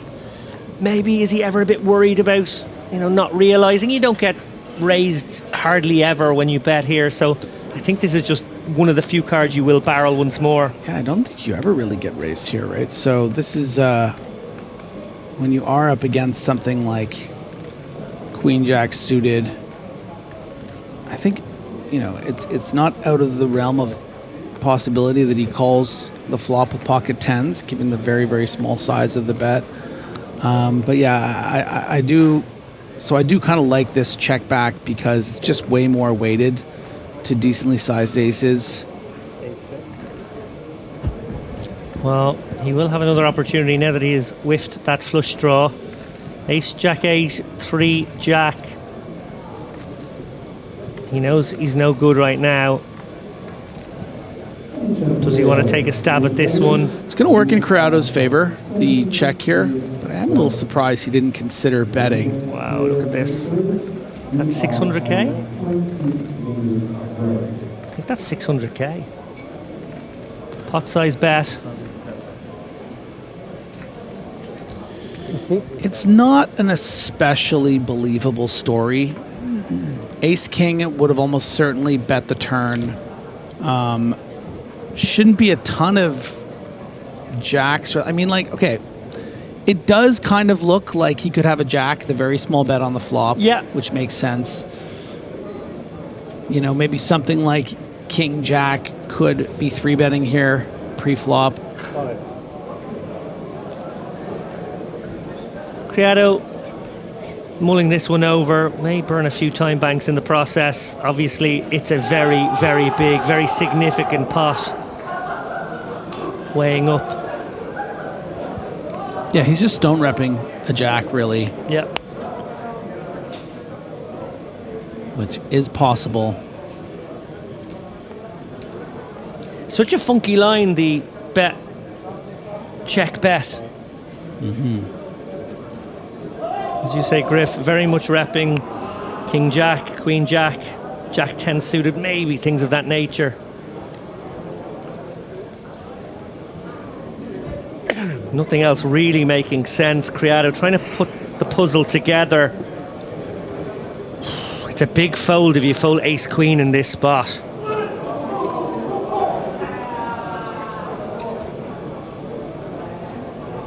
Luciani giving away nothing here, virtually covered up. Another time bank deployed. He hates it, but I think he knows he has to call it. I don't know. I think he might fold. Two players really bluff in this spot, and this is why oh, nice call. Makes the call. Gonna get the really, really good news. Up over 3 million now, Criado. Luciani. Very well played. Very difficult. It was a big, big bluff. It was a ballsy bluff. But it ultimately got sniffed out by Criado, who is now one of our tournament chip leaders. By my reckoning, he is into second place on the overall leaderboard with that one. And now we'll be feeling the wind at his back this deep in the EPT main. Yeah, spot of over-aggression there for Luciani, I think. Sizing was a bit small pre-flop. You know, took that small stat. I mean, just like suddenly we went from 80K on the flop to 600K on the river. Trying to get your opponent to full top of range. Did not work out. No. Credit to him for the moxie, for the ambition, but ultimately his opponent Criado was his measure. On that note, I'm going to say goodbye to you, Griff. Bye. It was great to That was great. share the boot with you It's once always again. great. We're always treated to these great hands. And I welcome to the booth the venerable Maria Konnikova, PokerStars Team Pro, author, podcaster, writer, best-selling author. I love that you can stall for as long as I need to have you stall to put my headphones on. There's so many This words is I wonderful. can describe you with. This is wonderful. It's easy. And I fully appreciate it. You know, I'm on board. I'm on board. Thank you. Thank you for that Most introduction. welcome. I left out podcaster. Okay. Could have thrown that in as well. Oh, so I can take a few more minutes. And Gracias. Ooh. I am so happy to see this feature table, by the way. I love John Juanda so much. Oh, yeah, he's the And best. when someone asked me at the tables, who are you rooting for? Who do you want to win? And I was like, Juanda. No. Yeah, he's no just- question. I want him to bring it home. He's delivering us the star power for sure today. He is someone with such longevity Yeah. who has managed to He just reappears at the EPTs and he crushes. Well, Luciani's soul was somewhat crushed there just a moment ago. His bluff being picked off, and right now his bluff is being picked off once again. Gershovsky in the big blind with the ace-5 is going to be the sheriff here. The ace-5, the wheel draw, I mean, he's got it all. Yeah, Luciani pumps the brakes now. I think against this particular opponent, you're a little bit worried that he actually might have the ace, and yeah. Is it a blocker? No, it looks like a fairly big bet coming in for Gershovsky. I guess playing the jack as well, doesn't mind. And a quick call from Luciani. Wow. Non-believer. Oh, I'm worried if the wheels are coming off here for Luciani. That is a little bit impetuous. It is indeed, and obviously, you know, I haven't seen his entire history up to this point, but I'm surprised to see that. Having played with Gershovsky in the past, I am very surprised to see that call with the king high, because he's a accomplished player, he's a solid player, he's definitely capable, but he also is tight, right? He is someone who often does have the ace in that spot. He sure does. Now, I want to welcome to the booth as well my good friend Nick Walsh. Hello, hello. Guys, I just need to add, you guys didn't have the opportunity to see, Luciani has been speeding non-stop in this event. So I'm not surprised to see him caught speeding once in a while. I mean, it wasn't that long ago we saw him like 3-bet jam 30 big blinds effective with like 10-4 of clubs or something crazy. But, you know, that aggressive style works until it doesn't. So let's see if he can still spin it up after this. Hey, he's still in after that 10-4 of clubs hand. So, I you mean, know what? And I am not. And I have busted the main. Exactly. And it is because I did not play 10-4 of clubs. It is because I folded like a nit, like a total nit. Oh, no. Guys, I'm sorry to say, but I am going to slip out the side door here, make way for the Honourable James Hartigan. Honourable? It has been a pleasure, and yeah, Honourable James Hartigan. Well, that is quite. Must be a different the James. introduction. Yeah, it must be not the James that we know of. But You're thinking of a different James. Guys, we're what going to happened wait is for that the Honourable James. Mr. Lappin made a slight mistake, which is very uncharacteristic. He misread the script. He missed the letters D-I-S at the start of the sentence. The dishonorable James Hartigan. Anyway, I is here. Hello. Hello, hello. And here we are, the second half of day 4 of the EPT Barcelona main event. And I've already committed a commentator faux pas by saying who I'm rooting for, saying that I want John Juanda to win. That's fine. I don't think that's disallowed. I think you're allowed to have a preference. Well, we had a Barney Boatman win in Paris not that long ago. I think it's John Juanda win. I think it's his turn. I think that would be amazing. Another it is legend. his turn again. He has one EPT title, correct? Correct. There are very few two-time winners. And ironically, it was the first two-time winner, Victoria Cora-Mitchell, where I was genuinely accused of bias by a section of the audience. I mean, how could we not be rooting for Vicky in that situation? How can you not be rooting for her? I mean, at that point, she was a PokerStars pro, she was a friend of ours, she was a legend of the game, she was a legitimate mainstream star, she would be the first two-time champion in the history of the EPT. She ticked every box. And she's a woman, I'm sorry. As a woman, let me just say that. I'm allowed to because I'm female. So she ticks every box, and had I been there, this was before my time, I would have been rooting for her as well. Absolutely. I got no shame. I got favorites. But you bet? Now, here's the real question. Do you have anti-sweats? Why bet in 7-2-3? Oh, yeah, 100%. Those are a bit more hush-hush, though. James hates a lot of people. I can tell. I can tell. I can see it in his face. I'm neutral on the majority. Yeah, it is one of those cases where I don't have any strong anti-sweats right now. Sometimes I do. I like most people, but if I dislike someone, it's pretty strong.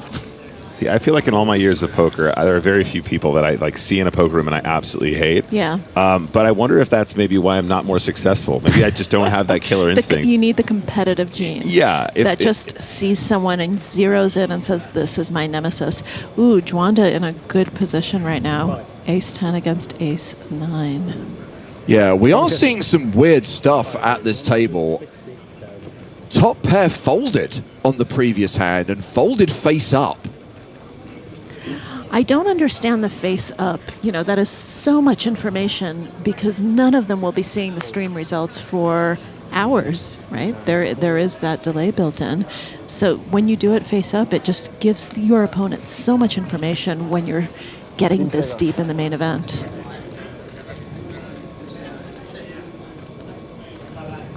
Mark Leviticus Telcher has re-raised with the ace-9 of diamonds.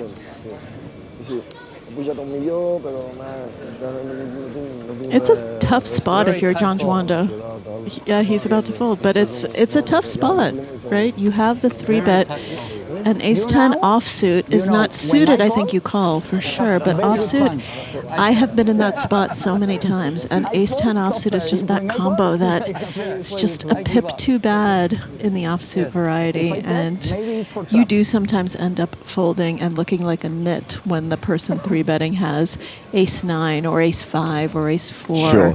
or any of those combinations. Rohan watching on YouTube asks, when you eliminate someone, do you get their time banks? No, you do not. The time bank cards are taken out of play. But I love that comment because I actually suggested and brought it up to the floor staff. I thought that you should be able to get the time banks of the player you eliminate. That would add some very interesting I think strategic that's fun. I like that idea too.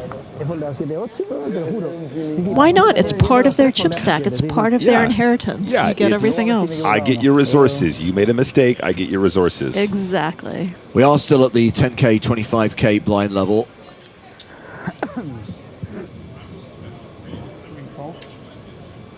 Action has been folded to John Juanda, who has the sailboats, pocket fours. Interesting one here, Maria. It definitely has a stack to play some of these smaller pocket pairs. It kind of depends on the distribution of chips, right? If there's too many shorties, it starts to get a little bit more. Ooh, and now we have a real hand, and we're going to probably see another 3-bet, but two in a row. This two in a is row. going to be rinse repeat from the previous hand. Probably a 3-bet from Telcher, and Juanda put into a difficult spot. 160. Absolutely, especially when it's twice in a row. It starts to feel a little bit personal.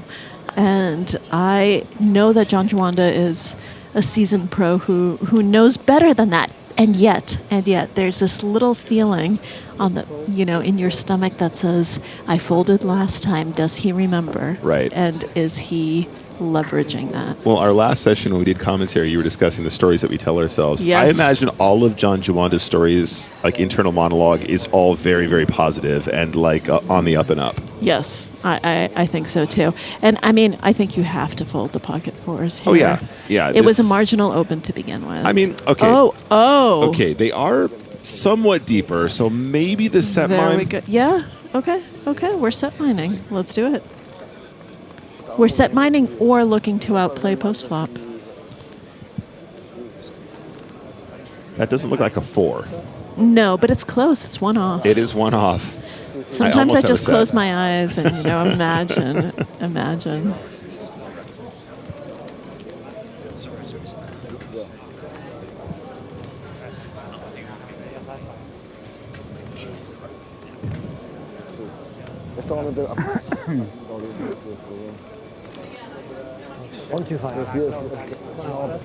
So we have gone to the flop, and a case potentially of no set, no bet for John Juanda, checking the action to Telcher, who continues with 125. I mean, we must fold here, right?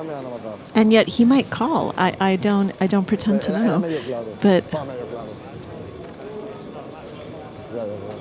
I think maybe Juanda just feeling like they are deep enough where, flopping a set would really pay, in that event. But at this point, yeah, I'm kind of with you. I think, as you say, it's never a pure set mine. what? Oh, are we going for the raise? Are we going for the intimidation chip shuffle?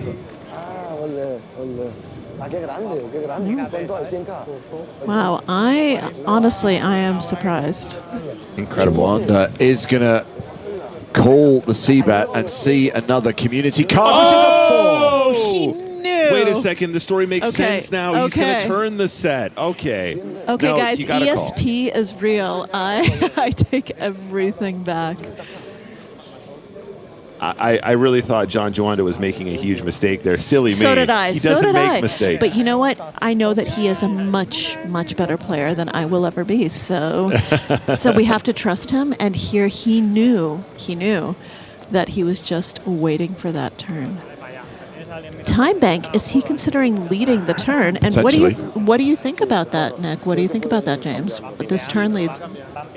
I kind of like it because I think Telcher probably checks back a lot of turns here, and it is a drawy board with the straight flush draws out there.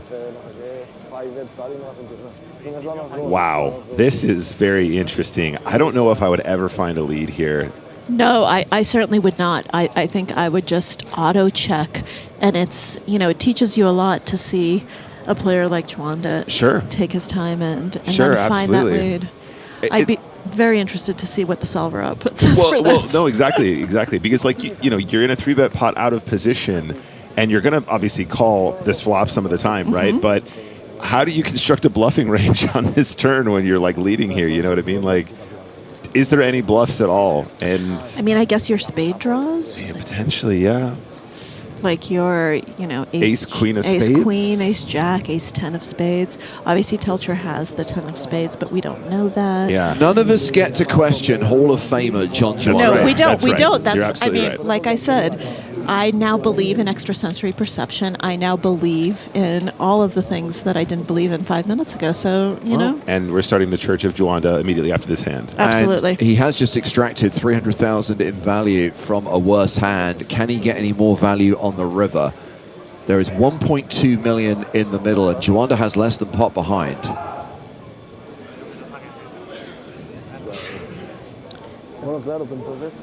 It looks like he's going for a sizable bet, but not a shove.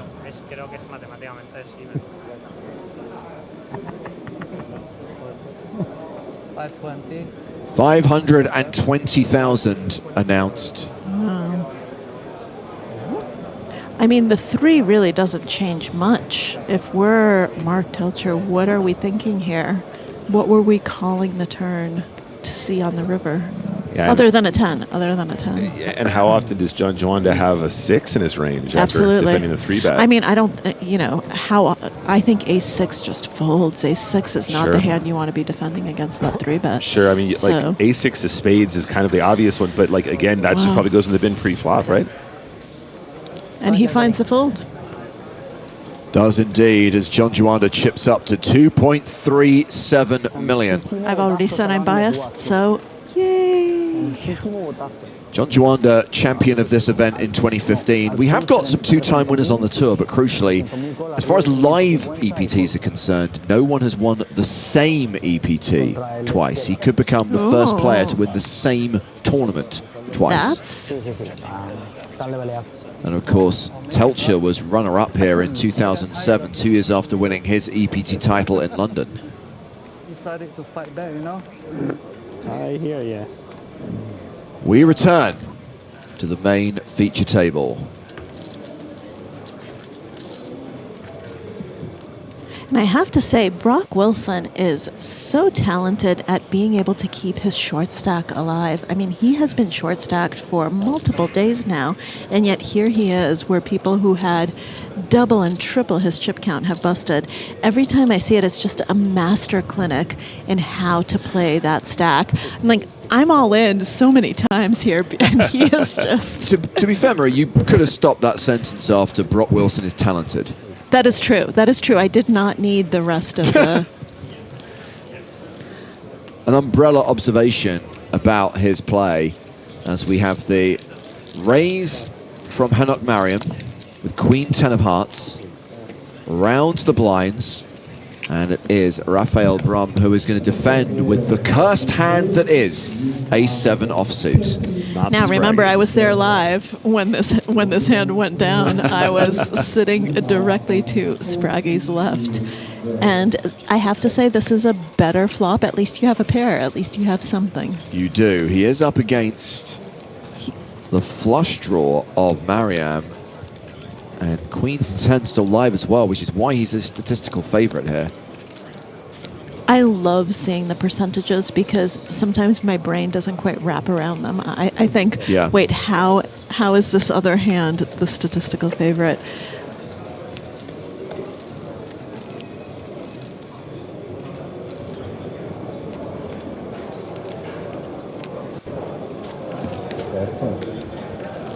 A C-bet of 100K called by Brum. Oh, what a turn. The 7 is always coming. Trips now for the Brazilian. I think there are some leads here now, Maria. Yes, I agree. I agree. From the big blind, especially when you have second pair and the second pair is a 7 pair, that is a really excellent lead spot. Yeah, absolutely. And then, you know, we were in the previous spot, we were talking about what kind of other hands might you sort of semi-bluff in Joanna's position, right? However, here now you can imagine we can lead some flush draws, some straight draws, that kind of thing. So much here. We've got all of the 5-6s. Yeah. We have so many flush draws. Correct. I mean, it is both the hearts and the spades, because we would have called a lot of backdoor spades on that board. Absolutely. So I think that this is it's just the perfect candidate. And by the way, we want to bet now because it is such a draw-heavy board, and you do have the 2 flush draws, you do have the straight draws, so I think that you want to charge those. Yeah, and I think the size is exactly displaying that, right? 2-10 into a pot of 3-3-5, right? This isn't like Seems a right. block lead. You're absolutely right. This is more like we're just trying to get more chips in the middle because we have a strong hand. Absolutely. River card is a heart. Was there ever any doubt? Ace-7, offsuit, fold it pre. You will save yourself so much in the long term. If I write a poker book, that will be on page 1. Will that be the title, James? Fold Ace-7. Yeah, fold the Spraggy. That's a heartbreaker of a river if you're Brum. Should have known better. Absolutely. Really interesting spot now. I mean, the 7 can certainly just bet again. I think probably a fair amount of checking on the Heart River too. Yeah. 7, 8, 9, 10 Jack got there as well. That's a concern. The thing is, if there's a check, Miriam can still have hands that he value bets this river with. And he does decide to bet. Yeah, he's going to come out firing here. Now, as Miriam, do we just call or do we find the raise? Because it is not a slam dunk raise. It's a paired board. We have the 3rd nut flush. We can see Brum leading out with some flush draws as well that might now beat us. So if he finds the raise, that would be a no. He just calls. Yeah, fair play. Just the call on the paired board. Yeah, I'd love to see the output there as well, Maria. I feel like probably we're high enough to still find a raise. But as you say, paired board and potentially flush over flush once in a while. A couple of comments from our viewers on YouTube. Eddie says, love Maria K in the booth. And Super Juddy says, my mum went to ARBS, same high school as Maria. Hope she sees this. I was rooting for her in this tournament. Oh, thank you so much. Yes, ABRHS, Acton, Boxborough Regional High School, my alma mater. I love it. Wow. Hi to your mom. That makes me very happy. Thank you for rooting for me. I'm sorry that I busted. I was rooting for me too, just to be perfectly honest. But, you know, I ran ace queen into aces. You know, sometimes blockers aren't real. And you have an ace in your hand and somehow they have 2 of them. And that's the end of your journey. A wise man once said, blockers aren't real, but we don't talk about it anymore. No, never. King 6 for Brock Wilson. Brock Wilson, such a talented guy on the felts. Good river. Puts it in the bin. Good river.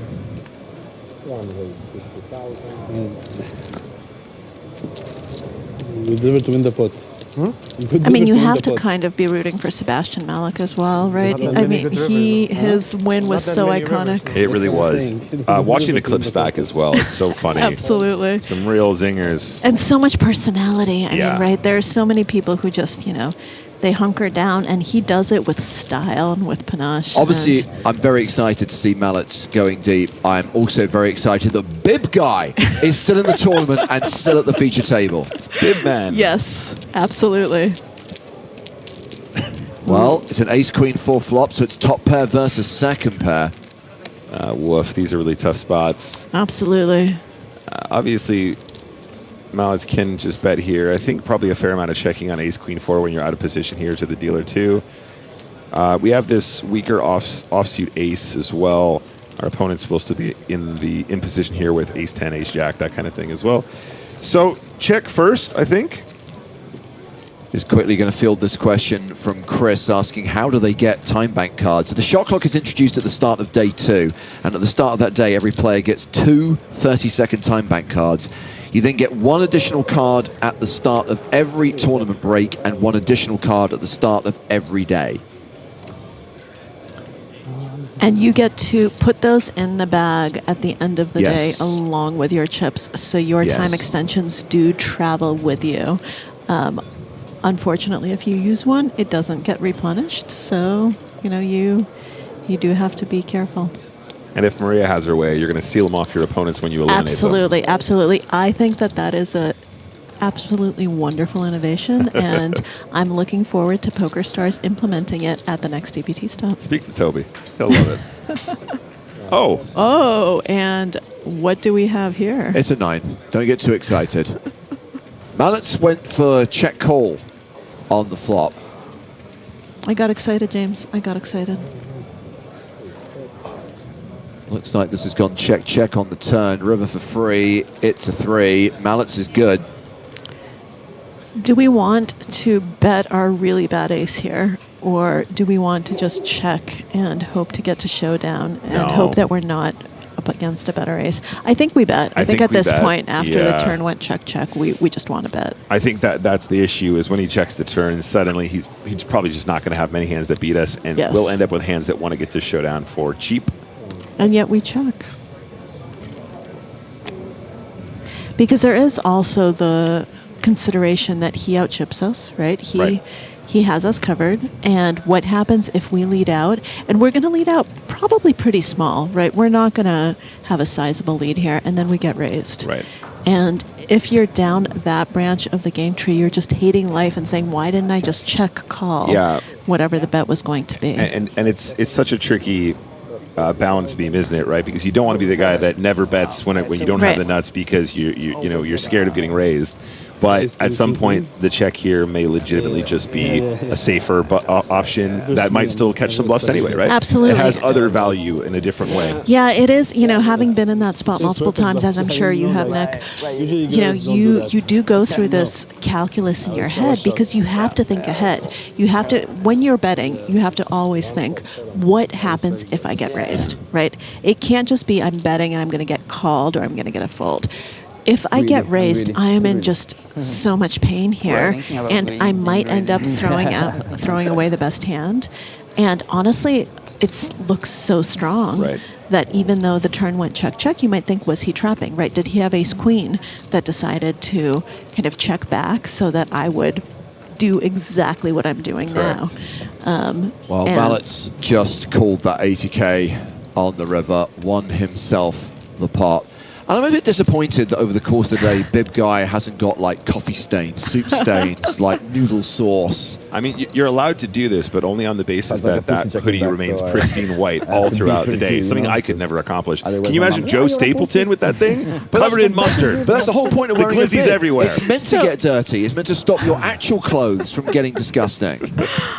I went to the PokerStars store, which you know all about, James, because there's amazing merch to be had, not shilling or anything, but I ended up getting a white sweatshirt, and honestly, they looked at me and they said, "Are you sure?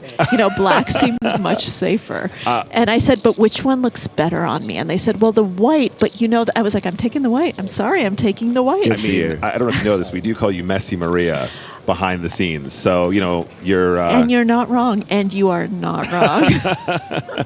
Nicholas Schweitzy has opened King Queen. And Hanok Mariam has Queen Jack in the big blind. He defends. We go to the flop. No, Dandy, you cannot rebuy. This has been a freeze out for the last 3 days. Ace 5-4. Not what Tweety wanted off of that stack.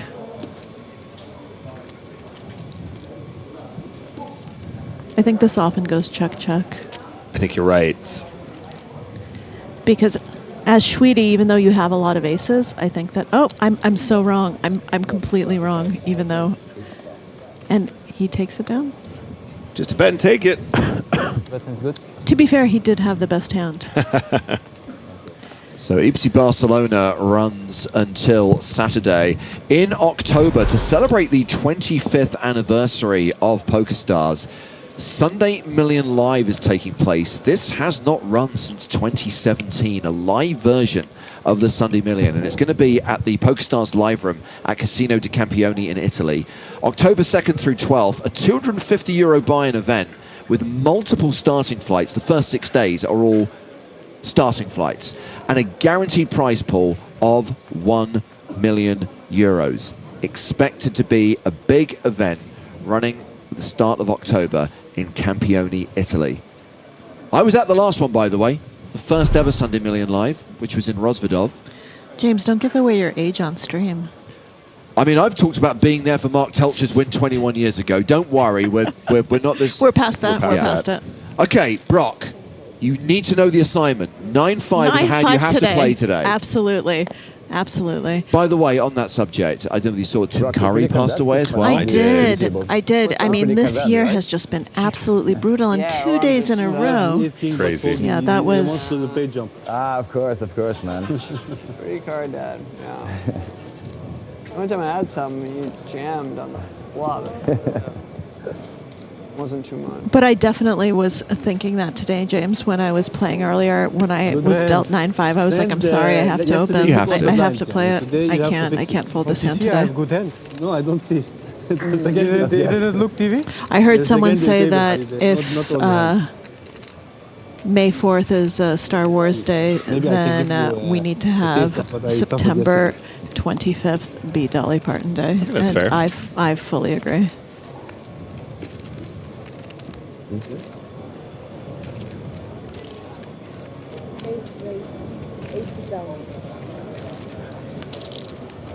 Yeah, a few people observing that sadly Pierre Neville passed away today as well. A former Belgian businessman and former member of Team PokerStars Pro, had a couple of runner-up finishes in EPT Main Events. For a while was known as the serial qualifier because he always managed to qualify on stars into EPT Main Events. Also, maybe. Makes sense. I'm not saying that's the case, but... I think he somehow won packages of 20 EPT Main Events in a row or something like that. That is insane. Crazy. That is a crazy statistic. And is this before or after Dara O'Carney's satellite strategy book was released? Way before. Way before, Yeah. so OG. Absolutely. So Mariam called Schweety's raise. It went limp raise call in this blind v blind confrontation. And I mean, 8-9 of clubs is such a pretty hand to call. Of course, you're not going to fold that blind versus blind. Stunning hand. You cannot be folding that. No. Good hand or no? Okay. Miriam's not impressed. Shweety likes to show, I guess. We now have a full It's been like hand reveal a second time. Blind, he raised. I didn't fold one time, I didn't call, and then he won the hand. So he told me TV, it was there. What TV? No TV there. That was also Can I tell you table.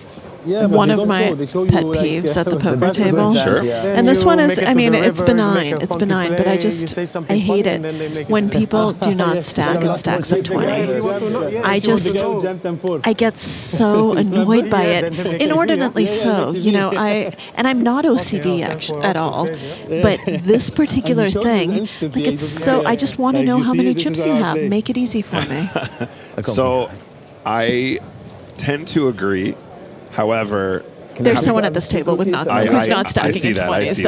That's what's got me going. She's not OCD, but Mariam on the button with ace-king. Raises, understandably, gets a fold from Nicholas Schweety in the small blind, Brock Wilson in the big blind.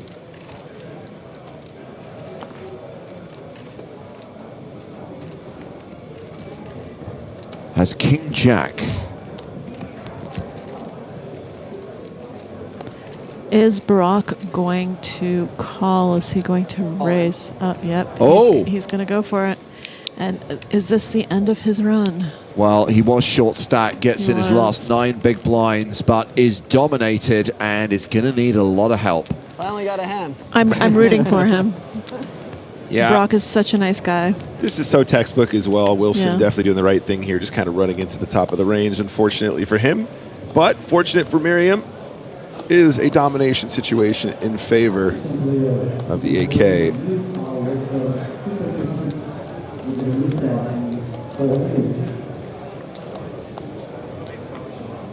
The flop is King 10 deuce. Wilson still in need of a jack. And he's probably, though, happy because we would have gotten it in on that flop anyway if we had 9 big blinds and Yeah. we flopped top pair. We're just going with it. If it's going to be a catastrophe, we might as well make it a catastrophe all the permutations. Exactly. And now he has extra outs. Well, that has Oh. taken away Nope. one of his yes, outs. Yes, it is. Jack of diamonds, jack of hearts, just 2 cards Brock Wilson yes, can hit. We have this. We have the spade. We have the spade. Yeah. And that is going to be the flush for Mariam, and that will see Brock Wilson eliminated in 41st place from the EPT Barcelona main event. GG Brock, what a good run. Absolute crusher. He has had so many deep runs. And he cashes for 22,900 euros. It's nuts. And his fiance Cherish Andrews just finished in 2nd place in the consolation That's second right. chance 2K tournament that wrapped up yesterday. So they are having a good EPT combined. Love that. Love that. Squad goals. No, Maria, I was going to say, regarding the stacks of 20, I completely agree with the sentiment, and aesthetically, I think it's much more pleasing as well. But I'm definitely, But where's the but? I'm an online kid that has had big blinds spoon-fed to me for so long. My mental math skills are so poor. Tens is just something that I gravitate to, just specifically to make it easy Okay, for but me. you know what? 10s is fine. Just have it in a uniform size. What gets me is the people who just Uneven pile them in stacks, completely random stacks, and you don't know, is that 22? Is that 25? Is that 30? At this point, your stack of chips is just going to fall over. Yeah, I'm with you. I like an aesthetic stack, but yeah, 10s for me. I prefer 20s, but I can get on Good. board with 10s as long as we standardize. All right, we can still be friends. That's yes, good. yes, it's good because it would be tough to start having a brawl in the middle of commentary. There's not much room here. Could get violent.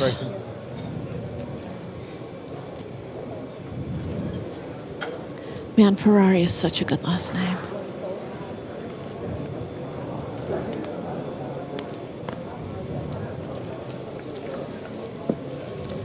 If you're Ferrari and you can afford a race car, do you get a Ferrari?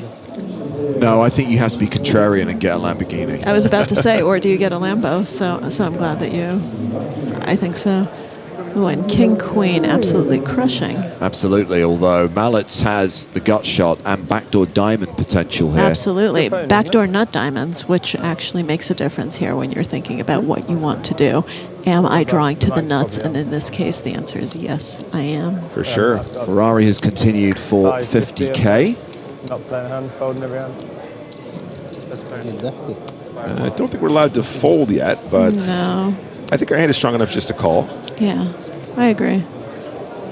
No need to raise. Yeah, I mean, you'd imagine a check raise here probably coming from like a hand like 10-9 or something like that instead, with a gut shot with minimal showdown. And the ace-jack might just be good. Sure, exactly right. Yeah, I mean, lots of suited aces opening under the gun here we just beat. So often we're going to avoid trying to turn what could be the best hand into a bluff. wherever Exactly, possible. because we do have the nut-no pair, so. Mallets has checked for a second time. Turn sizing now, Maria. I think it's going to be pretty chunky. 300. Yep, it is an overbet. Wow. 1.5x pot. That's even I can spicy. do that math. I'm not great at math, but even I can do the math. I of can that do as it when I can see 1.5. the literal numbers on the screen in real time. It's a little bit trickier. For You know, me. I'm even a little rusty when I can see the real numbers in real time, but this one I could do. I got this one covered. I think at this point we have to fold. That is a big bet.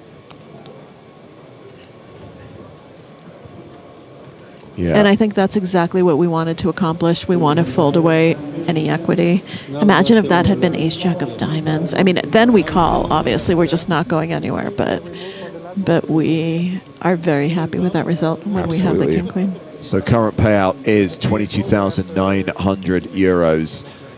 The last 2 days of the tournament, we're going to start paying out these sums. 6-figure scores for the finalists, nearly $1 million for the runner-up, 1.37 million euros for the champion. It'll be Saturday that this tournament plays down to a winner. That's when we'll see someone receive that 7-figure score and the EPT main event trophy. You know, when you start getting this deep, it does start feeling quite real. And it's heartbreaking when you bust in like 12th place. Yeah. And, you know, I've been there. I'm speaking from experience. And you can just feel it already because the pay jumps start getting so substantial that it really does make such a huge difference. And you already made it so far. You've made it past over 1,000 players. Yeah. Well, we've had a couple of new players join us. Now we're down to 40. We are at even tables of 8. So we welcome Alexandru Todorita to the table. Also occupying the 8th seat, Barbara Fugivala from Brazil, a member of Team Samba. I was playing with a Team Samba when I was in the main event, and I learned that there are between 500 and 600 of them, James. Wow. That is huge. I think they're they're the like largest. mogwai. People basically get them wet and they multiply. That sounds right. That sounds accurate to me. Now, are you allowed to feed them after midnight, or what happens? Yes, but only barbacoa. Ah, okay. Fair play. Only that Brazilian barbacoa. Todorita is an awesome last name, by the way. It is. We have so many great last names left in this main event. Todorita could be like a Pokemon, right? Everything can be a Pokemon. Do you know that medical school has an exam where you have to choose whether it's a medicine or a Pokemon? No chance. Absolutely, absolutely. I have seen this multiple times, and every time it just makes me laugh. And I've sent it to my sister, who's a doctor, and she loved it so much because she's like, yeah, all of these sound like they could be medicines, but they're also, a lot of them are just Pokemon. So funny. They don't exist as a drug.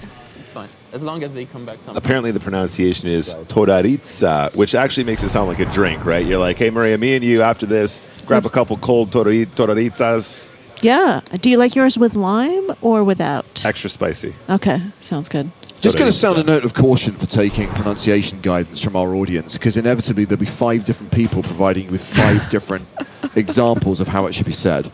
Well, so we'll say it 5 different ways. Sure. And every time we'll say, oh, we've just been corrected, and it's never our fault. Ooh, we have pocket kings here. Yeah, Mariam is open to 50k. Shweety with 5-4 in the hijack. A little bit of posturing. What am I going to do with this 5-4?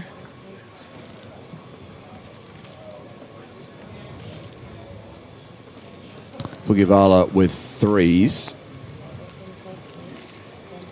What I love is when you actually get to speak to the player themselves. And Sebastian is a prime example, right? It's like, so Sebastian, your last name, Sebastian Mallets. Okay, right. And everyone's like, it's actually Malik. And it's like, no, I've spoken to the man himself.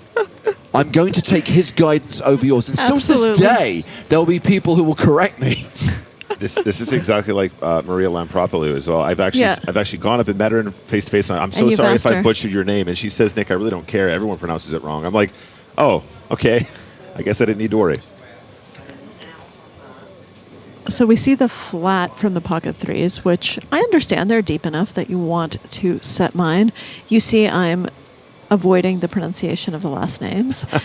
And the blinds coming along as well, which also makes sense. Those are some good holdings when you have chips. You don't really want to be playing kings 4-way, but no. Still has the best hand. And if you end up with kings 4 ways, this is a good board, right? You have a lot of queen X flatting you. That's now going to call a bet. There's no ace, and we know that kings are an ace magnet. So there's no ace, and you're thrilled. Obviously, you would like to have the king of clubs as backup, but, you know, I'll take it. If I'm Miriam, I'll take it.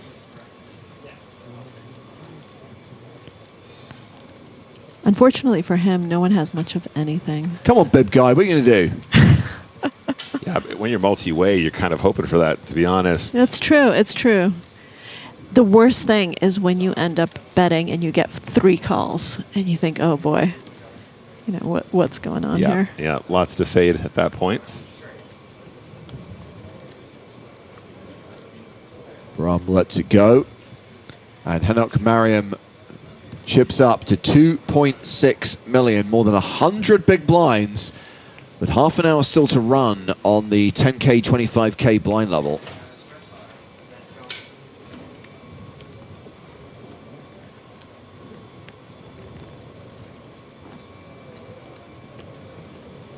Halsir says, mallets out or what? He's literally sat at the feature table.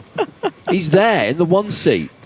Yeah, we see him. We see the hoodie. We see the orange. We see his. EPT champion over here. We need an arrow. Can we get graphics to do a red arrow just pointing at his head saying right here?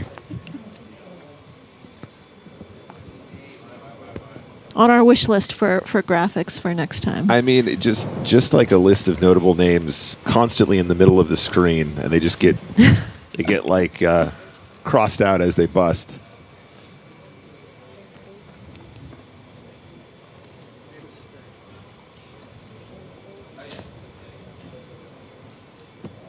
Hello, bib guy. See, James, you contaminated me. I have to call him bib guy now. I mean, it's just... I mean, listen, it's fair. It's fair. If you're going to adopt that look, you deserve it. That's true. You should hear him do the voice. He's got a big bib guy voice. Let's hear it. Have to wait for the camera to be on him. You need the visual with the audio. He has raised king 7 and king 8 of spades. Do you just find, I find that my hands just kind of go to the 3-bet no matter what when I have king 8 suited. It's just... I'm with you. For me, it's the king 6 suited. Okay. But like, I don't know if that's actually more frequent or it's just like a brain tick that you have, you know, when you're always looking at one specific combo. Oh, what do you do as ace-jack suited here? You have a raise, you have a 3-bet. You are kind of short, and you have a very pretty hand, and the action is button, small blind, big blind. Like, that is just... I think it's a cold 4-bet. Yeah, and it's a Brazilian in the small blind. Sorry, Brazilians. No, it's fair. It's fair. You've got an Italian opening who is wearing a bib. You have True. You have a Brazilian in seat 2. Easy 4-bet send. And it gets through. All right, I don't blame you for needing the camera on bib guy to do the voice. Sure. However, I'm going to hold you to it. So Sure. next time. You got it. Good move by Josh Bolton, hovering around 30 big blinds. Good decision making there for Bolton. Love to see that. 6th and chips. Absolutely, because it's not a slam dunk. I mean, ace-jack, you know, it's a good hand. It's not a great hand, and it takes some guts and some nerve to be able to do that when you're this deep. When you see everyone's hole cards, it's so easy. You're like, shove. But when you are there at the table, you're like, well, usually, you know, this 3-bet can be a little bit light. However, sometimes they have it. Yeah, right? absolutely. Sometimes they're allowed to have it. Even the people who never have it are allowed to have it sometimes. It's always very unfair when they do, by the way. I think it's a case of know your customer. Absolutely. You missed your opportunity, Maria. Sorry. Oh, no. Okay, next hand. I'm going to be quiet, James. I'm going to be so quiet. I'm going to be on my best behavior because I want to hear the voice in person. Sweetie has opened ace-jack. Mariam defends ace-10 in the big.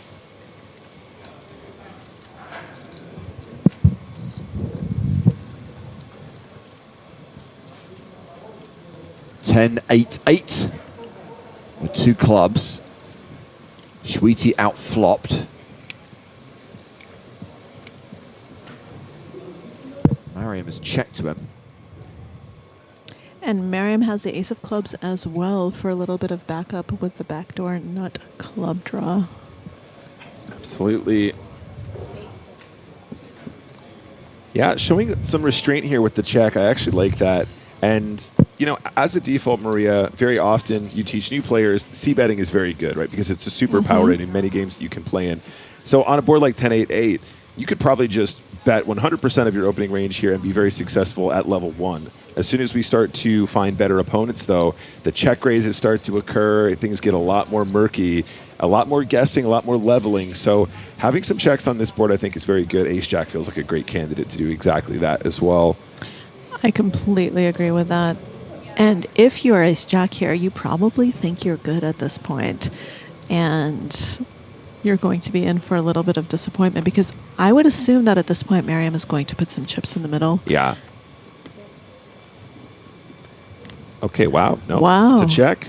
Got it wrong again, you guys. The ace-10 does indeed check. I was with you, Maria. I thought perhaps we would need to fire. If I were in his spot, just to be perfectly honest, I would fire at this point. No, I'm the same, I think. And there's the bet from Shuidi.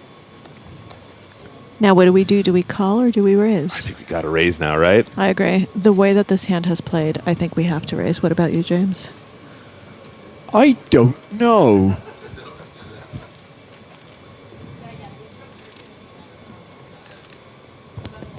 Because our hand is underrepresented here. Yeah. And how many eights does he really have? Yeah. Because we're blocking ace-8.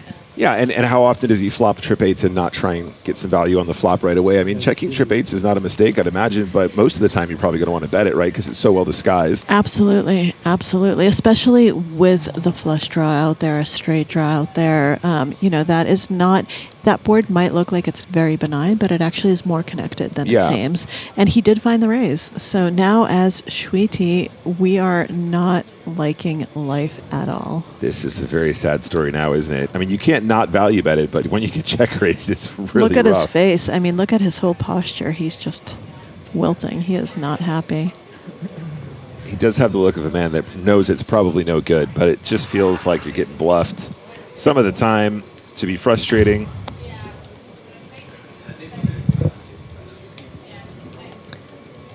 And does the fact that he's on stream affect whether or not he ends up calling because he doesn't want to look like he let himself be bluffed? Good, he finds the fold. Good fold, Shuiti. Good job. You'll see it on TV. You'll see it on TV. The classic. Am I the only one who always wants to call him Sweetie? Sweetie. He looks like a sweetie. Very silent table anyway.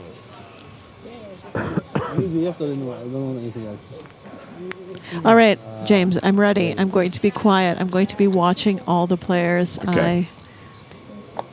I'm going to be on very good behavior to get the voice. If he's actually in a proper hand and there's a long pause, it's that's where it really hits. All right, all right. I'm channeling. I'm channeling. Okay, well, it's going to be Shuiti first to act in this next hand. It's Mariam and Todorice in the big blind. You're feeling sleepy now? Yeah. After all these pots? 39 players remaining in the EPT Barcelona main event. Shuiti folds.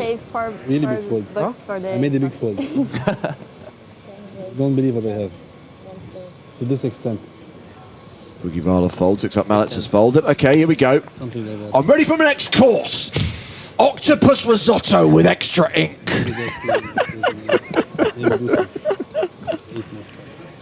What about extra tentacles for the octopus? Doesn't matter if it splashes all down my front, I've got my bib on. I did it. I did it. The voice came out. Thank you. By the way, I think these bibs are going to catch on. Do we have them available in the PokerStars store? We should if we don't. I think I manifested this. I don't know what you have. Do you want to eat messy food at the poker table? Don't worry, we've got you covered in the PokerStars store. You can get your Ferrari bib today. PokerStars saw Messi Maria chowing down one day and said, you know what we need in the store? Now in vibrant white. The perfect color for your Pearl bib. white. Guaranteed not to stain. Guaranteed, not guaranteed. Ace Jack versus Ace Deuce, a 3-bet pot. Ferrari with the betting lead and the advantage of position. And Ace Jack whiffs. Does. And oftentimes, you know how you always say, my opponent puts me on Ace King, I put you on Ace King. Whenever there's a king out there, I love leveraging that to think, well, if you put me on Ace King, watch this. And now, I mean, presumably if he's going to enter the pot with hands like Ace Deuce of Hearts, he might try and find some bluffs here. Oh, absolutely. And he does. And here he goes. Half pot, which is not a size I would have gone with, but we'll take it. I'm going to guess, given the fact she is rocking the Brazilian flag, this is Fujivala. That sounds Portuguese, right? It does. It does. I think you did a great job. Wait for the 5 people in the chat to tell you 5 different pronunciations, Yeah. but that's good for me. Mandatory. Barbara Fujivala. And she's going to call. Yeah. The 200,000. We are going to see a turn card. Nice call.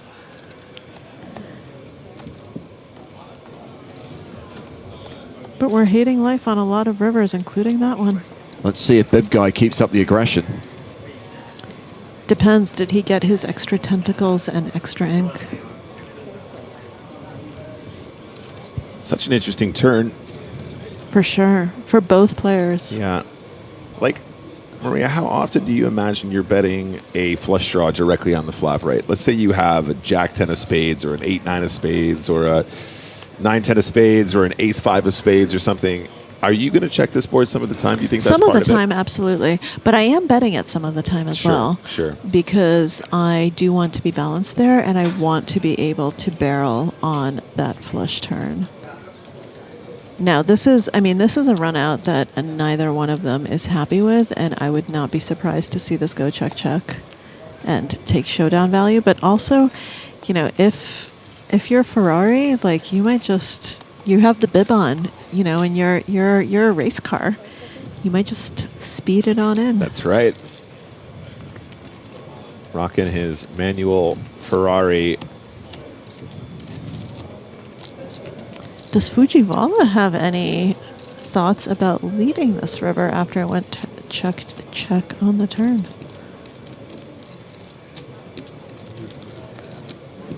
It might be the case that Fujivala has more ace of spades than Ferrari at this point. It went check on the turn, right? Yeah, it did. So if Ferrari is defending in position here with an ace, it's usually a suited ace. She's betting.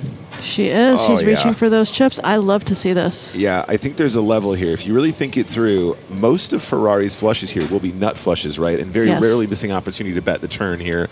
And he insta-folds. I mean, you have to be so happy here because you did not realize that you're bluffing with the best hand. Yeah. Right. For her, it's definitely a bluff. She does not realize that she was going to win no matter what. Very cool. Well, she is second in chips at this table. 2.6 million, more than 100 big blinds. Average stack right now, 1.4 million with 39 players remaining. Very well executed. Awesome. Really, really good poker. Well, let's step away from the main feature table and see what's happening over at the secondary feature table. No problem for me. Oh, we have an all-in. Criado with ace-7. Luciani with king-7 of diamonds.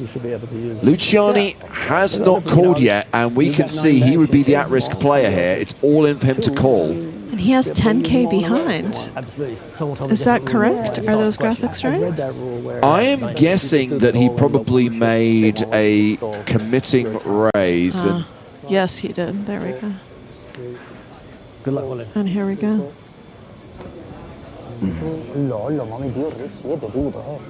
Yeah. so Luciani at risk and behind, does have live cards. That's all you can hope for, right? When you see that you're behind, seeing that at least he doesn't have ace king, right? I have 2 live cards. He doesn't have diamonds.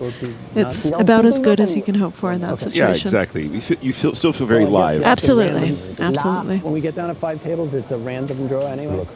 So we might not. Some chop opportunities? Maybe no. No, we have an ace and queen of king. Luciani's like, why is everyone discussing tournament mechanics while I'm all in for my life?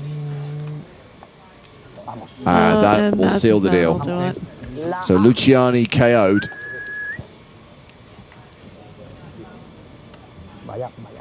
He will be demicrophoned before he reports to the cage to pick up his winnings. Demicrophoned is a great verb. I like it.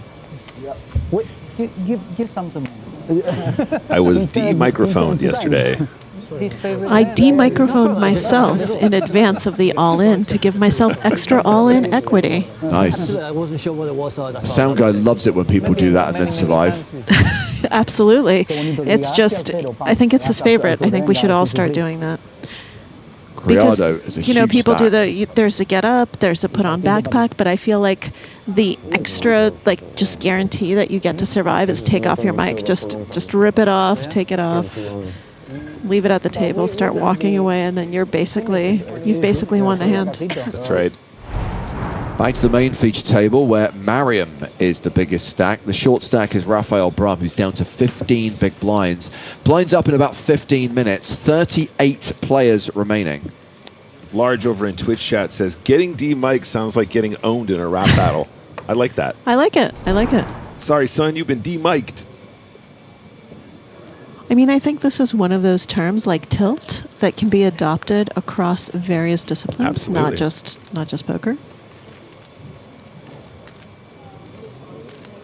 Oh, and we have the race car bib guy with pocket aces. Nice. With the Lambo. Can we call it the Lambo? I do have to say I prefer Lamborghinis to Ferraris. Is that terrible? I think I agree. Not really a big car guy, though. I don't do cars. Yeah. You just do watches. I get it. The watches are more expensive than the cars, but I'll take the cars then. Oh, no.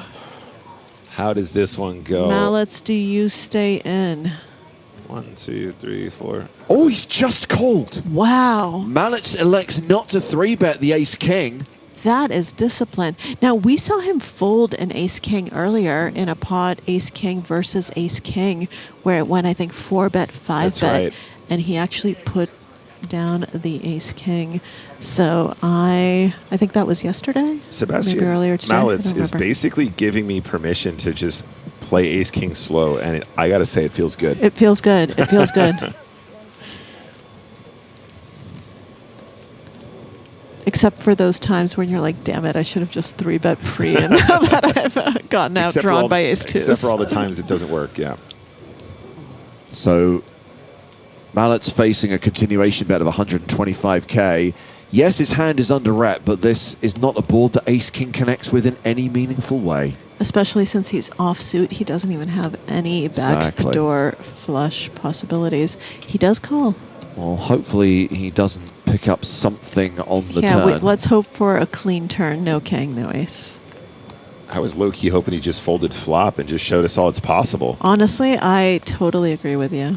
And I have done that. When I've slow played ace-king, I was like, you know what? The reason I did not raise was so that I could fold a flop.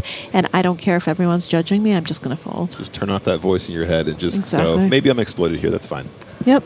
I'm okay with being exploited. I'm okay. Luckily, this is not a turn that does much for him. Oh, is he leading? Yeah. Mallets. No, stop. Can we go back in time and... Bet small, 100,000. What's Bib Guy thinking, James? He's thinking of moving on to dessert. He's thinking about Vegas and the effing Mirage. We're waiting for the voice. He's thinking about what he wants to order. Yeah, I think you can only call here because Sebastian's supposed to do this with his turn straights and stuff like that, but you can reassess. It's not like we can't go for more value later. Absolutely. And as Sebastian, do we give up? I mean, to be fair, if this had gone 3-bet pre-flop, he's probably making more in this exchange having led the turn than he would have done in a big 3-bet, 4-bet, 5-bet situation. So, let's see.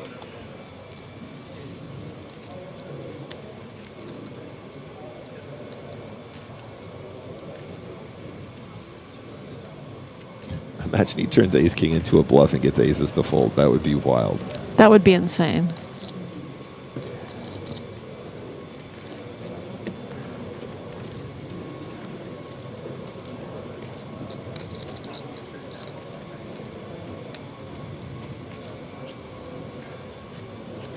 And you can see. What? Wow, full pot bet. Yeah. This is so off-piste. This is wild. It is off-piste indeed. All right, Ferrari. Is there any world where he folds this? This is crazy to me. I don't think so. I don't think so. I think he's going to end up calling. But because I think that he'll probably fold, because I tend to be wrong in situations like this. This is genuinely wild. I was not expecting this.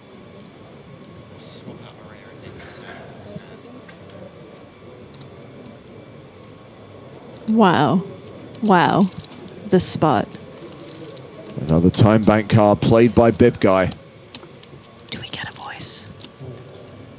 Not No. while he's thinking about this hand. All right, he's thinking. We're showing some respect. I didn't want to show respect. I wanted the voice, but you know, it shows how mature I am. James is the older statesman here. He's a lot older than I am, like probably 3 times my age. So like I understand he's got a lot more experience and he just wants to give him space. I get it. I get it. How many time banks are we using? We're still thinking with the aces, which actually shows that Mallets knows his customer and that this was a good bet, because we've got the aces using up time extensions and really considering a fold. I think basically what happened was pre-flop he said, this is an early position open, I don't want to inflate this pot unnecessarily. Then realized this is all my board and never his unless he has like a set of 9s or something.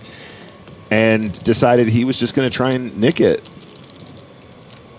3rd time extension used. Wow.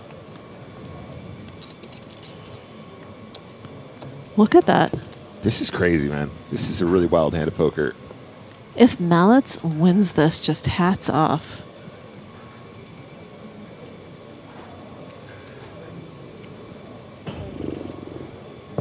He makes the call. And he doesn't like it. You can see it's a very frustrated call. And he's going to be so happy to see that ace king. Ferrari goes fast. Yeah, Bib Guy taking a significant part of Sebastian Mallets. You almost pulled it off. Yeah, and he does tell us that he almost folded. 3.2 million now, whereas Mallets has dropped down to 855k. And this time it goes smaller, so I don't know. Well, at this point, we're going to say goodnight to Maria Konnikova and Nick Walsh. Thank you both. It's been a pleasure. Almost lost the same if you 3-bet. Still have the rest of level 23 to play and level 24. Still more than an hour 40 of poker on day 4 of the EPT Barcelona main event.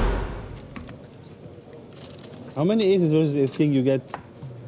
I mean, if they bluff to me.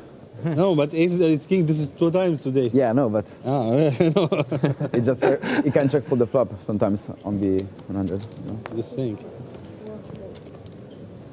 It's a good flop. Makes poker easy. Yeah. It wasn't easy the river, I tell you. No, I'm just saying the hands. I know. It's. I know what you mean.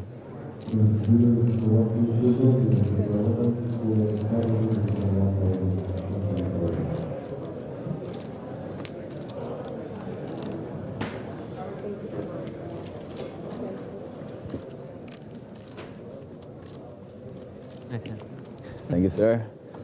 That was tough too. Well, pleased to say that Sam Grafton rejoins us in the booth. Hey, everyone. What do you think of Bib Guy? Nearly folding aces there. Wow, I didn't quite catch the hand. Just the end. Seemed a very interesting pot, though. Bluffing with ace-king high on that board. Quite unconventional. Can't have been comfortable with the aces. From when you're bluff catching in that spot where someone's repping a straight or 2 pair, yeah, you kind of want to have a piece of the board rather than the overpair. But as I say, I didn't quite see how it went down, so pure speculation from me. What a confrontation. And Manuel Ferrari, 3.29 million. Yeah, more than 130 big blinds. Blinds are going up in the next few minutes as we see Nicholas Schwiti decide how he wants to respond to this open from Hanok Mariam. Yeah, and sometimes this hand goes into a sort of 3-bet bluff category. You know, sort of our bluff being a hand that we're kind of trying to take it down. But Schwiti does do that. Used to be a hand we would flat, really, you know, being like, okay, we dominate X, Y, and Z, but just the blocker properties are quite nice. And if we do get called by sort of suited Broadway, we have those hands dominated, makes us tricky to play against. And we have value, and then our bluffs are as strong as Ace-Jack. Yeah. It's a good advice, thank you. No worries. That will be $200. I mean, I'll take it. I'll take your advice for $200. Yeah. Ah, that's nice. A bit of coffee housing between the two guys, taking it in good spirits. I can't believe you just used the expression coffee housing. What with he's got to run? Bro, I'm going to be, you know how I describe Sebastian Mallet's lag? Which is an acronym that I like to use, which means loose, aggressive. Well-known lag player. We're kicking it UK old school here. Speaking of lag, Nicholas Schwiti. Oh, yeah. The original lag. I had it purple tagged on PokerStars back in the day. Actually, I was speaking with Parker Talbot while I was on my little break, which is always a delight, of course. We were talking about Joanda, saying that his screen name, I don't think it's inappropriate to say, is Luckbox. Just no numbers, nothing. Yeah.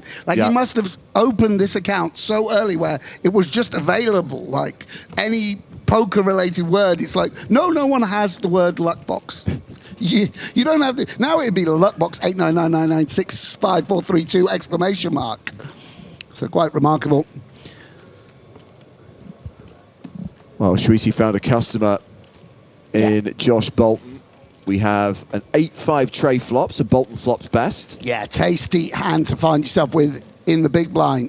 And tasty flop as well. At 25 big blinds, his hand very, very strong. Maybe being a bit results-oriented, because we can see Schwiti has just king, queen high, but will come with C-bet. And it's a big one, which is somewhat appropriate on this board, just because of the variety of gut shots and straight draws that the big blind has.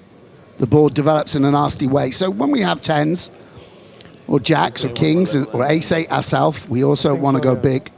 And I wonder if Josh raises now. You like it? Sorry? You like it? Does make it 200K. I mean, 3 days, we've played 10 hours. And we can see why. Like at least Ace-8, very strong right now. 10 p.m. Not so strong down the streets. I think it makes sense. See, we're not excited if our opponent shoves, but at this stack depth, with this much in the pot, Josh prepared to play for it all, and Schwiti regretting the bet now maybe, as Joshua Bolton I think it's fine, at least you get even. picks up the pot. I definitely wouldn't mind playing longer, but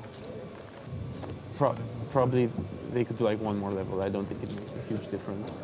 No. We're gonna play it the next day.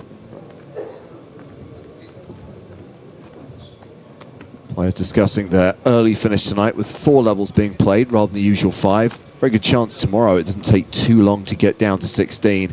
Might be worth maybe playing a bit longer tomorrow. Maybe make sure we play 4 full levels.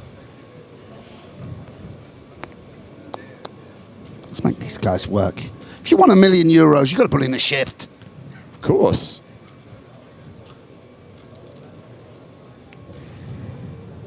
They have it too easy. Woke nonsense. 4 levels. In my day. Bunch of snowflakes, the modern poker player. This tournament was being played in Vegas. They play 16 levels a day with no breaks. Yeah. And they'd be drunk.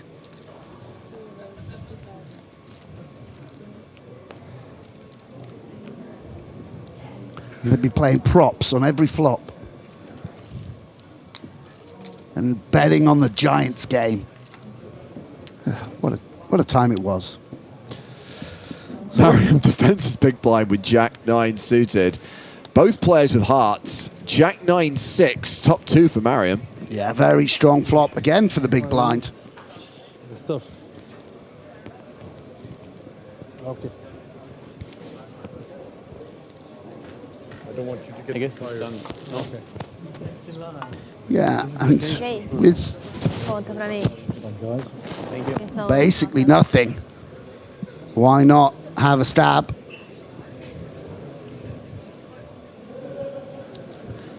And again, a board where, see no flush draw, but a lot of straight draws. Things get murky on turns of rivers. Maybe we want to go for some very clean value here on the flop. 170. 170. Have some of that, bib guy. Yeah.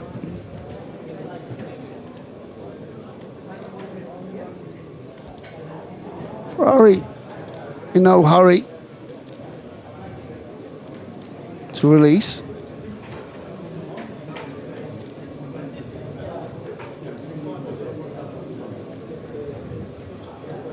$380. Oh! And this is...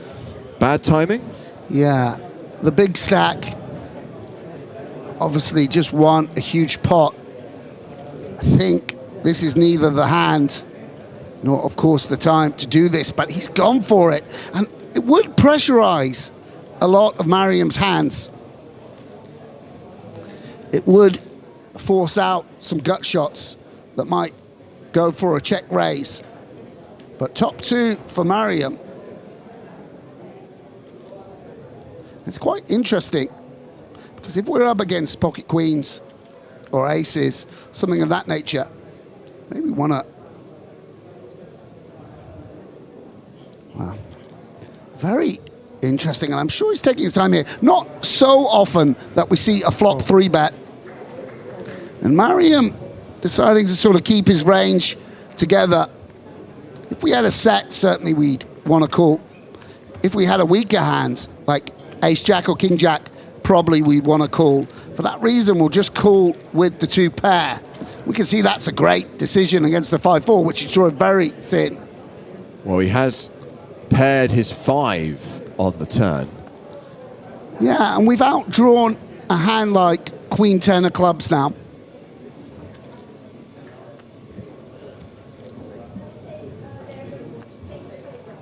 Seven, 8, which is one of the possible draws that Mariam could have, gets there. And with so much money in the pot, Ferrari will check, and Mariam finds the full house on the river. Question being now, does Ferrari bet the river? Well, the thing is, Mariam may well go for value here. He, of course, has some misdraws. Right, like let's suppose pocket kings 3-bet the flop and then slowed down on that 5 turn. A 9 is a strange card because neither player should have too much 9x. A 9 in Mariam's hand, sorry, in Ferrari's hand, isn't going to 3-bet. And if he went big here, might it look like a bluff? He's trying to decide, but what does Ferrari have? Does Ferrari have a real hand? If Ferrari's got jack, ace-jack, of course we want to bet. If, on the other hand, our opponent's just mucking around,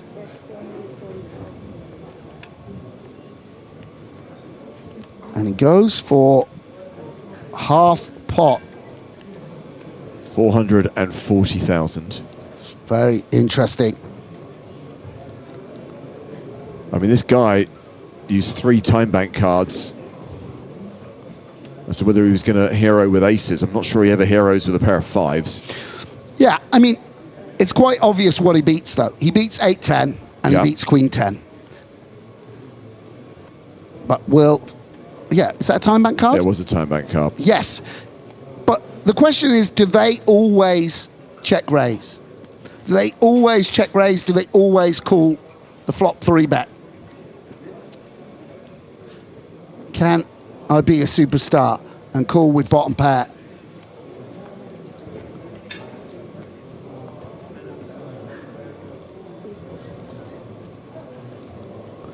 Does lay it down. Makes the right decision in the end. And that's going to result in Henok Mariam taking the chip lead at this table. 3 million, over 100 big blinds, although blinds are about to go up. Bad news for Rafael Brum, who's the shorty at the table with 320k. Yeah, that's quite the collision. Nice answer. Thank you. So this is how that session of play concluded. Next blind level, 15k, 30k, so we can see Mariam does still have more than 100 bigs. Brum has dropped down to a 10 big blind stack. Ferrari's still very comfortable with close to 100 big blinds. Sebastian Malitz, one of our former EPT Barcelona champions, hovering around the 30 big blind mark. But we are now going to change feature table as the players return for the final level of the day. Let's see who the big stacks are. Let's look at the chip leaders coming into the final frame, as David Lappin would say. Who are you hoping to see up there, Sam? Which names do you want to see in the top 5? I want to see John Jawanda. All day, every day. Well, I can tell you that the overall chip leader right now, with 35 players remaining, is Gerard Carbo. 4.4 million, and it's another Spanish player, Jose Criado, who sits second on the leaderboard. And Gerard is actually going to be headlining our new feature table. He's going to be on the main stage. We will still be able to watch John Juanda and Mark Telcher at the secondary feature table. Carbo's table mates include Edward Pack, Lucas Van Eden, and Alexandru Todorica, who clearly got balanced off our previous feature table. So yeah, 35 players remain. Remember, no target that we're playing to today, just going to play out this level, another 90 minutes of poker, and then the survivors return for day 5 tomorrow. Blinds are now 15,000, 30,000 with a 30,000 big blind ante.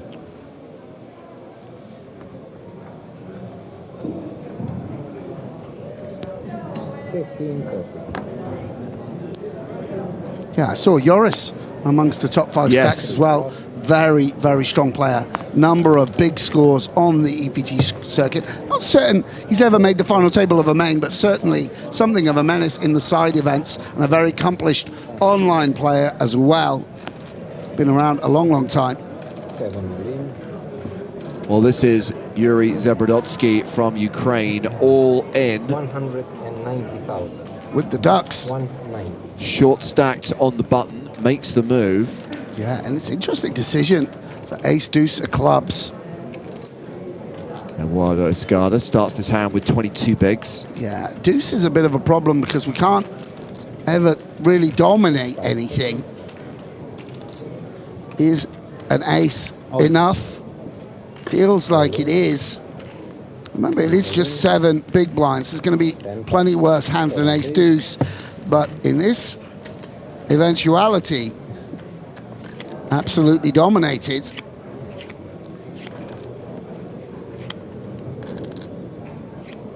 Good spot for Zabrodotsky to double up. Yeah, very nice to find yourself not in a flip, which would be the outcome the majority of the time, you'd imagine.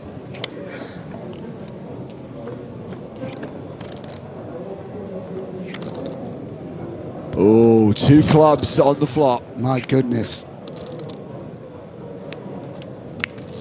And that results in this hand becoming a post-flop flip. 12 outs for Escada, 12 cards for Zabrodotsky to fade. Yeah, absolutely pure flip there.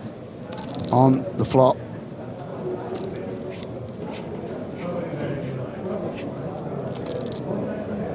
Turn card is the ace of hearts. Still 12 outs for Escada. 10 of hearts. It's good. Yeah. 10 would be an equitable outcome. River card is a deuce. Wow, It's they fly together. a set for Zabrodotsky. Case deuce on the river, indeed. Griffin will be celebrating right now. Zabrodotsky will celebrate doubling up to 14 big blinds. Escada drops down to 16 bigs. Gabriel Tavares, by the way, is the super short stack at this table. He only has 4 big blinds. Yeah, it's not an ideal situation. Gonna have to get it in over the next couple of hands, almost certainly.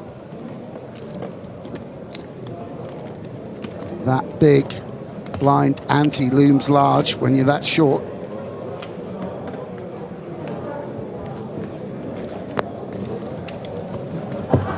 So I was playing last night with Jamie Dwan, Sam, and he did say that he still credits you with the greatest rub down that he's ever received. Oh, yeah? When you guys were flying to Vegas for the NAPT, and he was saying, oh, so I was just playing this 3K in Ireland, and your response was 3K the buy-in or the size of the prize pool? Mate, I gave this kid an inspirational speech in Monte Carlo. We were out late drinking when I went there to do commentary a few months back. And he was like, I need a live score. You know, I want to get it. You know, he's telling me I'm doing well online. And I said, don't bother with live, mate. Just play online. There's no need. I said, no need to go to the World Series. Just enjoy yourself. Take the summer off. Play online. And, of course, he's now winning every live event. So glad he paid zero attention to my sage advice. My 15 years of poker experience completely ignored, and rightly so. Van Eden under the gun. Pocket nines. And another jam.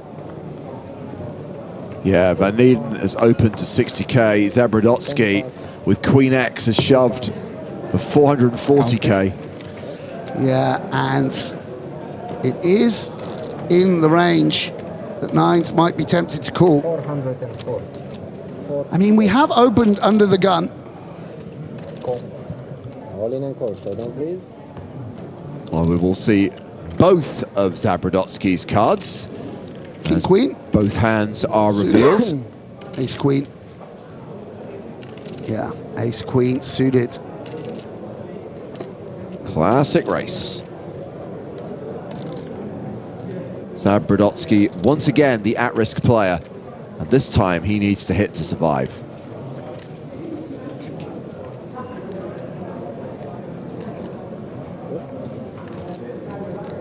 Bet Van Eden's got some stories from his years on tour.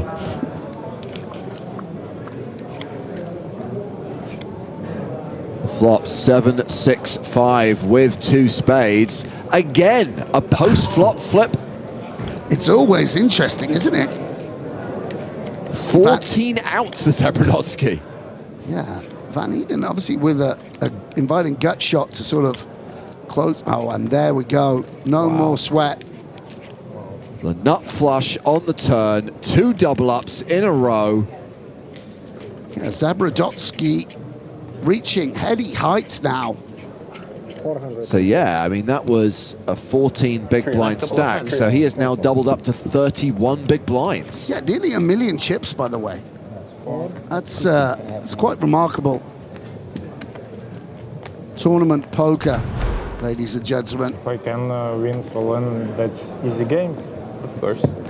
Easy game.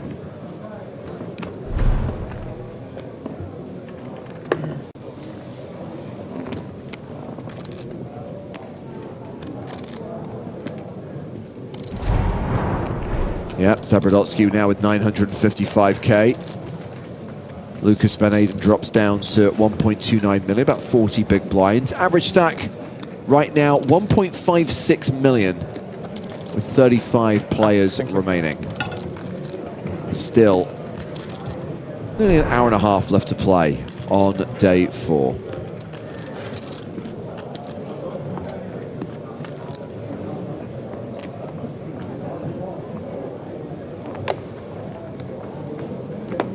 Another Samba representative at the feature table. Oh, I've met this guy. Come on, let's give Gabriel a hand on his 4 bigs. Oh, I'm a little surprised at that. How much is that? 4 bigs, king 5 suited. So one of the problems is we flick in the big blind ante. I mean, this lad will know the spot maybe better than me. But one of our blinds is dead next hands. Yeah. Well, anyway, would have got called by Ace Jack and been behind. Zabrodotsky raises to 60k. Folded around to Lucas Van Eden in the big blind. And he's going to let it go. Zabrodotsky completes the hat trick. Not a double up, but he's won 3 hands in a row. Let's see when the others win the first hand. I'm so fired. Zabrodotsky now playing 35 big blinds with 35 players remaining here in the EPT Barcelona main event.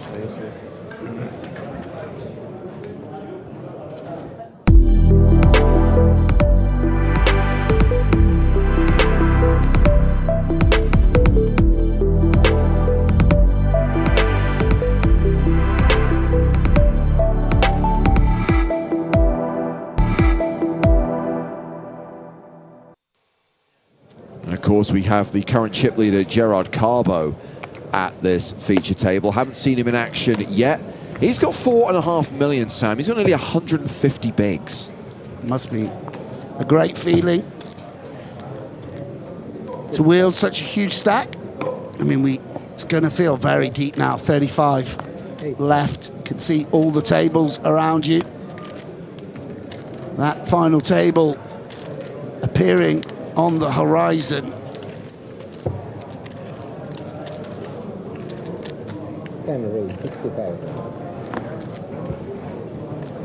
Dorita with the kings.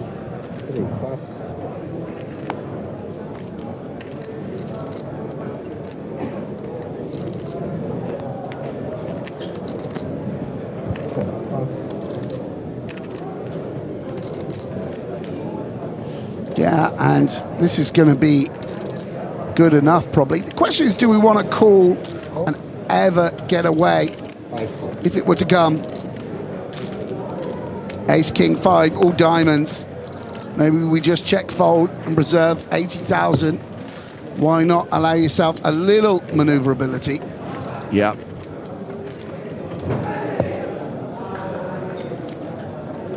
Well, I mean, that is close to what I was talking about. Yeah, ace, king, 4, just the one heart. Yes, and Todorita with a spade in hand elects to check back, and Tavares, that backdoor flush draw negated, but does hit a 6. What does that mean? And this is obviously, I wouldn't say exactly the downside, but you're making some tricky decisions off a blind and a half. What value does third pair have here? I might have even checked again here, you know, given that we checked the flop. Maybe we don't even need to bet. And Tavares with a conundrum. Will fold. Very nice from the Brazilian. So he's left himself with just over 1 big blind. We'll have to post the small blind on the next hand. Yeah, when you fly in from Sao Paulo and you're envisaging yourself deep in the main event, you're envisaging more Gerard Carbo's spot with 4.3 million, 3 betting, 4 betting, hero calling. But this is the reality of the life of a professional poker player. You've got 1 big blind back, and you've got third pair, no spades, and you're folding and being forced to live. This is just part of the game. It is, and that's where you should be questioning all your life decisions. Indeed, indeed.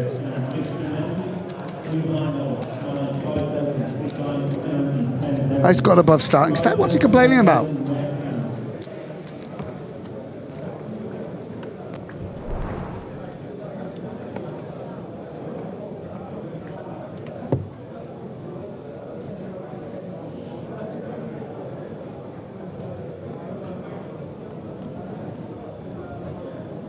And the suited ace under the gun.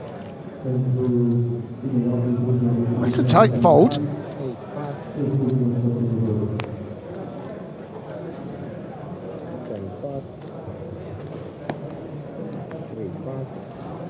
Hold on. He's got more than 50k there. The blue chips are 5k, right? Yeah, because that's 15k in there. I love the fact that we can be on an extended delay and we still don't get information from the future. Yeah, my apologies to the viewers there. I thought he's making a slightly different decision to the one he actually was. But if Gabriel was listening in, it's good news for him. Gabriel, I can confirm you actually do have more chips than that. But that makes sense as well. I think maybe if he'd had the 2.5 big blinds, we'd just go with the Queen 6 of hearts. Quite a matchup here because Carbo, let's not forget our chip leader, presumably one of the chip leaders of the tournament, has a very strong top pair versus the button range. One that we can consider check raising if we're so inclined. And Van Eden with the very strong draw. And Carbo will elect to just check call.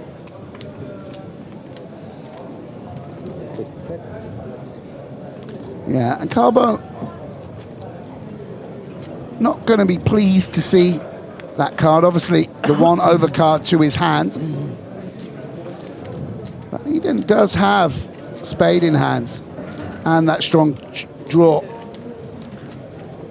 And it's going to embolden him to fire again. I might imagine we want to go, I don't know, maybe the ICM is playing into his thoughts, being up against the covering stack, feels sizing should go down. Might have gone a little bit bigger here myself. Goes 130k, and Carbo will stick around.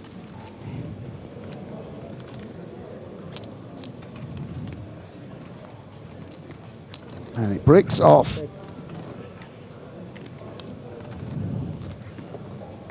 Van Eden immediately reaches for chips. Just going to take stock of the situation. You can envisage hands like 9x of spades, 5x of spades, King Jack of spades that we would get folds from. Do we want to just fire again? Can't find the bet. And King Queen, pleased to show down. Chip leader becomes chip leader Chip leader plus 0.7 million now for Gerard Carbo. And we are going to head to the outer table, Sam, because one of our former champs, Sebastian Malitz, is all in, and he is racing against Josh Bolton. It is the sickest and classicest of races. Oh, goodness. Ace, king suited for Bolton. Queens for Malitz. Two very nice lads, one of them at risk, and even more so now, perilous for the former champion. Yeah. Okay, King of Hearts on the flop, but now 3 hearts on the board. Malitz has the Queen of Hearts, and it's a heart on the river. He improves to a flush. Yeah, and that's a big, big hand, because we know the talent of Sebastian Malitz. Big double up for him. And what's that for Josh? Is tournament life? Is that correct? Who covered who? I'm not quite sure. But Josh certainly going to be damaged by that encounter, if not eliminated. Yeah, Malitz was the at-risk player there, so Bolton will be short but is still in. Malitz has doubled up to 1.8 million, so is now an above-average stack once again. Yeah, I mean, a lot of money changing hands in a flip like that. 1.8 million chips at this stage of the tournament, worth a lot of equity. And we haven't seen too much stepping out of line in terms of the pre-flop opens. 10-7 suited. Pack not played a hand since these guys arrived. Will make an open on the looser side. And what a flop as Pack makes trip 10s. And Yuri, the Ukrainian, who, let's remember, was short just a couple of orbits ago, doubled up and doubled up again. The very powerful flush draw. Yeah. And Pack betting his trip 10s. 35,000.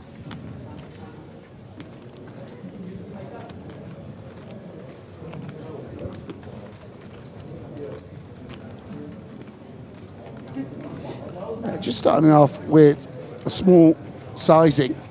Very small indeed, actually. 125. And whether sized it so small, hoping to induce this action or not, Zabradotsky takes the bait and will check raise. Obviously has equity versus nearly every hand. It's quite interesting with 10-7. Obviously,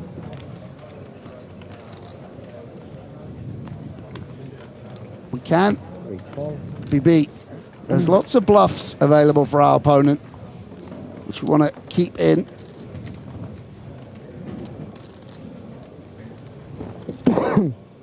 No diamond on the turn. Pack now better than a 4-1 favourite.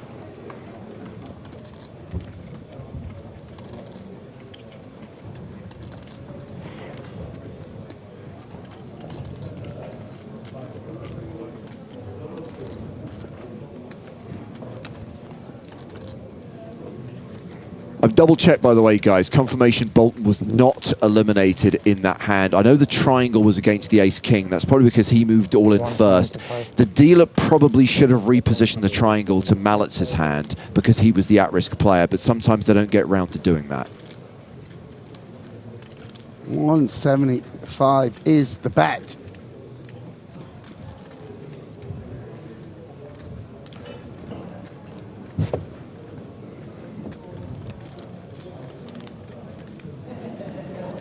And Pack will decide whether to raise now or just call. Quite nice to have the 7. Can call at Jack-9 on occasion. And maybe with our worst 10, we don't want to raise. Not sure how it works. We raise all of them at some frequency, I don't know. Well, Pack fills up. The board has bricked out for Zabradotsky. Yeah, and King, Queen of Diamonds.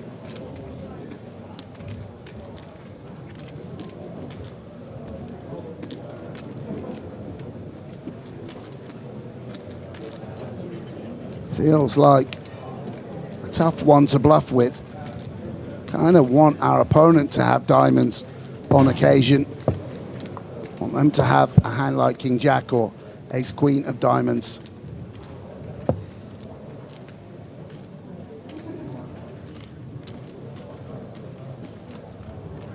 Now for Pack.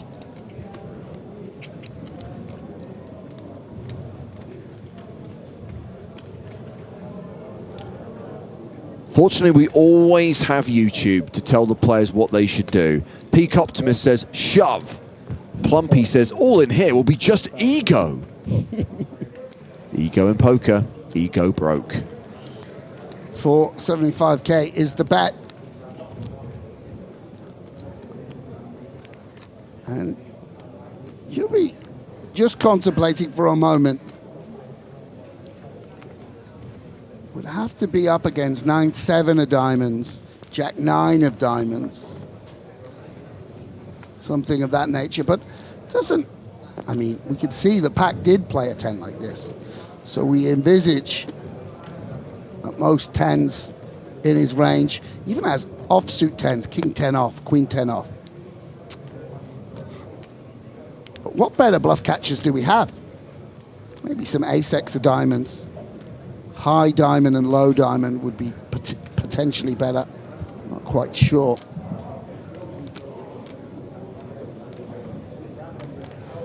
The black box ticking down. Really seriously giving it some thought. Running through some combinatorics.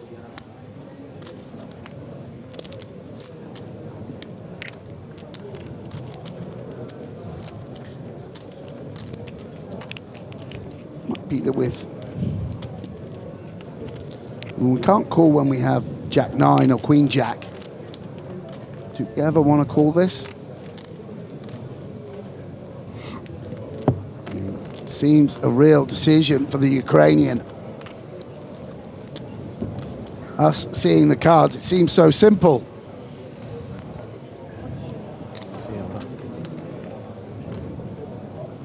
Is there ever 9-7? Is there 6-7 of diamonds? How many combos is that though? When it's only the suited variety. Does 9-7 ever fold the turn on a paired board?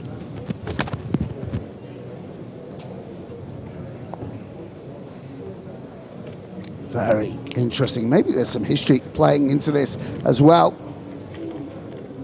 3 time bank cards played so far. Yeah, I mean, it's they're very valuable, the time bank cards. This is a real decision for Yuri. He's got himself in a funk. 1.2 million chips out there to be won. Convincing himself that Pac has 6s and got counterfeited on the river. Yeah, I mean, such a tough call on the turn with 6s. Surely they even check on occasion. Guess the hand would be 5-4 of diamonds, maybe. Something of that nature. It just doesn't add up to many combos.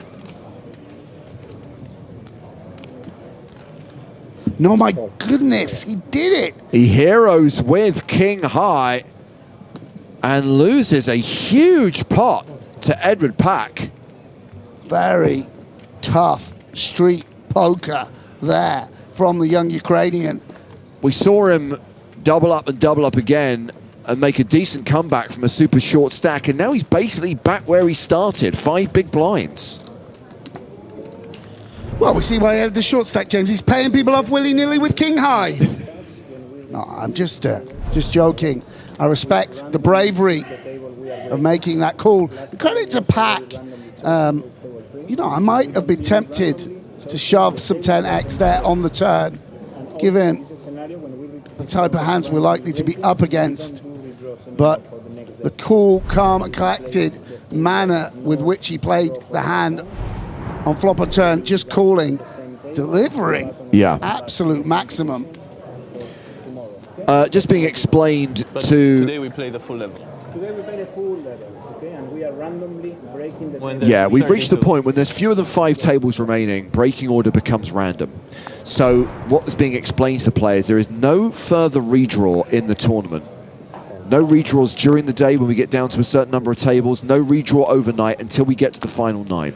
So this is their table now, and what happens is when we get to a situation where we need to break a table, it will be chosen at random.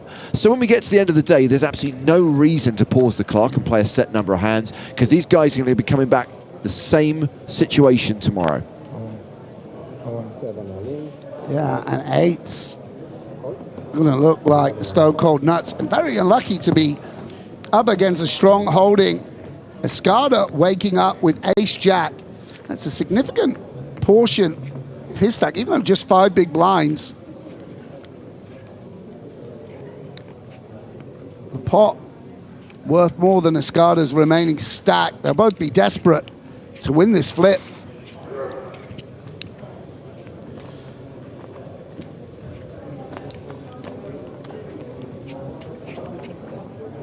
Queen 8-7. Wow. And that's a very, very strong start. Well, we know how this plays out, Sam. He doubles up here, he doubles up on the next hand, then he's going to make a huge hero call and get back down to 5 big blinds. The cycle will repeat itself again and again. Yeah, call someone down with 9 high, 8 high, Jack high. Wow. And Escada drawing dead on the turn, so Zabrodotsky gets the double up, now playing 12 big blinds. Escada, by the way, has doubled this guy up twice now. Escada is down to 9 bigs. Tavares have now corrected his stack, 4 bigs. Yeah, and look at Yuri, still replaying it in his mind. Oh, Weasel. We'll have to brush it off. Oh, Weasel. Dude, this Russian guy only runs good at flips. You might want to learn the difference between Russia and Ukraine. Of some significance. As we see Min Sung Lee cash out in 35th place. Looks like a legend. So 34 players remaining. So they're going to break randomly at 32, they say? Sure. 32 they're going to break randomly? Well, from now on, when they have to break, they break randomly. Okay. But next one's 32. Yeah.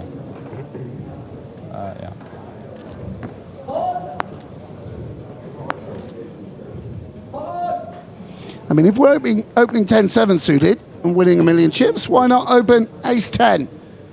Rightly so from Edward Pack. 4 plus, 5 plus.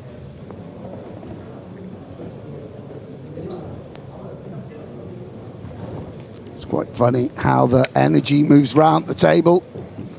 Gabriel with his 4 big blinds, scratching his head. Yuri feeling the pain.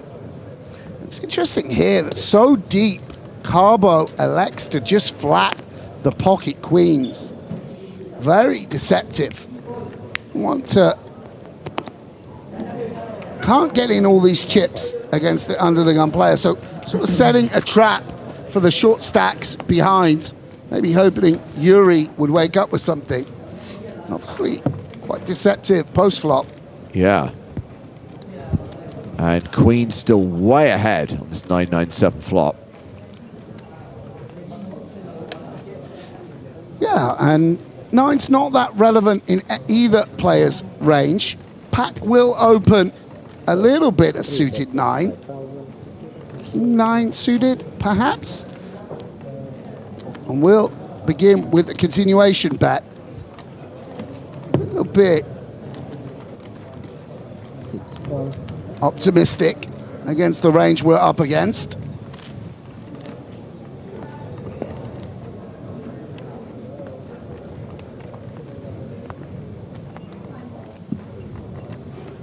Obviously turning an 8. I mean, ideally turning an ace. What do we want to do here? No heart in hand.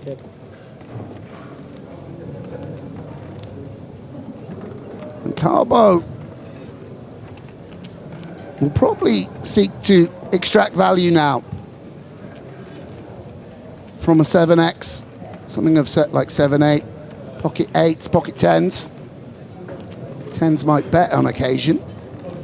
What's the appropriate size? 6 bet 125,000. Yeah, and I like this a lot. I think a lot of people would be tempted to go bigger with this particular combo. Queens itself kind of likes to put in more money, but maybe our range wants to go 125k. Carbo closing in on the 5 million mark. I mean, by the way, this guy looks like he knows what he's doing. I don't want to make too many presumptions. Might just be because he's Spanish and has a nice neckerchief. Might be a cultural stereotype on my part, but the way he's conducted himself. Oh, Carbo. I mean, Gerard was a huge contender in the PokerStars Live League last year as an EPT reg. Yes, it doesn't look like his first rodeo. No.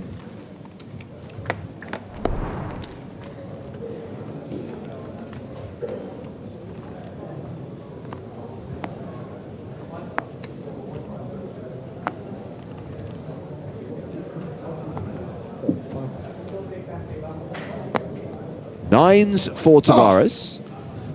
Ring-a-ding-ding.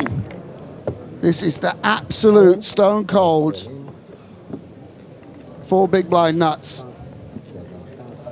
You could even get in 5 big blinds with this Harkin. Maybe even 5.5. 6? Reluctantly. Oh, and yeah. Of course, the big blind waking up with something. Yeah, we are off to the races. Tavares flipping against Edward Pack's ace queen. Yes, and Edward Pack's had quite a lot of luck thus far, so I'm going to be rooting for Tavares here. 5 big blinds. He's been very, very patient. Can nines hold? Large Farber says, I will always root against a guy wearing Dodgers stuff. Ha!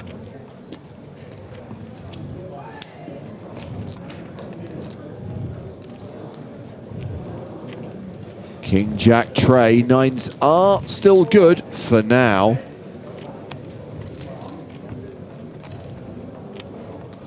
Nine outs for Pack, 9 cards for Tavares to fade. Turn card is a 9, giving Tavares a set, but he is not home and hosed just yet. Pack could hit a 10 for Broadway. River, not a 10. Tavares doubles up. Yeah, nice. And young man. 135. One hashtag fun fact about Gerard Carbo, Sam, courtesy of StatTrick. He is technically the last qualifier in the field in this tournament via a €250 satellite. But to be clear, he is a very accomplished player. He's a pro who won a seat rather than just your average Joe who managed to bink a seat. That's part of the day in the life of a pro, flicking in some satellites. Good for him. So we are now over to the secondary feature table, where we have John Juanda and Mark Telcher. We have had an under-the-gun raise from Mitchell Goshowski. And that is a button flat from 10K. Telcher 5 deuce in the big blind. I love to see this. Juanda and Telcher next to each other. I mean, it could be any year, any EPT from the last 20 years. Well, the weird thing is people keep going, oh, like, you know, Mallett's winning in 2016, John Juanda winning in 2015. It feels like it was so long ago. Mark Telcher won an EPT 21 years ago. Yeah, remarkable. 2 very bossy characters. Yeah, and it's the flop both players were looking for, and Goshowski very quick to bet out. Oh, and it's a sizable one.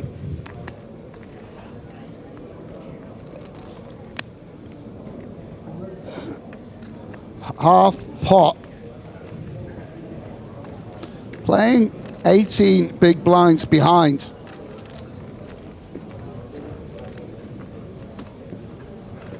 Jonas 10K calls the 100K. Does not know he's a 9-1 dog as we go to the turn. Full houses for both players. Yes, indeed. And Goshowski will bet again. Feeling confident about these 8s. Feels like he might have heard from 10s or jacks plus pre-flop. Only really 9s maybe that he's got to be worried about.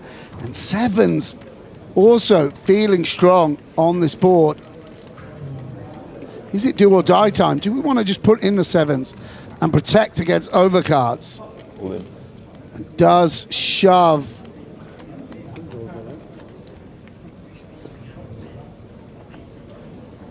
Pleased to see some hesitation from Goshowski. Yeah. If Goshowski calls, and we can see he's a 95% favorite here, Jonas 10K is KO'd. Yeah, and I feel like, yeah, he's asking for a count. Eventually, you know, he's trying to think, do worse hand shove, and we can see they do. And I'm pretty sure he will eventually come to the right conclusion. We shall see. He's not happy. Worried about 9s, worried about aces. No, my goodness, he folded. Folds the 8s. Folds the best hand. He said he felt feels a little bit tense. Wow, we're seeing some remarkable poker. This is what makes the main event so special, so hard to predict. I couldn't have fathomed that. Tenkart essentially shoving for protection, saying, all right, I'm going to stack off this hand on a brick river. Let's just prevent Jack 10 or Queen Jack or whatever the bluff is from getting there. They might not show it. They don't show every hand. It was either the best or the worst fold. Nosotros aquí jugando 5 días y estos se han llevado ya un tío abierto un monte y se ha llevado John Juanda highlighting they don't show every hand. We will show that one. They will see it, quote, on TV, unquote. What's the TV? Some people actually do put the YouTube on their TV. Smart televisions have these things called apps.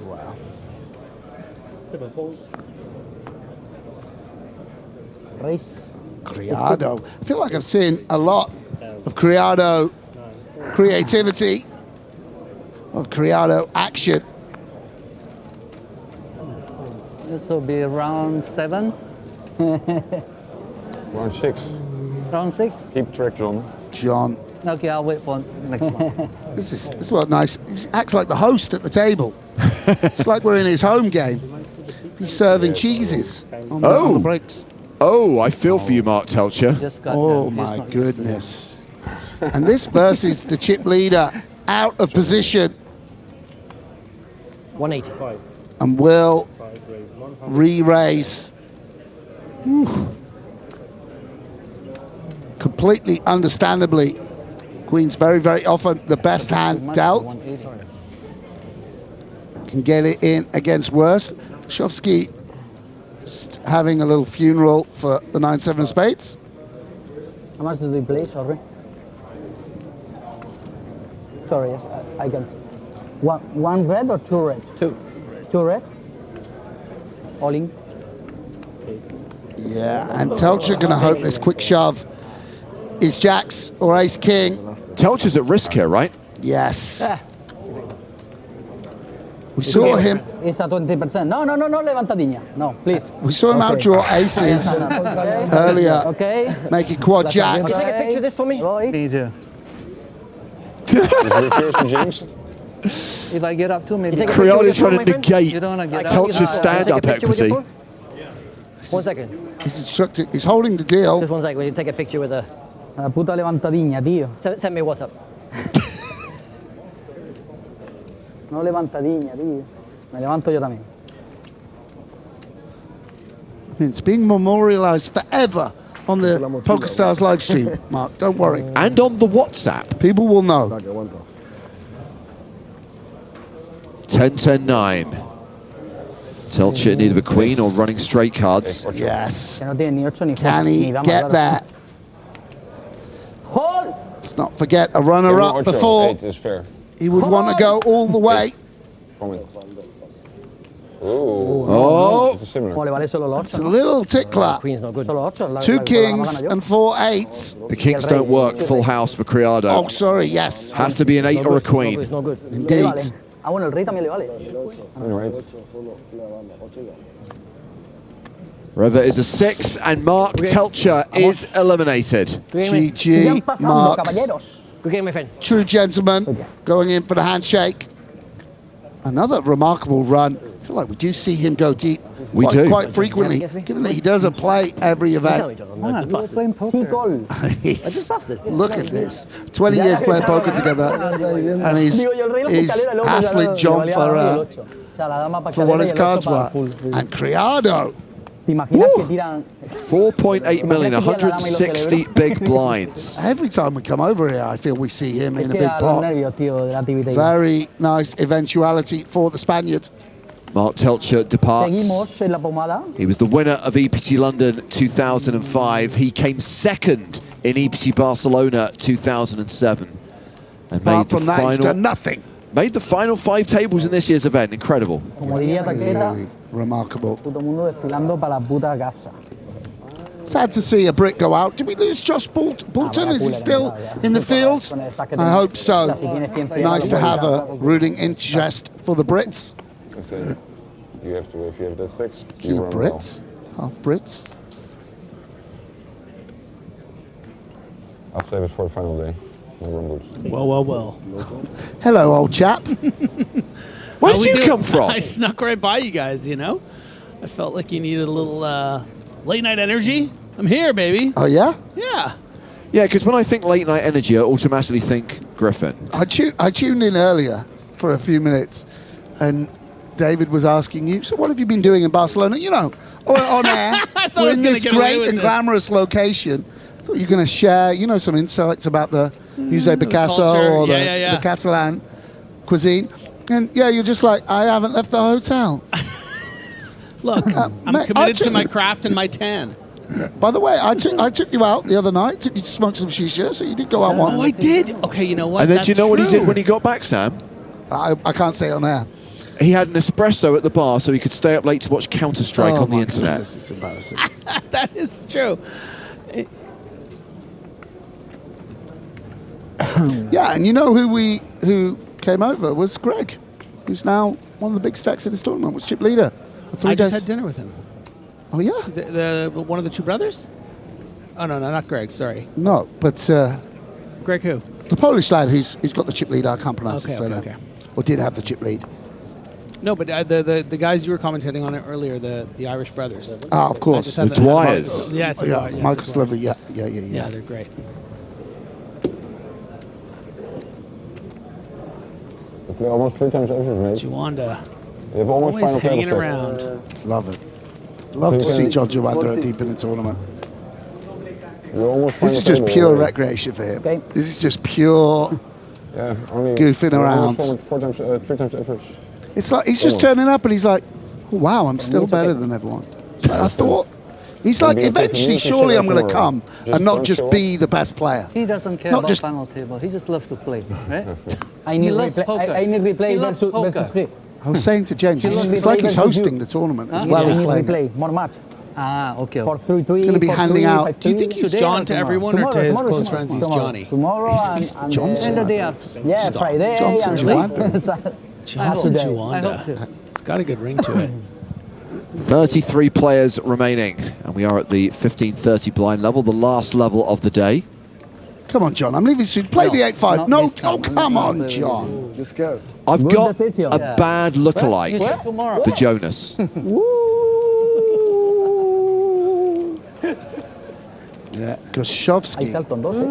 who just made a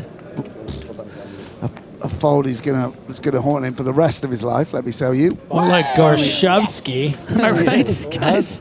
I don't Ace Guys, 10 big shoved. bites. Yeah, on the button. Okay. I think I this think is you're gonna pretty get good hand. pretty nice. The joke's been made The several first times is today, but Oh, thank you for no. playing. Second. Always late to the party. So what fold did he make that? Fold. Folded eights on six. Oh, the guy at sevens. I saw. Yeah. Okay. It's gonna be it's very tough. So I do actually have a lookalike for Gorshovsky, which is our audio engineer Giles, but no one knows who that is because that's not going to work. But wait till you see Jonas again with no shoes on. No sé ni lo que tengo tú. Kind of. Is it Flair wearing no shoes, or is it? I think a health hazard? full-fledged feet out. Yeah, like I think having socks you can get away with it, but someo's going to say something if you're just going foot commando. You're risking becoming Charlie Carroll. Like it's a little bit too Charlie Carroll-esque. Never go full Carroll. No, never go full Carroll. No, you can't go full Carroll. Even if the table is a little bit tough, you know, we know already, right? Yeah, it takes a little time to know the dynamics Okay. of the table. Camera on Jonas, please. When I get moved to a new table, I don't know if that's how it works. It's annoying though. The Dutch Klaus Kinski. So we would like to have. You going to play the hyper later, Sammy? No, I'm having dinner with world champion Corey Adamo. Oh, wow. Yeah. What's that noise? Oh, that was a name being dropped. Yeah, exactly. Okay. Clang. Yes. Can you pick that up before you go? I don't want it hanging around here. It's going to start to smell. Have fun, gentlemen. I will see you again soon. Our thanks to Sam Grafton. Will he be eating the squid tonight? Is he a cannibal?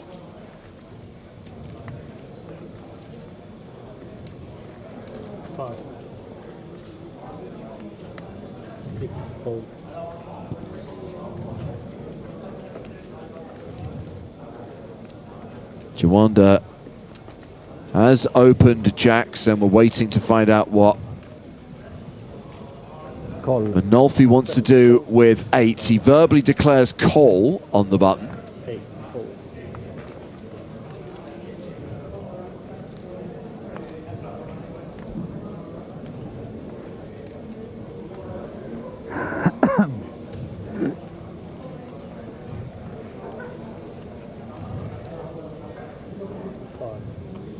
And now, Albert Grane is deciding what he wants to do with ace-queen. Seems like a prime opportunity for a shove, Griffin. Yeah. This hand definitely going to play itself. We're going to have one of those classics. El Clasico of flips.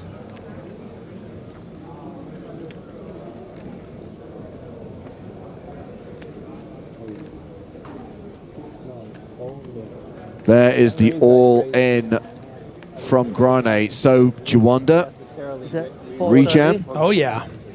430. That was the only reason that... Not particularly concerned with Manolfi here. This is very rarely a trap. Not completely outside of the realm of possibility.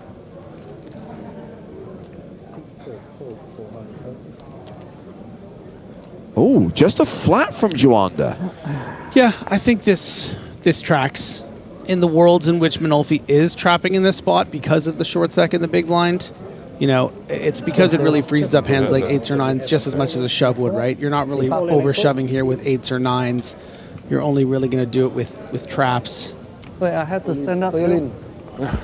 So it is a race. Grane, the at-risk player, and the player who needs to hit. Let me touch you. No. I don't care. I touch you first. I touch you first. He's my friend. Wait, really? He's your friend? Yeah. I'm sorry. Spanish player. But did you know him before This is my hand. Jack is my hand. But yeah, there you go. It's my hand too. I'm sorry. Gotta rub the lucky he's player. literally JJ. Gotta rub the lucky player at the table. All right, good luck. Good luck. Who loves it more than John Juwanda? What an absolute legend. We both have a good hand. What are you going to do? Oh, there's a good one. It is a queen high flop. Grane set for a double up. Like 430. Bajito. Numerito.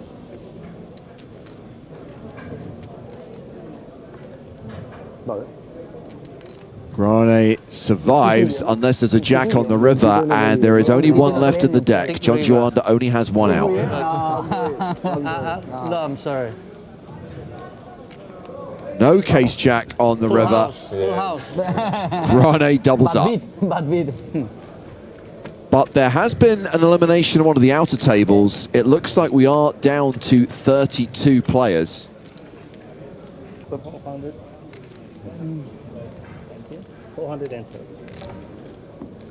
Volvemos, artista. Al milloncito. Be patient, always is good, like you know? Like yesterday, Yesterday you were like 3 hours without playing a hand. And confirmation that a table is being broken. No, they're breaking over. Yeah, I think we have to wait or we play it on. And we are going to return to the main feature table, and I'm going to hand over the reins. I'm going to hand over the controls to Mr. David Lappin.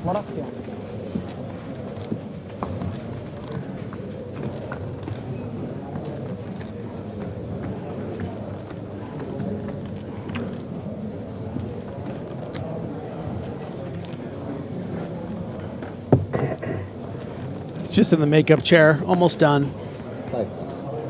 God, he looks pretty. He's sparkling. Is that mascara? Thank you for noticing.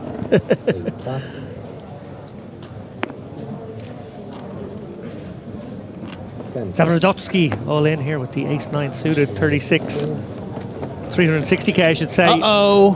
12 bigs, and Pac has the remedy here. 360. You may have to pack your bags there, Zebra. All in. Yeah, Pac happy to isolate here. Van Eden playing just 30 bigs behind. And Zabrodotsky going to need a 9 or some hearts.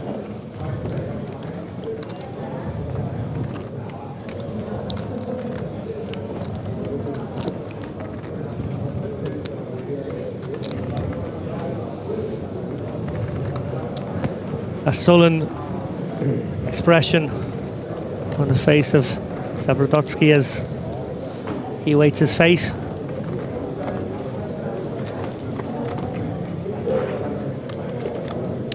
King 7-3, 2 diamonds, no help thus yet.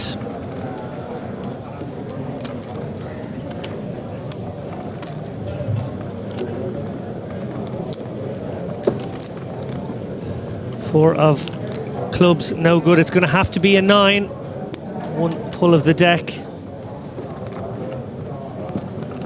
Pack on the cusp of 5 million. And we will say goodbyes to Zabrodotsky. He's been eliminated in 32nd place. And with that, a ladder jump for all the remaining players. I'm sorry, 33rd place to be exact, which tells me that maybe, just maybe, over to another table we shall go. On that note, I bring in Nick Walsh. Great to see you, Nick. Great to see you guys. Fantastic to be back. What an exciting week of poker we've had so far. It's been really special. I'm enjoying this Barcelona. Dynamic delay for the win. I think they break, no? I hate to be a stickler, Lapin. Go for it. But pay jump, ladder jump, I don't think it works. You get another rung on the ladder. Anyways, you know what? I'm mixing metaphors. It can happen in these long days. I'm just busting here. Chops. There are the payouts. Look at that, Lapin. Yeah, 1.37 million. That's a tasty morsel. I mean, the ladder jump between 10th and 1st is remarkable. Imagine jumping that ladder. Yeah. Maybe that's what it should be. 10 places is a ladder jump. I like that. 1.37 million euros for the winner. Yeah, we won't be getting down to those places tonight. Just about 45 minutes or so left on the day. I expect we will lose a few more, though. This slightly truncated day 4 here at the main Casino Barcelona. Oh, that's a good word. Truncated, you said? That's good. Do you like truncated? Truncated is a brilliant word. I don't think I've ever used that word before. I've heard it before. That's strong. I'm glad my lexicon has been redeemed. Yeah. From my ladder jump. Great word. Kaukwa out of the way here. Puck on the button. He means business right now. Yeah. Just feel like I'm at Commerce Casino right now. Very LA look.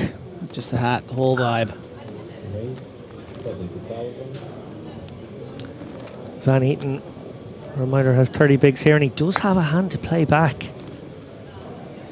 These are awkward. Ace-9 here. You sort of feel like, are you 3-betting to get it in? Are you 3-betting to fold? Is there any chance that might be a 3-bet jam? Wow, we actually saw a fold, would you believe? Did not expect that. Yeah, I see where the logic is. You know, obviously Tavares is pretty short, that puck shouldn't be raising too indiscriminately, but also your 3-bet appears stronger when you do it. So in that way, you know, if this had been played more conventionally, we would have seen a 3-bet here and then likely a committed Tavares and a clean flip. Instead, puck has a decision here and probably for 9. Will flick in the call. Yeah, it's not too much more here. He's going to get a price, obviously. Wants to double check what that price is. Where'd you draw your line here, Nick? Obviously, something like a Jack. You might still 7, fold. Jack 8 wouldn't feel great. Queen Jack's a lot of hand here. I'm surprised to see that. I think the total shove was only around less than 10 bigs, right? I'm shocked to see that. Yeah, I mean, look, with the ICM, obviously we're meant to be a bit more snug, but I think you gotta just flick it in there. I think I go 75 pre-call. Sure. You know, just dissuade the weaker peels. The stop and go. Then just take your equity against range. Sure. For 9 big blinds. And feel more Joris incentive Ruiz. with the 2.5 in there. Wow, another big stack. I wonder what the line is there. I mean, you're probably supposed to like raise call Jack 10 suited even, right? Oh, Maybe even more so. I think I would have gone Jack. even lower down. Yeah, I think it was just too good a price, frankly, with so many hands. Joris Ruiz there on screen a moment ago. He won Monte Carlo Open earlier this year. He won the Malta Poker Festival event last year. He won the Merit Poker Series main event in 2022. That man is a beast. Wow. Well, in that case, whatever he did, do that. He beat Leon Sturm heads up in that Monte Carlo Open earlier this year. Excuse me? Yeah, Leon Sturm. That is very impressive as well. Yeah. I didn't realize he was a man that was beat. They did a bit of business. I do remember there was a little bit of business done heads up. But yeah, Joris found all the chips in the end. Flies the Dutch flag, of course, but he does live in Malta. He's a neighbour of mine. A lot of people in Malta in the industry, eh? I've played with Joris in a variety of low buy-in nightly casino games. Love 100 that. bucks, 150 bucks. He'll stop by sometimes. He's a good lad. Actually, maybe he doesn't play that low. Maybe it was a 250. Let's give him a 250.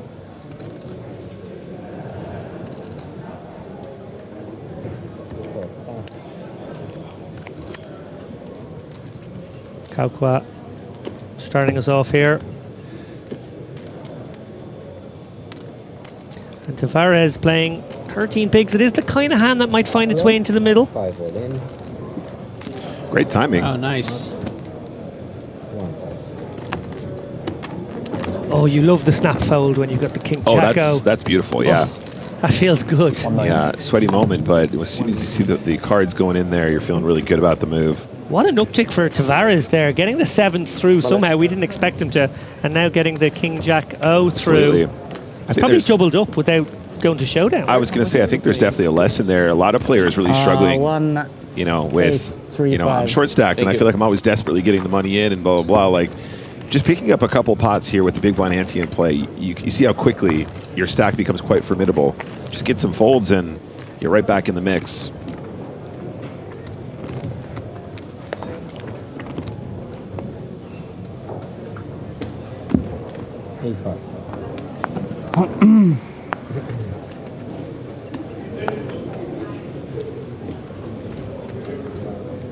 Torita.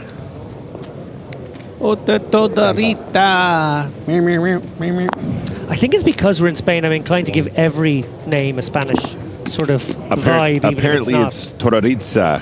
Thank you. Which I said sounded like a Pokemon Griffin. Fair play.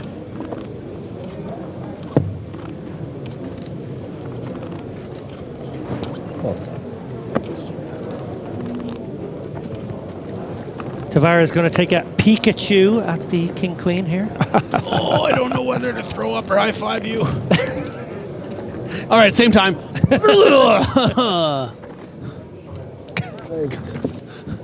You're such a silly boy. All right, so speaking of Tavares, the rampage continues. Anything in the big? 120 totally. Ugly one for Joris here, but Queen 4-0. Can I just say the players on this table are really good. Yeah. Just looking at around the table, I mean, they're serious guys. Ruiz defends the Queen 4, dominated by the King Queen of Tavares, who presumably One big blind. will One tickle, single will big tickle blind. this pot. Yeah, exactly. This bet is about to be one single big blind. I'm going to go with 1.5. Don't be silly.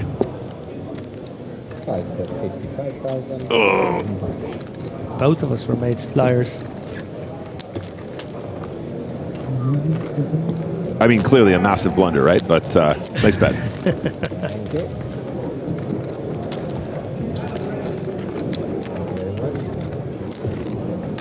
Everyone, you have a new dealer. I wish you all the best. Thank you. Nick, you were bragging about your own Sunday Million deep run to me a couple of days ago. Can you tell us a little bit about what's going on in just a few days, actually? Sunday Million 20th anniversary coming up, concludes the first weekend of WQ. Final day is streamed Monday, September the 7th. Where one might find that stream It'll be on YouTube and it'll also be on Twitch. Excuse me, just on Twitch this time. Twitch.tv/PokerStars. It will be probably myself and Mr. Lappin, I'd imagine. I should think I might be there, yeah. And James, I'd imagine. We don't invite Griffin to those ones. Yeah, no, it's fun, you guys. He's too expensive. I'm busy. He's too expensive for those. But we're 6, so we're gonna break. Oh, he said randomly break. Oh, random. That's a random break. Yeah. Action folded to Korkua. Is that By the way, guys, fun fact, we were doing some shoots for the Sunday Million 20th anniversary. They calculated that they believe since 2006, the first ever Sunday Million, they've paid out over $1 billion in prize money. My, oh my. Isn't that crazy? Sounds made up. Fake number. I don't know. I wouldn't be able to check it. Just have to take your word for it. Well, it looks like the uptick is going to continue for Tavares. His big slick this time. Quick raise and take it. This is the hour of power for Tavares. Looking good. 23 bigs now. Again, has not had to show his cards and has gone from what, like just over 200k to 700k? I love it. I love it. Vamos! Short stack ninja energy. We see there, center of your screen there, Gerard Carbo. Gerard came second in the Open in Malta last year. He also won the Namur Open 5k high roller. For all those smaller stops, the non-EPT stops, the Opens, we still have a 5k at those. Obviously not attended quite at the levels of an EPT, but there's still a tasty little 5k for those who want them, and they do get well attended. I think that might have been something like a 70 or 80 runner field. Yeah. Of course, we still have Prague to look forward to at the end of the year as well. I love that city in winter. It is just beautiful. Yeah, it's magic. Even if you're not coming for the EPT, guys, highly recommend a little Prague. 60. Tavares just relentless now. At some point, do they think, come on, man? No, table image is fake news. Nobody, no, that's not a thing anymore. Interesting spot actually here for Carbo. I think this plays as a more natural call, but you are justified based off the activity of Tavares and the strength of his hand in sort of late-ish position. Maybe just 3-bet play for stacks, but it's just maybe a bit too many chips, right? 23 big blinds. My favorite Pokemon in the big blind is going to defend the ace-6, I'd imagine. Possible squeeze spot, but I think call probably mostly. It is important, though, to bring up the possibility of 3-bet call, simply because if this was cut off button, I think you could really justify it, get some of those ace-4 suited 4-bet shoves, but because Carbo's range is a little strengthened by being at the cutoff here as well, you're expecting less sort of light shoves, Sure. so maybe you don't want to be inducing so much with this hand. 6, 4, 3, 2 diamonds, 1 spade on board. Todorita, the big blind here with the ace-6 of spades. Nice bit of connectivity here. Tavares really has no hand right now, and Carbo lurking behind with the overpair. Okay, I'll take Carbo, and you guys can have the other two. It's fair. It's 50-50, guys. What, in a fight? No, based on this hand, in this hand. I think we're being hustled. Yeah, you're being hustled because Ferris is going to fold. It was one of my classic tricks. Almost had your money on the table, didn't I? Carbo is going to take a stab at this one. Couldn't see a much better board here without flopping a set himself. What's that character called? Does he have a name? Grifter Griffin. No way Todorita can get away here. A little backup equity in that flush draw too. Speaking of super crushes, by the way, Gerard Carbo is a guy that I've spent so much time around. Like, he's just constantly on tour. I once had a conversation with him and realized that despite feeling like I've seen him 1,000 times, we've never actually chatted in real life. He's not chatty. He's not a chatty guy. He's part of a European stoic. poker couple, super power couple. Yep. Oh, yeah? Soraya. That's right. Heavy hitters on the tours. Now, Soraya's a chatter. She's great fun. Lovely presence so they at like any balance table. each other out.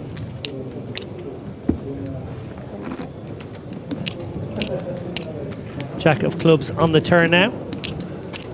Todorita hanging on for now. Carbo. Interesting decision now to come with bet again or check. What do you like, guys? Bet again. Got one bet again? Yeah, bet again. Okay, there's a consensus in the booth. Let's charge the 6-7s and the diamond draws. And if you get outplayed with a check raise, you tip your imaginary cap.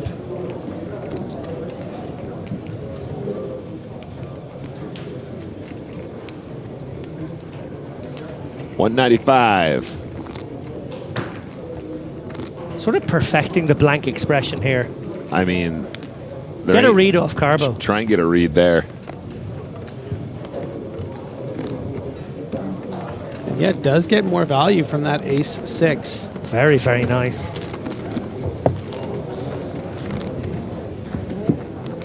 Can Todorita hit this river? Jack. No, he can't, but there is a 4-liner and diamond potential now. This would be kind of cool to turn into a bluff. It's just a bit difficult because Carbo could obviously be barreling diamonds. Pretty strong range. Carbo flatting the cutoff to the hijack, 22 big blinds effective. Not going to have a ton of offsuit hands that sort of like got there with the jack, I don't think. But certainly can have things like Queen 10 of diamonds, King Queen of diamonds, King 10 of diamonds, etc.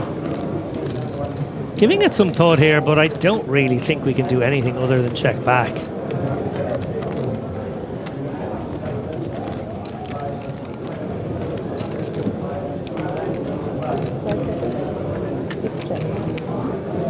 Does find the check and get the good news. 8s are good. Nice hand, well played. Yeah, definitely played. Sizing was very key on the turn there, I think. He found a really nice size that was both punishing, but also not so large that the 6 really felt like they had to get away.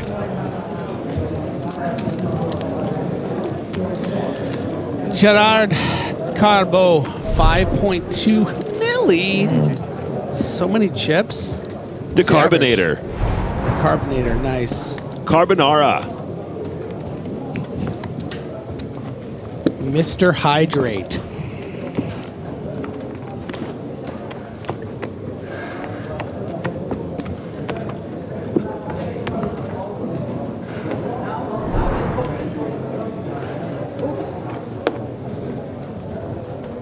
Happy, sad. Card? Just about half an hour left on the level and on the evening. Thanks. Van Eaton, who appears to have tightened up quite a bit. Tavares, who is on the move. One more time. Yeah, V-pipping, I don't know, 80% since we walked in the booth. All pretty legit, though. Yeah. Oh, very legit behind, though, Ruiz. He's such a crusher, dude. Yeah. Look at his face. He's aiming terrifying. to misbehave. Terrifying. Sort of a who's your daddy energy right now. You are. Frightening insight into the psychology of Griffin Banger there. Griffin's a bit of an expert in that category. Ruiz, 150k now. Price of poker going up if you want to continue with this ace-10, Tavares. I tell you what, everywhere I go, those Samba patches everywhere, mate. They are out here in force and they're here to do business. You're right, there is a lot of them, and a lot of them deep in this tournament. Yeah. At some point, we need to start banning the Brazilians. That's just not fair anymore.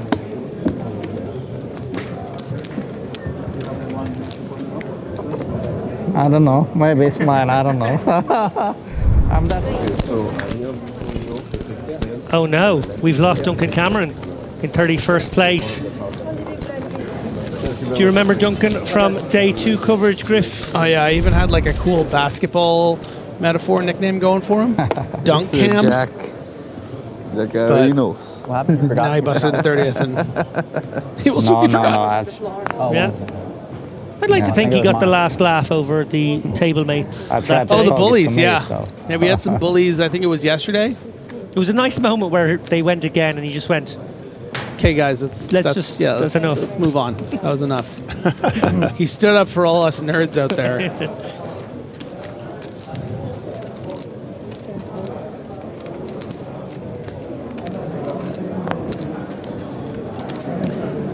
Joris opening the ace-5 here. Getting through Kauqua's ace-8. Likely going to have to tussle with Pak. Sorry, it's got the dog. Those canine.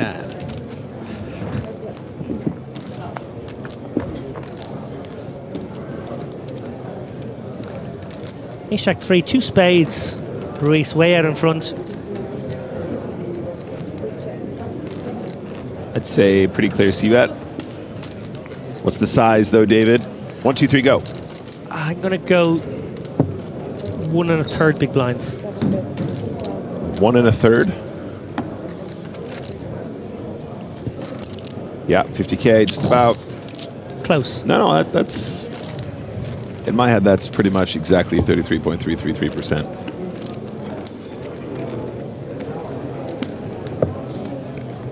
It's all your real? Yeah. All of them? Yes. I think we'll head on over to our secondary table. Take a gander at what's going down over there.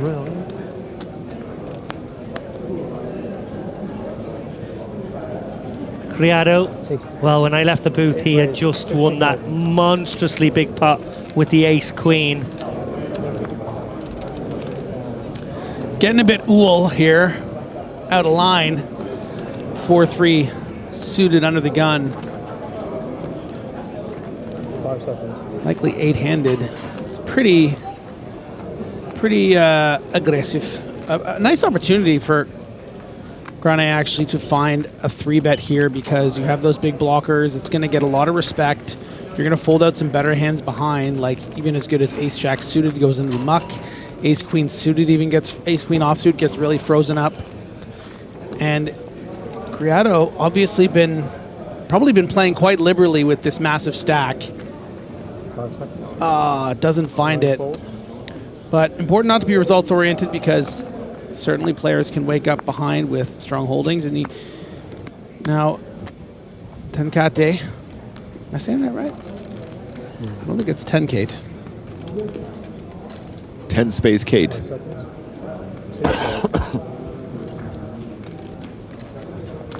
John Juanda. Pair of 5s.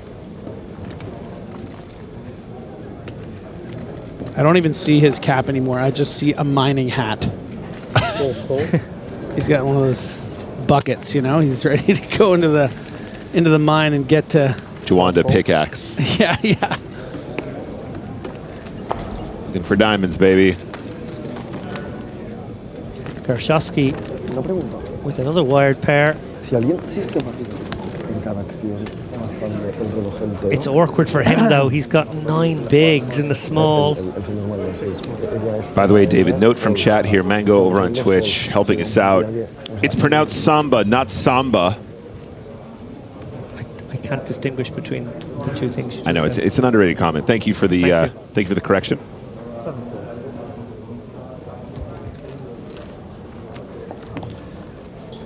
Well, Criado's fruity little open here. Round 7, by the way. Can he open up a pathway to victory here on this Jack 8-6 texture? Will Juanda be sticky with the 5s just once?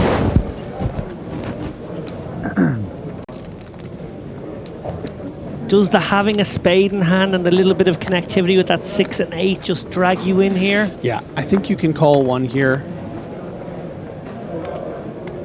This could very well be a one-and-done situation for Criado. I think Criado's got a good head on his shoulders with this spot. Expecting a fairly frequent float here. You know, the Jack has a lot of connectivity. You're not going to really fold out many pocket pairs. That makes for quite an interesting card because, yeah, you're going to get floated on the flop by ace 10 of spades, ace queen off, ace jack, ace 10 of clubs, you know, these kind of hands. But most of the time when you're up against 9s, 10s, 7s, 5s, you're just getting this through. So I really like this spot developing now for Criado. And this is sort of a concept we've been talking about a lot today, I found, is just the variance of board runouts and what you're able to accomplish as the aggressor. And this is a really not so friendly anymore. Shining example of that. Yeah, great spot from Criado, recognizing the ace was a card to represent. Oh, he's going to windmill the 3-4 at John Juanda, the master. 3-4. Sorry, John. Wow, the I insolence. don't remember. Okay, it's 4 for you. Nice hand. Yeah, well said, Griffin. You know, variance isn't just, oh, I got it in and I had 40%. Sometimes it's, I have an opportunity to bluff now because that ace was something that I can barrel at. Yeah, and that's one of the things that makes poker so special is that the best players know exactly what to do in those spots. And, you know, it's interesting sometimes when you see a player kind of draw outside the lines and play maybe in a way that he shouldn't. 7-handed, 4-3 suited under the gun, but he finds a way to win. He doesn't just, you know, check fold on the flop. That would be my guess. Winning pots that others wouldn't. Do you think you are faster? By the way, Chad, I am aware that John Juanda is not Johnny Chan. Yeah, you walked right into that one. And I know you were just making a reference, but it becomes, you know. Well, people seem concerned that I thought they were the same guy, but Let's leave the table before Nick makes a fool of himself again. oh, you know, wouldn't be the first time, won't be the last. Next, you're going to think Eric Seidel's the same guy from that movie. Rivalry between Valencia and Barcelona? I'm from Barca fan. You know? Yeah. So Wait till you see Teddy out in the field. Rivalry. Wrong Teddy. But nothing. Nothing major. Yeah, no, not too much.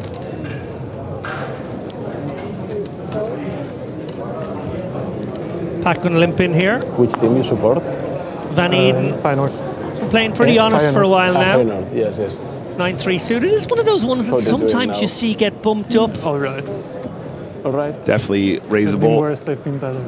Okay. He's going to knuckle back here, play a small one in position. But we now have Yeah, Savi. I mean, the suited properties We now have Savi as the coach. certainly, I think, seduce Netherlands, Eden into thinking maybe it would be really nice to see a flop here. But the benefit of raising a combo Someone like will just be this playing a carbon copy of Spain. is largely that you fold out so many better hands, including Would be 9x's, great, I right? think, Like if you just for Netherlands to 3.5x play, this, you're folding out like this the is 9-6 off, the something 9-5 always off, your maybe style even the also. 9-7 off. I think it's a fun choice for a coach. It's unexpected. And suited just has more playability down the street, so you don't. It's not the end of the world once you get called if you do. But instead, Puck has the lead and takes it down. Yeah, delay stab. Gets the job also, done. Guardiola was a possibility, no? I will say though, this is two hands in a row now that I we've think there was seen no chance they could incredibly offer him enough competent, very, very strong It's players also not like play a little the more squad has, like, passively than maybe we massive would have potential or expected something. between the I Grane think Guardiola fold with could King basically Queen and then that choose check any back with country 9-3 suited. And I think it's important to And note I think if he goes that for these a players country, I are think he playing a just bit waits cagier for a reason, like, right? the We are perfect opportunity, 30 people left playing for Maybe 1.4 Spain, million maybe. euros. You know, there is a form of ICM already in play where you're not taking too many speculative spots, but you still have to acquire chips. And to get to that top prize, you still have to win them all. So we'll see if they can find that balance.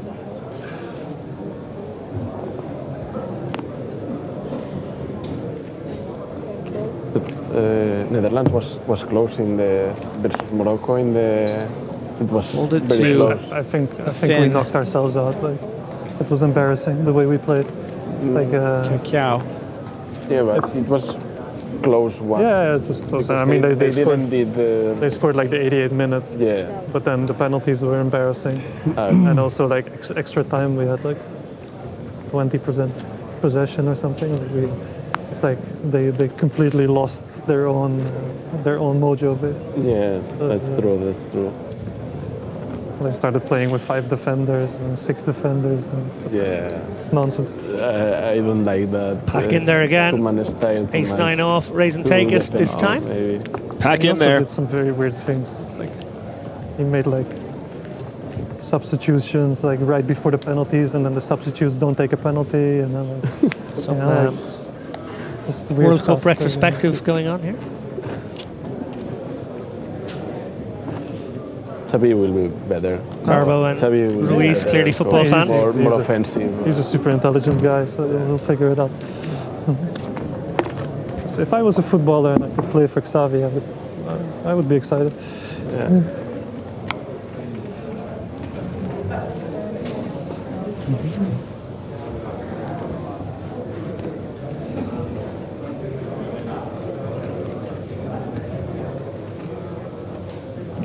Tempter for Todorita.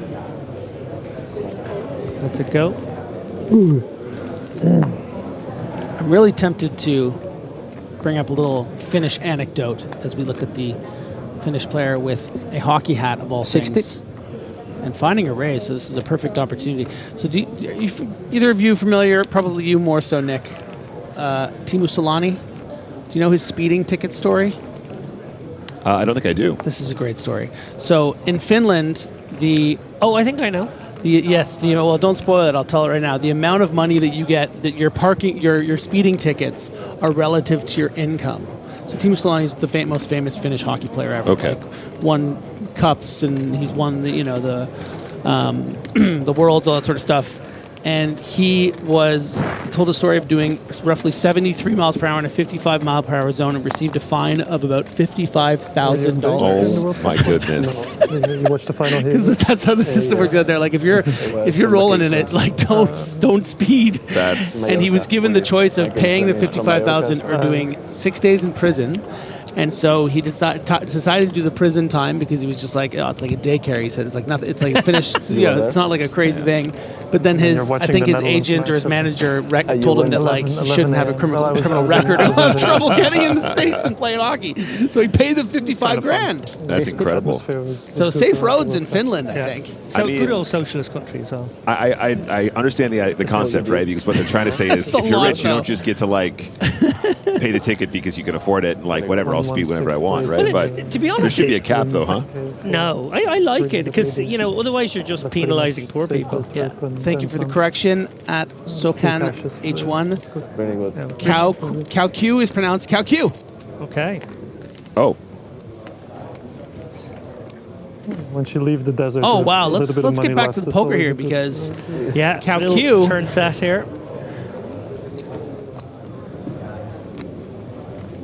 And that's really great for him. 200.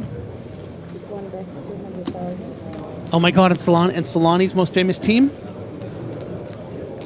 the Anaheim Ducks. No way. Oh, Ducks fly together! I told you guys. Nobody believed me. Netherlands and Las Vegas is not good. Well spotted, Griffin. Is that true? They're really called the Ducks? Yeah, they're called the Anaheim Ducks. I love that. And they have the same jerseys as the Mighty Ducks movie. That's why they call them the Ducks. I see. It's great. You cannot even deduct buy-ins, so main cashing is already still losing money. And Well, the thing was they didn't. I think they might have started as the Mighty Ducks, and then they changed it to the Ducks to have a little more identity and not just be these 12-year-olds playing hockey with the cardboard people in the crowd. We were talking about this earlier. The extras in the movie, of this beloved movie, it's clearly just cardboard cutouts of people, like not actually like extras. Like it was before AI. So that's a great movie. I would go back and rewatch that. You and I should watch it together on tour. We should. I would get behind that. It's been a while for me too. But the thing is, I'm a big Mighty Ducks 2 guy. Like I was with the Iceland team, the evil Iceland and that whole all that trope. Online is also a bit of a mess. So we might have to have a little marathon. We might have to do 2 movies. Yeah, also bad for online. Yeah. So let's say. I did confess earlier, as Chris is mentioning in my ear here, that it made me the man I am today. It taught me to be a good loser, At the end of the movie where he's just like, let's shake that hard. Anyways, you guys are here for poker, right? Let's get back to it. We've learned ducks fly together. Don't get a speeding ticket in Finland. And we're playing for 1.4 million euros. Got a ball. Let's make Carbonara raising it up. No, excuse me, limping the small blind.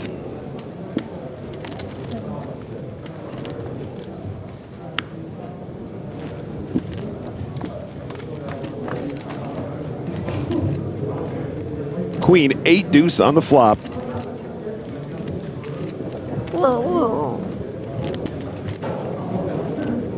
That was my sad dog sound because he missed the flop.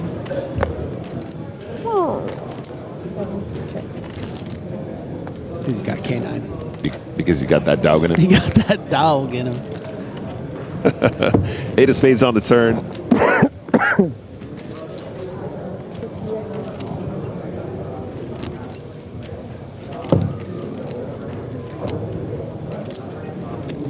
These are the pots where nothing happens, and that's okay.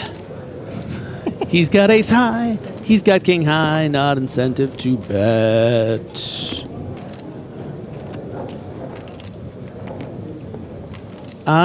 This is an interesting river, actually. Non-zero chance that Carbo check calls a bet. Actually, you know what? He's even taking it one step further. He's saying, I have the best hand. I could get called by Jack or 10 high here. Gets quickly called. That was a value bet by the King 9. Yeah. I don't think Carbo should snicker too much because he probably would have check called that amount. Sure. Maybe even more. So that's a nice little, you know, sometimes you think a hand's just going to be boring and then you see a little intricacy that makes it interesting. A rare Carbo smile. Yeah. When he smiles, he almost looks like you, Nick. Maybe with the glasses off, you know? You have 5? 6. 6. Okay, thanks. And if you had a scar over your head. Yeah. Harry Potter joke. It was bare flesh wounds. Carbo still with over 5 million chips. Pac right behind, 5 million as well, give or take. Daniel Radcliffe is a sex symbol. It's not a, you know. You're a Carbo, Harry. You're a Carbo, Harry. Looks like a bit of table balancing is going to take place here. Language do they speak in Andorra? Swipe someone off this table. Aim to a good seat. You should need them.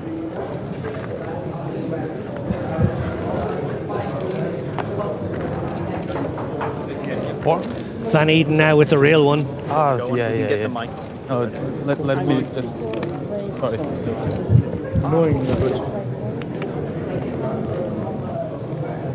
Van Eden is on the shorter side. Starts the hand with around 23 big blinds. Also some French also spoken there, but a flickin' mostly Spanish is more candidate here with the 10-5 of hearts. Speakers there. But definitely not an automatic call. You can see how the rules change when you're playing sort of 20 to 30 big blinds effective, especially the dwarf states. This deep in the tournament. I said we're hanging out in the dwarf states. Let's check out that outer table. Sounds like we got some action. Yes. Give us that action. Yeah, and actually, cards are already on their backs here. It's Nicholas Schweedy all in with the kings against Sebastian Malic's ace-jack. Cowboys versus Johnson. No ace. It's a 9-4-4 flop. 3 of spades on the turn. Needs an ace now. And that will be a double up for Nicholas Schweedy, who is up to 1.15 million now. That's below average still as we stand, but my gosh, he was so short about an hour ago. So a good recovery for Schweedy. You know, it's a sick little piece of EPT trivia. Those two have combined for $3 million in winnings in a single tournament each. Schweedy won an EPT for 1.7, Malic for 1.1. Pretty impressive. Very impressive. It really is. Speaking of outer tables, by the way, on the table we are not featuring right now, Michael Dwyer, Irishman, up to 1 million, has been, you know, slow and steady through the day, still in the mix. He was playing with his brother on dual feature tables yesterday. Michael has survived. John, unfortunately, has been eliminated, but Michael hanging in there. Lovely little sibling duo, those two. Day 4, yes, they are. Oh man, what a treat.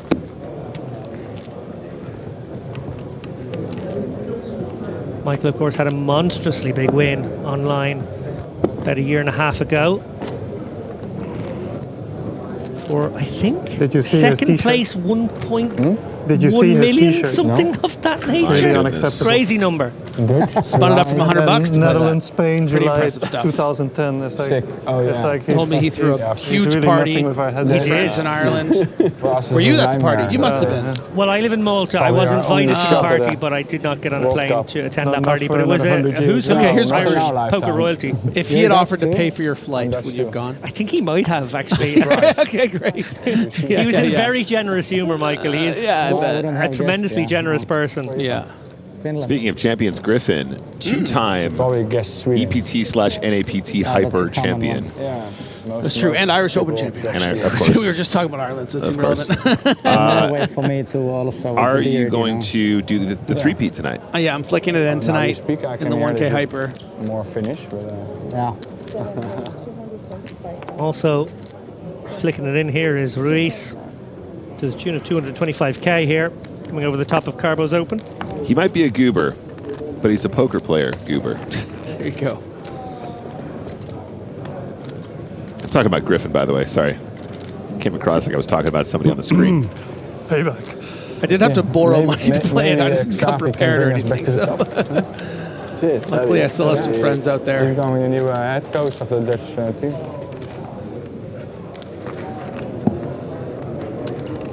Oh, I'm button. Okay. You just said one. Michael actually in the process of writing You a just had book, one championship. his sort of poker memoirs, Yeah, I following think up so on too. his Nice. business memoirs written a few years ago. That's Yeah, great. but Dutch Wouldn't teams this be miss a spirit, fine you know, ending they to the may book? win it, but they can play good football. Yeah, absolutely would. Should he make They the like final to play table? good football, but the real I mean, on a final personal level, I don't think I'd read it unless I was in it. spirit to But really win it, probably like Argentina. Say something really nice think I about might- him when he's on screen. Maybe I and can get might get the in there. interview and yeah. Fares under the gun here. I suspect we'll get after it with this Queen Jack suited. Does Carbo right behind Ace Queen off. Just a small 3-bet, I think. Get this heads up. Play for the stack. Yep.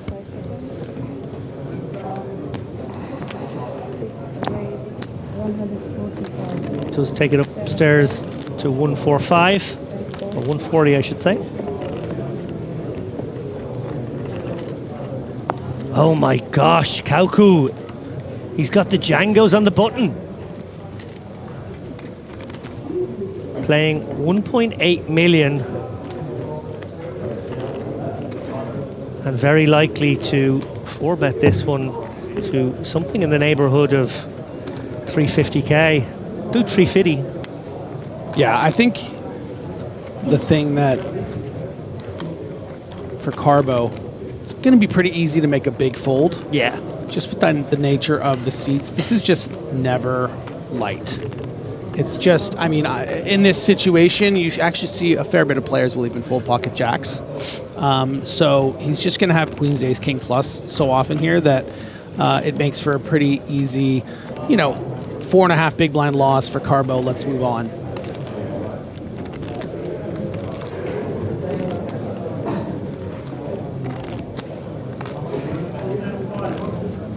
$440. Two-time banks exhausted before landing on 440. Quite a chunky four-bet. He said that's so Scandinavian. I love the Scandinavian accent, man. It's great.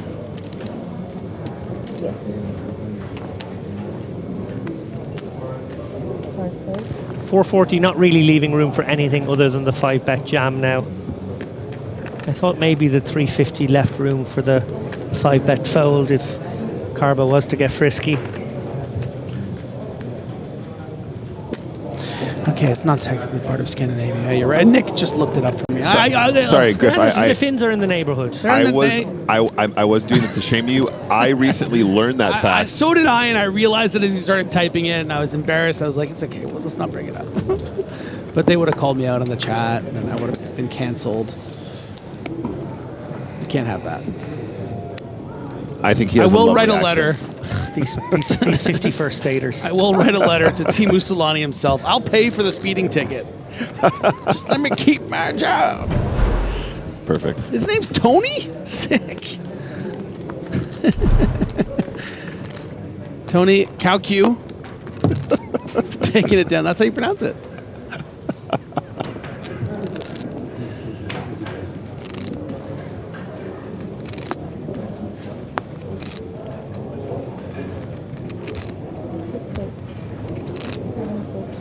So Carbo does find the big fold, as prophesized.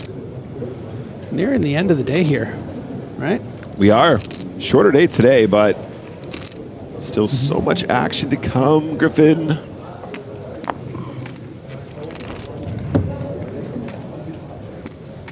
$60. We're literally halfway through. At the end of today, we will be exactly halfway through our coverage. And you know what? And you know what I've learned? Yes. The fifth is always the best. Fifth episode of a season, TV is always the best. Fifth book in a series is always the best. And day 5 is always the best. So watch out tomorrow. It's true. Go look at some of your favorite TV shows and the best episodes. It's always episode 5. Game of Thrones. Empire Strikes Back, episode 5. Okay. You got a point there, Griff. Bit of an epiphany. Yeah. Also, that's a sick example because it was kind of secret number 5 for years. I'm not going to lie, Griff.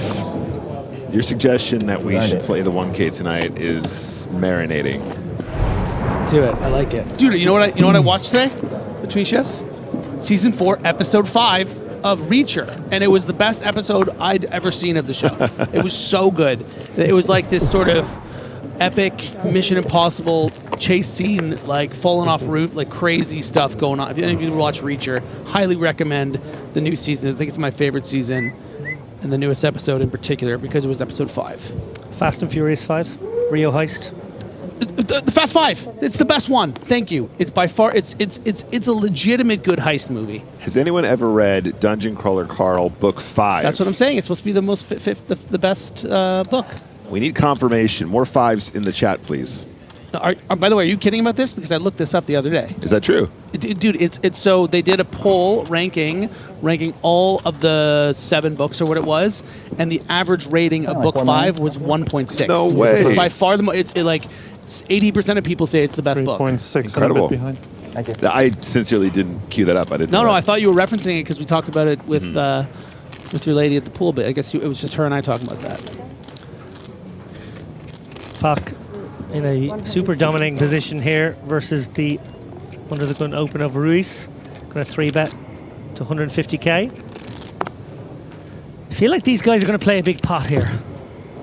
Don't see Joris releasing for 90k more with this very pretty suited gapper. Yeah, I mean, great price.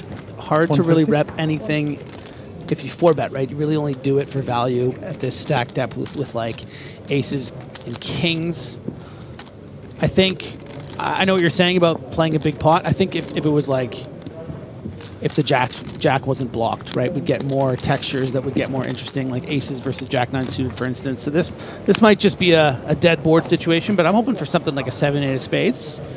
Get things real frisky. And jack 9 deuce. Oh my gosh. Oh my. How did you know Lapin? That is so spicy. sick, by the way. Wow. Sometimes you just know. 993, Ruiz, flopping gin. Well, now it's Kauq, apparently. Puck in a spot of bother here. There won't be too much 9x in Ruiz's range.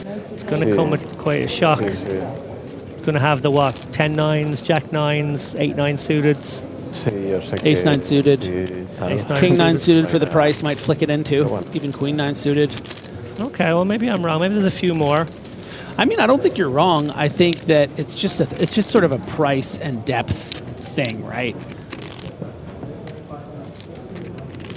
If you put in 60 and it's 90 more with queen 9 suited and you're playing, 120 big blinds effective, you're calling the 2.5x 3-bet, right? Straight away, Joris just sensing that his opponent Puck has the overpair, deciding, let's get greedy against precisely that hand. Yeah. I think this is really important as well, right? When you're getting 3-bet from the cutoff like this, the range will just be stronger generally, right? And a lot of players going, we want to be played cool and we want to trap, or I think just recognizing the range is strong and going for absolute max is really important here. And also, you're still going to get value from Ace King Ace Queen. So Right. not bet folding here. This is such a thin value range. This check raise. Well, as if he needed any backup here. 5 of spades. Bringing him flush draw to go with this. Trips. And you do feel as though Pac has to lose at least one more bet. Maybe 2. River gets interesting. Let's see what happens on the turn. Oh, what? Wow. Very tricksy here from Ruiz. Decides to check on over to Pac.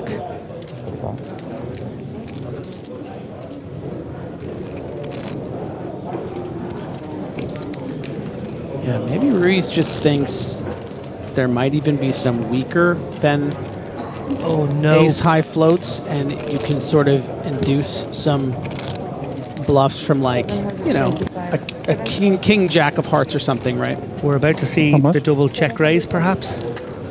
Fabled. I don't think so. No? 725, actually, it's chunky, sorry. Yeah. I thought it had come smaller. I was thinking it was like going to be maybe advanced blocker sizing. Yeah, 725 is a lot. This should just be, you know, a bluff or aces through queens, really, right? So I guess there is something to be said. If you think that he's only doing this one time, maybe you do want to just raise and see what more you can get from that top end of value, but I just think you let him keep bluffing if he is.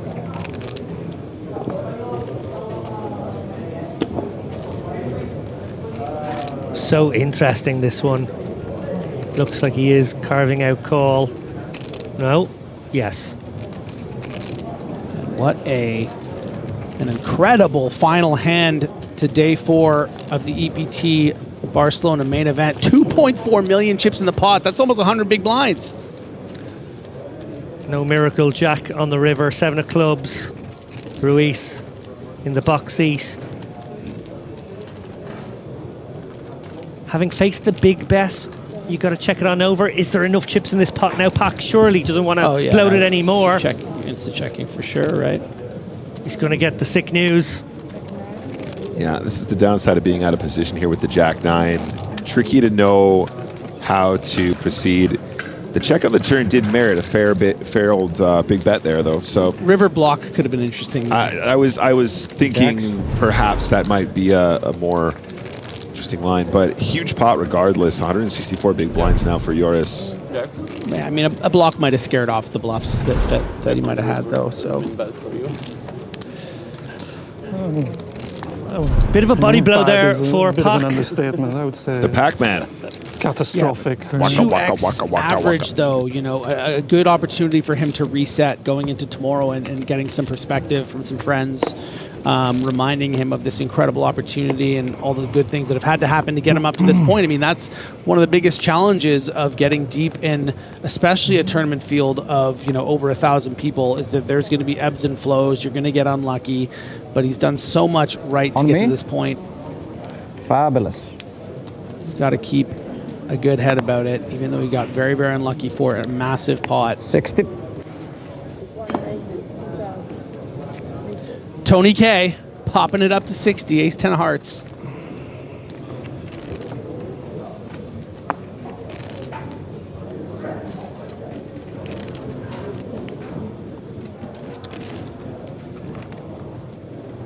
Van Eden is going to flick in the call here. Queen 10 suited in position. A little surprised to see him actually do this. Not that I don't necessarily dislike that hand in this situation so much, but just we've seen him play so tight for a while, passing other spots that looked actually better than this one. It's it's a bit of a loose flat here at the cutoff, just for, you know, stack depth playability reasons, opening up the door to be dominated pre-flop as we move to the flop here. Wow, Ruiz top and bottom here, calling in the big blind. Kauku, every reason to believe that his hand is likely good, but does check on over to the tighter player Van Eden here in position. Yeah, and that's going to work out brilliantly for Kauku, because it's going to likely get, you know, something juicy on the turn. And now we think in lead. May give Kauku a second chance to stab at this one. Come with check raise. I think check raise turn looks too strong Might in look my a bit opinion. I think strong. it's better to bet turn, bet river, just lead. Because I think you just get the crying call from the ace way more often. Check raise turn in a multi-way pot here, I think, starts to look real spicy. Yeah, and you don't, you know, not to say all the money would go in, but you don't really want to get in 2.2 million with ace 6 here necessarily anyway. Sure. So much more sort of hand definition, like just in case, you know, Kauku turns a set of jacks here. Yeah. If you lead and you get raised here, you got a little bit more visibility. Sam Grafton, trademark visibility. Well, Van Eden with the double gutter. Very likely he makes this call for 125k. Nice price. Yeah, but another reason why it's, you know, you don't really have a lot of room to be doing this. Yeah. Double gutter. Bricked. Third diamond. Ruiz. Contemplative. Likely trying to think of a size.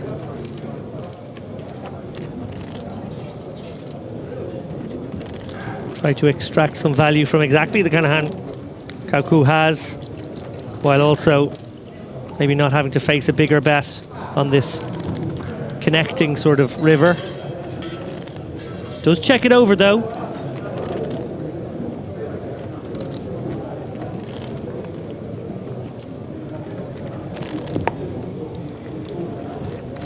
Surely Kauku happy to get to showdown here. Yeah, I'm most interested to see if Van Eden ever decides to bluff all in this spot. You know, I don't think that he's always betting his diamond combos on the flop. If he has king jack of diamonds, king queen of diamonds, like these hands aren't going to fold out an ace, right? That is playing the flop in such a manner as we see Tony K doing. So if you think about what, you know, it's important, really think about it. What would Van Eden be calling with on the turn here, right? King queen is going in the muck. You know, just a gutter, ace out there. King 10 is going in the muck. So you're kind of split between diamonds and all the queen 10 combos, suited combos, right? So it's just like, I don't know.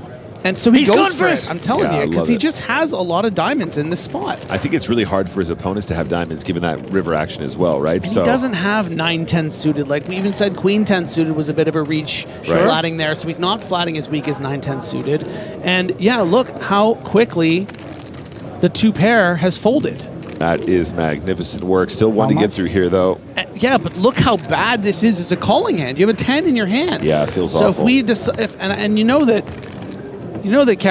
Kauku really, you know, he knows what he's doing, and he knows how bad it is to have a 10 in the hand here. And for those who don't exactly know what I'm saying, is that it makes it less likely. You know, your opponent can't have queen 10 of hearts here. So he just has queen 10 of clubs, queen 10 of spades, and then all the diamond combos, which are king jack of diamonds, queen 10 of diamonds, king queen of diamonds. You know, pocket eights also. Does he ever check the flop? Maybe not, but it's not impossible. Whether or not this gets through, this is a phenomenal bluff. It's great. It's brilliant. This is really good. And if you are going to get a little bit loosey-goosey with the queen 10, you got to have these moves to back it up, right? And when he goes all in here on the river, he knows what he's up against. He knows he's up against two aces here, maybe even a two pair like a jack 8 and an ace 10, something of this nature. I think that our Finnish phenom here has to fold, but he's smelling something. And he does let it go. At ace 6 of spades. Van Eden! I fucking knew it. I fucking knew it. And he windmills it to show as well. Phenomenal stuff here at the end of the day. Nice work. at Casino Barcelona. Brilliant stuff. Did you? I had Absolutely ace-10, brilliant from so Van Eden there. I'm blocking the What a bluff. difference. At ace-10? I had ace-6. 1.2 million to take into tomorrow I'm now. the bluff, I'm fucking calling. We're back in the button too? We're back in the button. What a confidence boost going into day 5. Finding the courage there. Yeah. And I did feel as though he was almost psyching himself up in those 30 seconds. He knew he should do it, but he kind of didn't want to, but he found it. He put the time bank cards out first, as if to say, I'm going to need a minute here, guys. We get 10. Brilliant stuff. Absolutely love it. Well, these guys are going to get some bags. Isn't it amazing how much better he feels than Puck? Even though Puck has 3 times as many chips, but just the nature of the human psychology with this poker stuff, right? 8-5 suited. 8-5. 8-5. Absolutely phenomenal stuff as we see. 8-5 Jared clubs. Garbo. I think he might be our chip leader. If he's not, he's probably second in chips overnight now. Phenomenal job by him. 4.8 million, 120 bigs to take into day 5. Joris Ruiz, well, you know, could have had a few more if he'd made the hero call with the ace-6 there, but got to give credit to his opponent there, Van Eden. What an amazing bluff to find there. Joris will bring 120 bigs of his own into day 5. Edward Pak, well, he took a bit of a body blow right there at the end, but still bagging up a very healthy 90 bigs. Going to need to regroup, as you said, Griff. Probably a very good time for the day to end for him. So we look at the secondary table. We didn't see much of it there towards the end. It was all action on our feature table. Jose Criado, well, he found the absolutely huge call earlier in the day to get his engines roaring, and he's up to 5 million now. John Juanda, well, it's just always John Juanda with the average stack or more. He's just in control, coasting through this tournament at the moment with 46 bigs. Jonas 10K also in that same neck of the woods. I feel like he'll win this event and somehow still have an average stack. Jose Criado is the chip leader, but Gerard Carbo right behind, as Joris Ruiz. Those players, proper quality, right? We've got a serious day 5 ahead of us. This is Brazil! Yes, plenty of Brazilian flags as well. Fujivala, Nociolonini, and Concalves, all still there above 50 Get after bigs. it, Lappin. Doing my best. You're nailing it, dude. Doing my best with these Portuguese names. Of course, they're all playing for 1.37 million up top. We're not going to get to a final table tomorrow, but we're going to get somewhat close. Definitely into the final 2 tables, I reckon. That is going to be a wrap for day 4 at the European Poker Tour Barcelona. Again, a breathless ending, Nick Walsh. It has been so good to watch. It certainly has been a lot of fun. And of course, 6-figure scores to look forward to on that final table as well. If you want to get in touch with us, though, social media. Are you on it, David? I'm on social media. You can find me on Instagram and Twitter. But look, it has been a treat to watch these gladiators that felt engaging. A Catalan Battle Royale. It's been a bigger treat to preside over these with you, Griffin Benger, and Nick Walsh. Just in case you don't know already, we will be back with day 5 coverage of the EPT Barcelona tomorrow at 3 p.m. Do not dare miss it.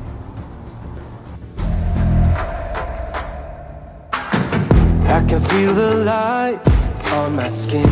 I'm here to fight for all my sins. I'm living high on adrenaline.